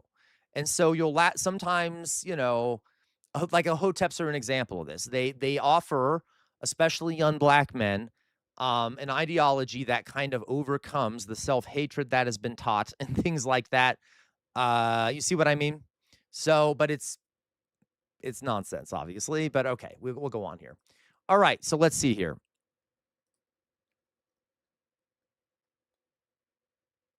Ooh, what's this? Oh my God, you have to be kidding me. Oh my God, you have to be kidding me. No. So our dear friend from the server, folks, our dear friend from the server, who has just recently joined the server. What is his name? It begins with a D. Who we were talking to this morning. Put a pro. It's Bravo Sierra. Okay, I just figured out it's Bravo Sierra. I just wanted to say that. I just figured out that it's Bravo Sierra. You know why it's Bravo Sierra, Matt Guy? Because he put a video in reactions about how great Dick Cheney is, which was Bravo Sierra's bit. Bravo Sierra loves fucking neoconservatives. Okay, so that's pretty fucking funny. So we'll be banning him very soon. Okay, anyway. All right. Literally the only troll we've ever had who is obsessed with neoconservatives, and I do not understand how anyone, whatever, it's fine. You know what? Good, thank you. Yeah, Bravo Sierra is desperate to make friends with us. I don't know what that's about. Okay, LaCroix, what are you doing, LaCroix? Why are you sending me? Fine. We'll watch this.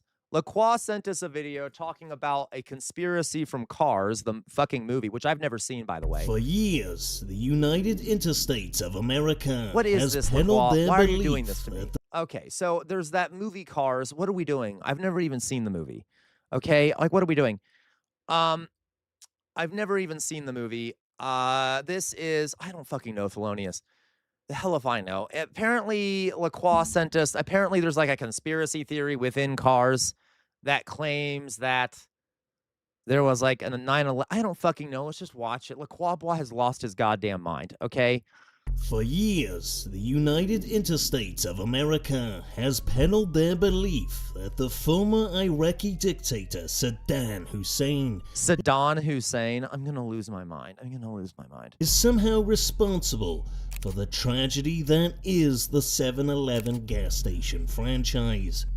They even went as far as presenting evidence at the United Stations that Saddam possessed weapons of gas destruction and had coordinated 7/11 with the infamous Audi national Osama bin Laden and his terrorist organization, Al-Qaeda.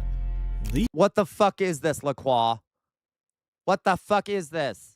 These claims, of course, were later used to justify America's prolonged war on Tyre, a controversial conflict that totaled millions of cars. It's literally just a series of goddamn puns. Are you trying to piss me off?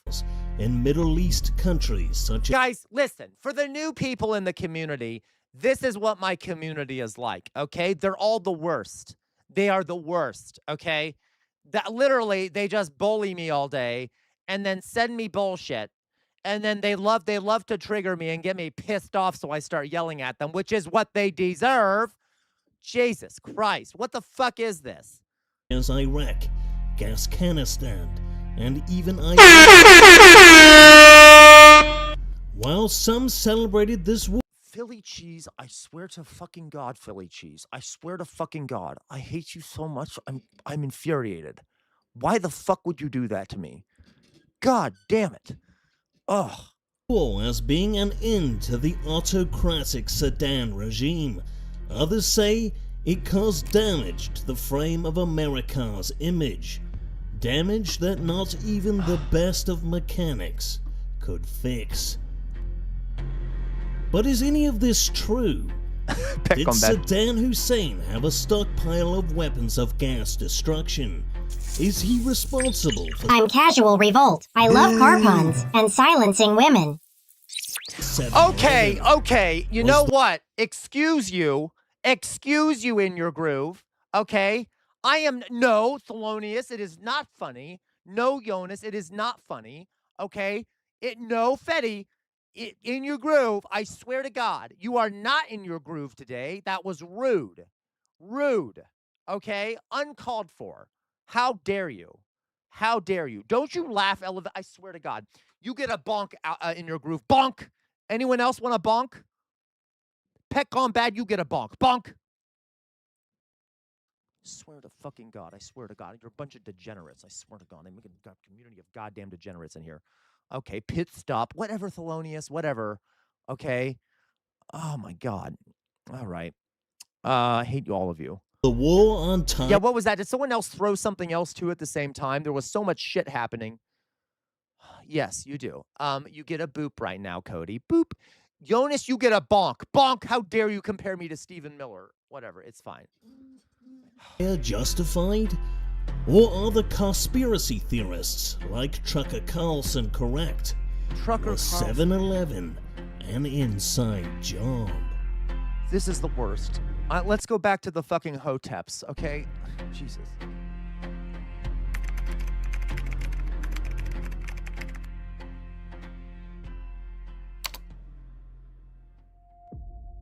While many vehicles in the world of cars believe that the United Interstates of America is a bright, beaming LED headlight of democracy, the reality is, it is a nation very much steered by oligarchs. Oligarchs, okay. Although its publicly traded stock exchange, the NND 500... The IN and DY 500, the Indy 500 stock. Okay, you know what? Is the largest in the world. America's fuel economy is largely dominated by two massive oil and gas companies, the Twin Powers. Divided geographically into two regions, these Twin Powers have total monopolies over all gas stations in their respective territories. In the southern United Interstates, you have the South Power, Dynaco, owned by the immensely wealthy and influential Dynaco dynasty. The other major oligarch that makes up the North Power is Eve England's richest car and self-made billionaire Sir Miles Axelrod. Some miles Axelrod, some mile, you know what? I can't even, what the fuck? Okay. Controls. As a jester, I find this humor repulsive. It is absolutely the worst kind of humor imaginable. It's awful. The Axelrod Industries conglomerate. Now, it's no secret that Saddam Hussein and the Twin Powers Saddam Hussein, okay, have had a series of contentious fender benders in the past.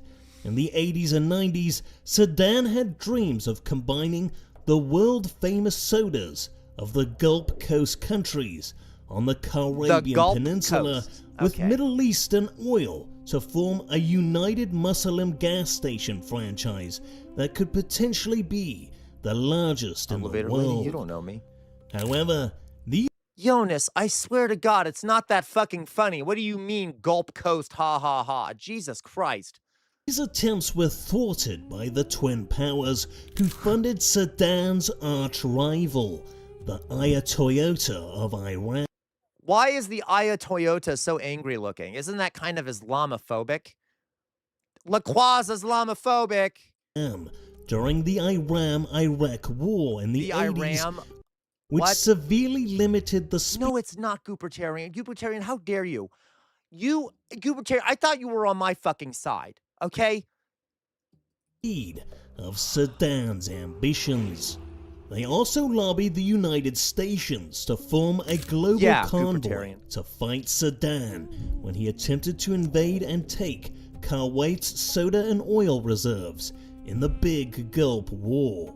Oh my God, this Drunk is so on their success of driving back Saddam's forces and their victory over the USSRV in the Cold War. USSRV? Oh my God. The oligarchs of America became obsessed with their own horsepower.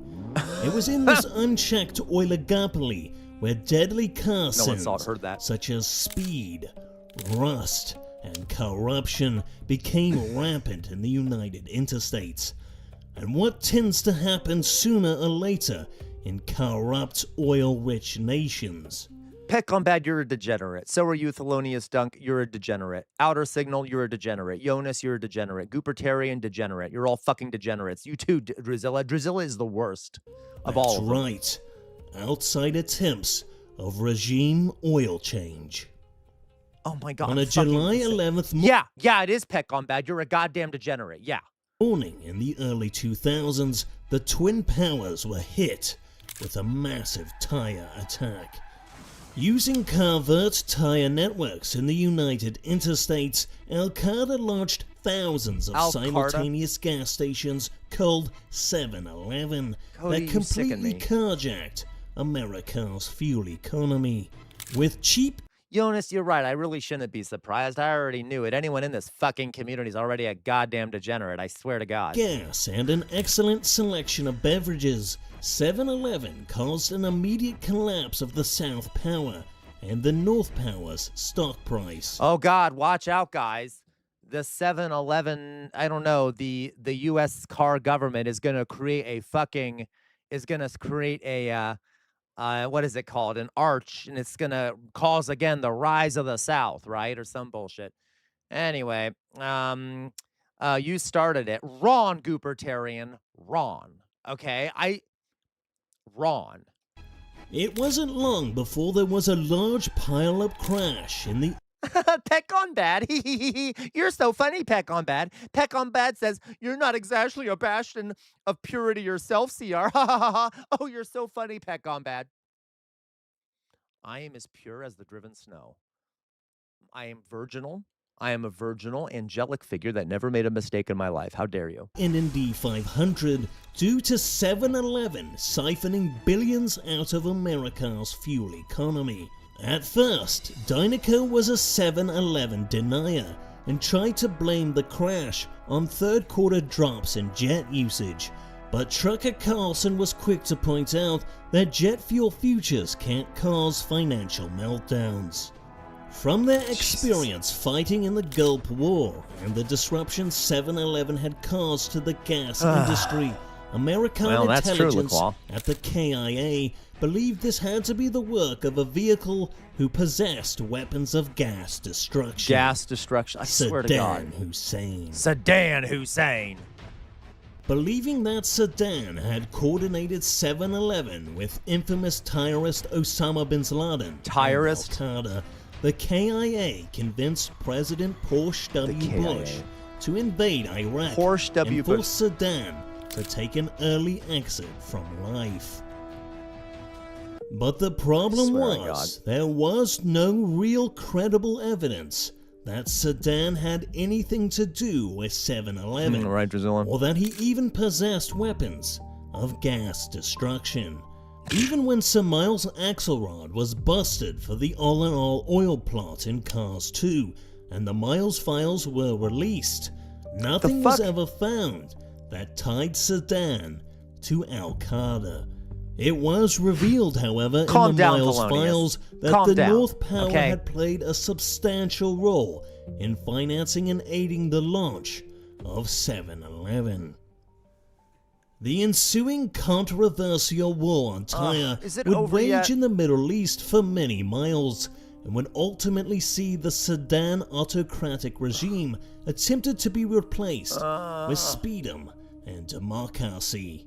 Saddam himself, I hate you. although attempting to hide, would ultimately be found and totaled by America when they filled his unleaded gas tank with diesel and started his engine.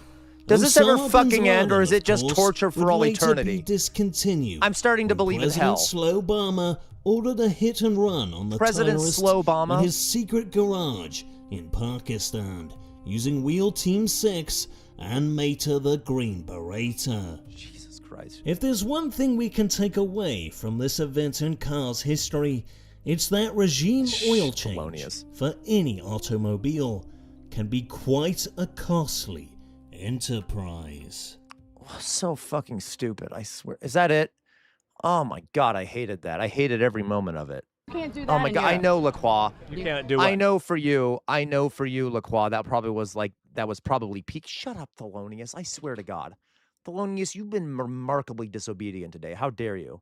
Okay, how dare you? How dare all of you? Okay, I hate all of you. I hate all of you. I hate you, Mayflower Kid. I hate you, Thelonious. I hate you, Drusilla. I hate you, Philly Cheese. I hate you, Jonas. I hate you. I hate you all. I hate you, Outer Signal. I hate all of you so very much. My hatred never ends. Okay. I love you and your groove, but I hate everyone else. All right. Okay. I hate you, Peck on Bad. That's right. Walk away, Peck on Bad. Okay, whatever. It's fine. All right. Jesus. I know it does, Drusilla, because you're a sicko. All right. Anyway. So, what was I don't know. What the fuck was I gonna say? What time is it? It's almost 5.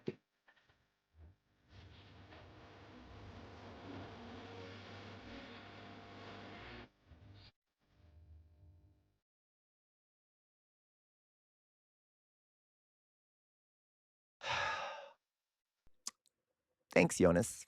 Who the fuck was that? That wasn't Jonas. Who the fuck was that? Was that Outer Signal? That was fucking Outer Signal?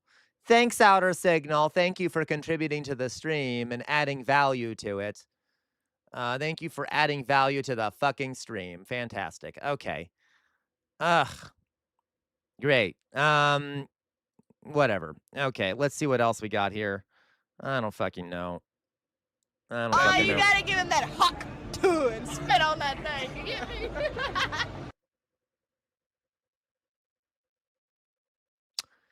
That was uncalled for, and that kind of felt like sexual harassment. I'm going to be honest with you. That felt like sexual harassment, okay? Who did that? Matt Saigai, did you just hawk to me? What the fuck was that about? Okay? By the way, that's not a penis. That's my microphone. Why the fuck was she hawk to-ing on my microphone? Okay, you know what? It's fine. Whatever. Let's go on here. That's disgusting. You disgust me. All right? You know what it was about. I know what it was about. I know what it was about.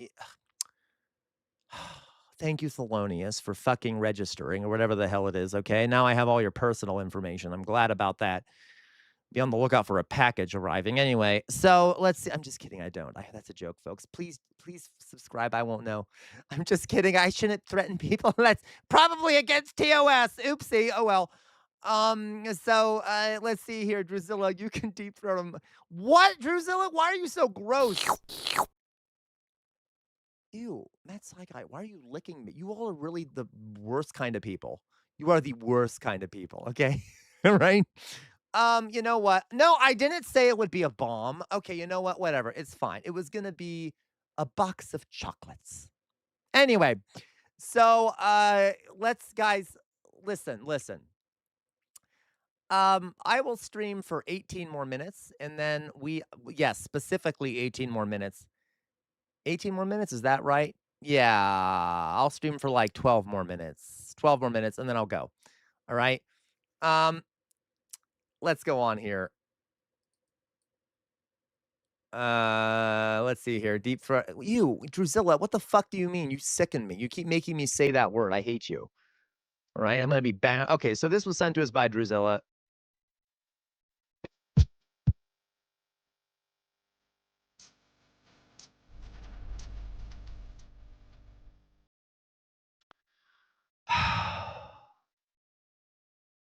Whatever. Let's see what else we have here. I hate you all. This was sent to us by Drusilla. God help us. I don't know what it is. No, I don't want to watch it. Fuck you, Drusilla. We're not watching your shit. Okay, we're not watching your shit. We'll send this. We'll watch. I don't fucking know. Maybe we won't watch anything. I don't give a shit. Maybe we just won't watch anything. All right, let me see here.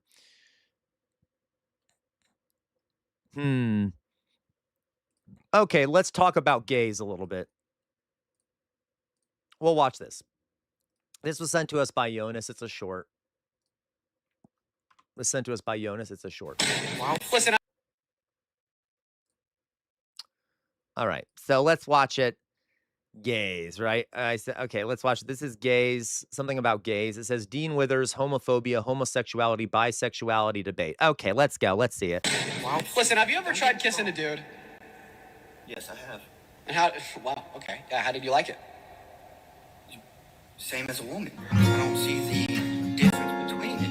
It's just how you look at it. I mean, it's a matter of opinion as well. There's no difference between one another if you really look at it like that. If you love that person, you love that person. You don't love who they are. You love that character. You what? Love their personality. You love the I'm features. confused. You're looking as trying to share one person to another. You can't. Wait. So that guy was kissing guys and now is a homophobe? What? I'm sorry, I'm confused. So he's just deeply in the closet and he's embarrassed to be gay, so he's like, gays are bad or something? Okay, you know what? Kiss guys. Like, guys should kiss guys. Women should kiss women. It's okay to give your bro have a little makeout session with your bro, okay? Nothing wrong with that. No one's the same. No one is. Some might have rougher hands. Some might have softer lips. Oh my God. Woo! You can't just sit there and say one is the same as the other. Okay, that guy definitely is very deep in the closet. Very deep in the closet indeed. By the way, Jonas, I saw getting railed by the homies. You know, no, that's not gay, man. Hey, dude, you gonna get railed by the homies? Okay.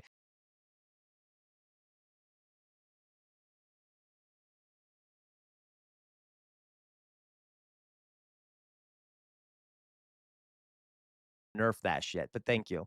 Okay, Jonas.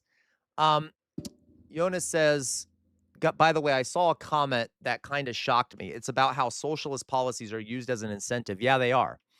They are, Jonas. It's rather shocking. That is what they do. Okay, you know what, guys? I don't fucking know. I have to pee. I really gotta pee. I'm gonna pee my pants. Is that bad? Will people leave if I pee my pants? Maybe I shouldn't leave my pants. I don't know what's happening over on fucking YouTube, but let's do this, guys. What the fuck was that? I didn't even see that. What was that? What was that? Someone throw some shit at me? Okay. Well, let's do this, guys. How about this? I'm going to get off of YouTube. I'll still be on Twitch, but I'm going to get off of YouTube. There's only 4 people on YouTube. For the folks that are over on YouTube, bye. Bye, bye, bye, bye, bye, bye, bye, bye, bye, bye, bye. Yeah, I'm going to leave from over there because I wanted to show you guys a clip from the Mussolini, from that Mussolini show before I get off. So I will see the people on YouTube later. Love you very much. Bye-bye, YouTube. Okay, bye-bye, YouTube.